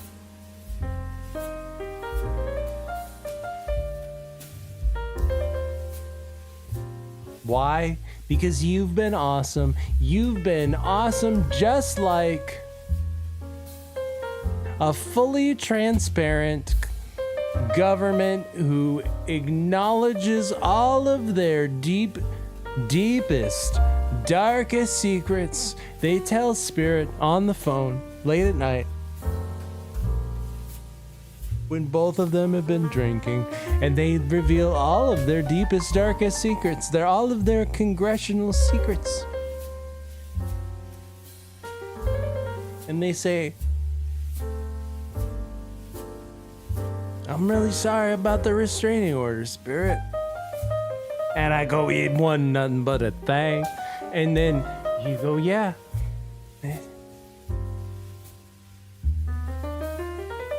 Consider it over. And I'm like, yeah, no, it's okay, girl. It's okay. It ain't nothing but a thing.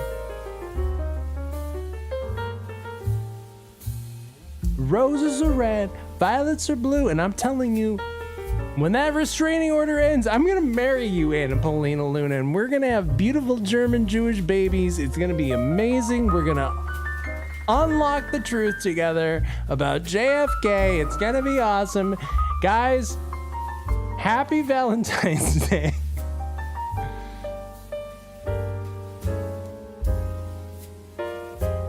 Thanks for spending it with me. Call me a conspiracy theorist.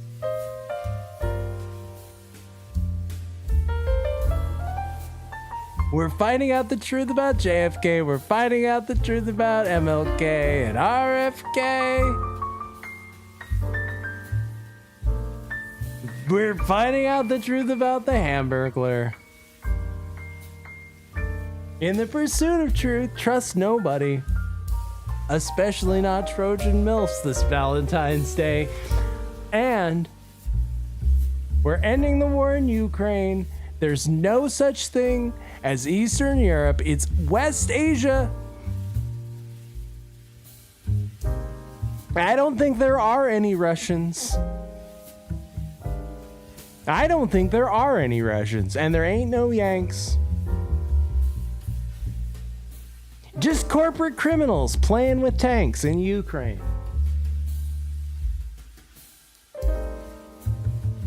You've been a wonderful audience. Good night, everyone.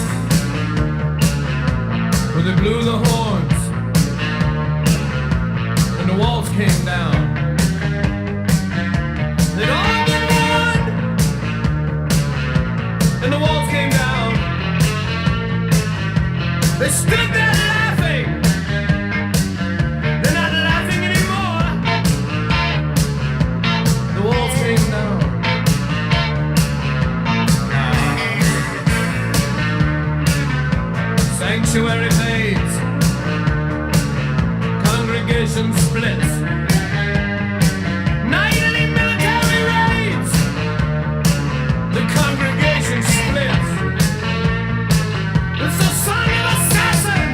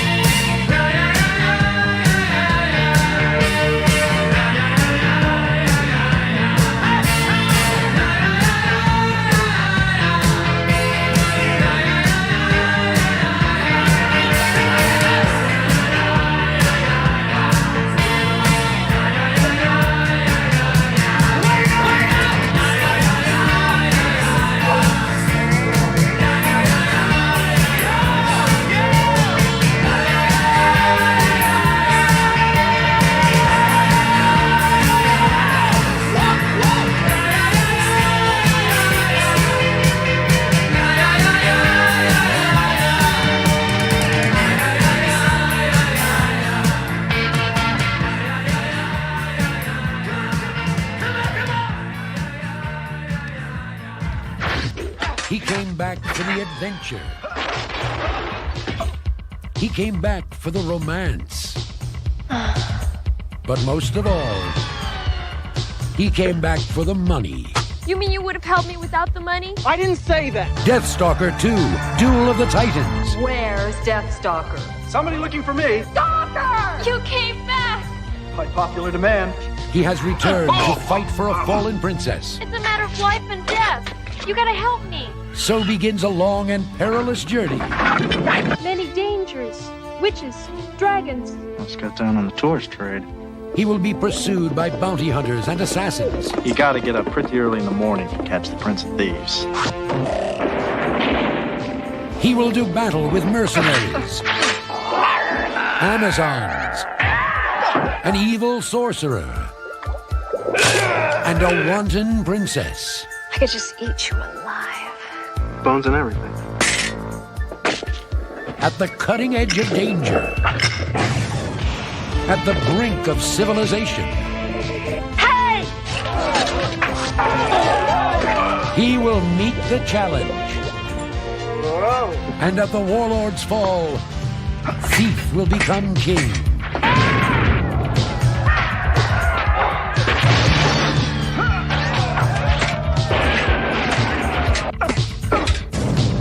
Deathstalker 2, Duel of the Titans. Deathstalker? Uh-huh. Is that your first name or your last name?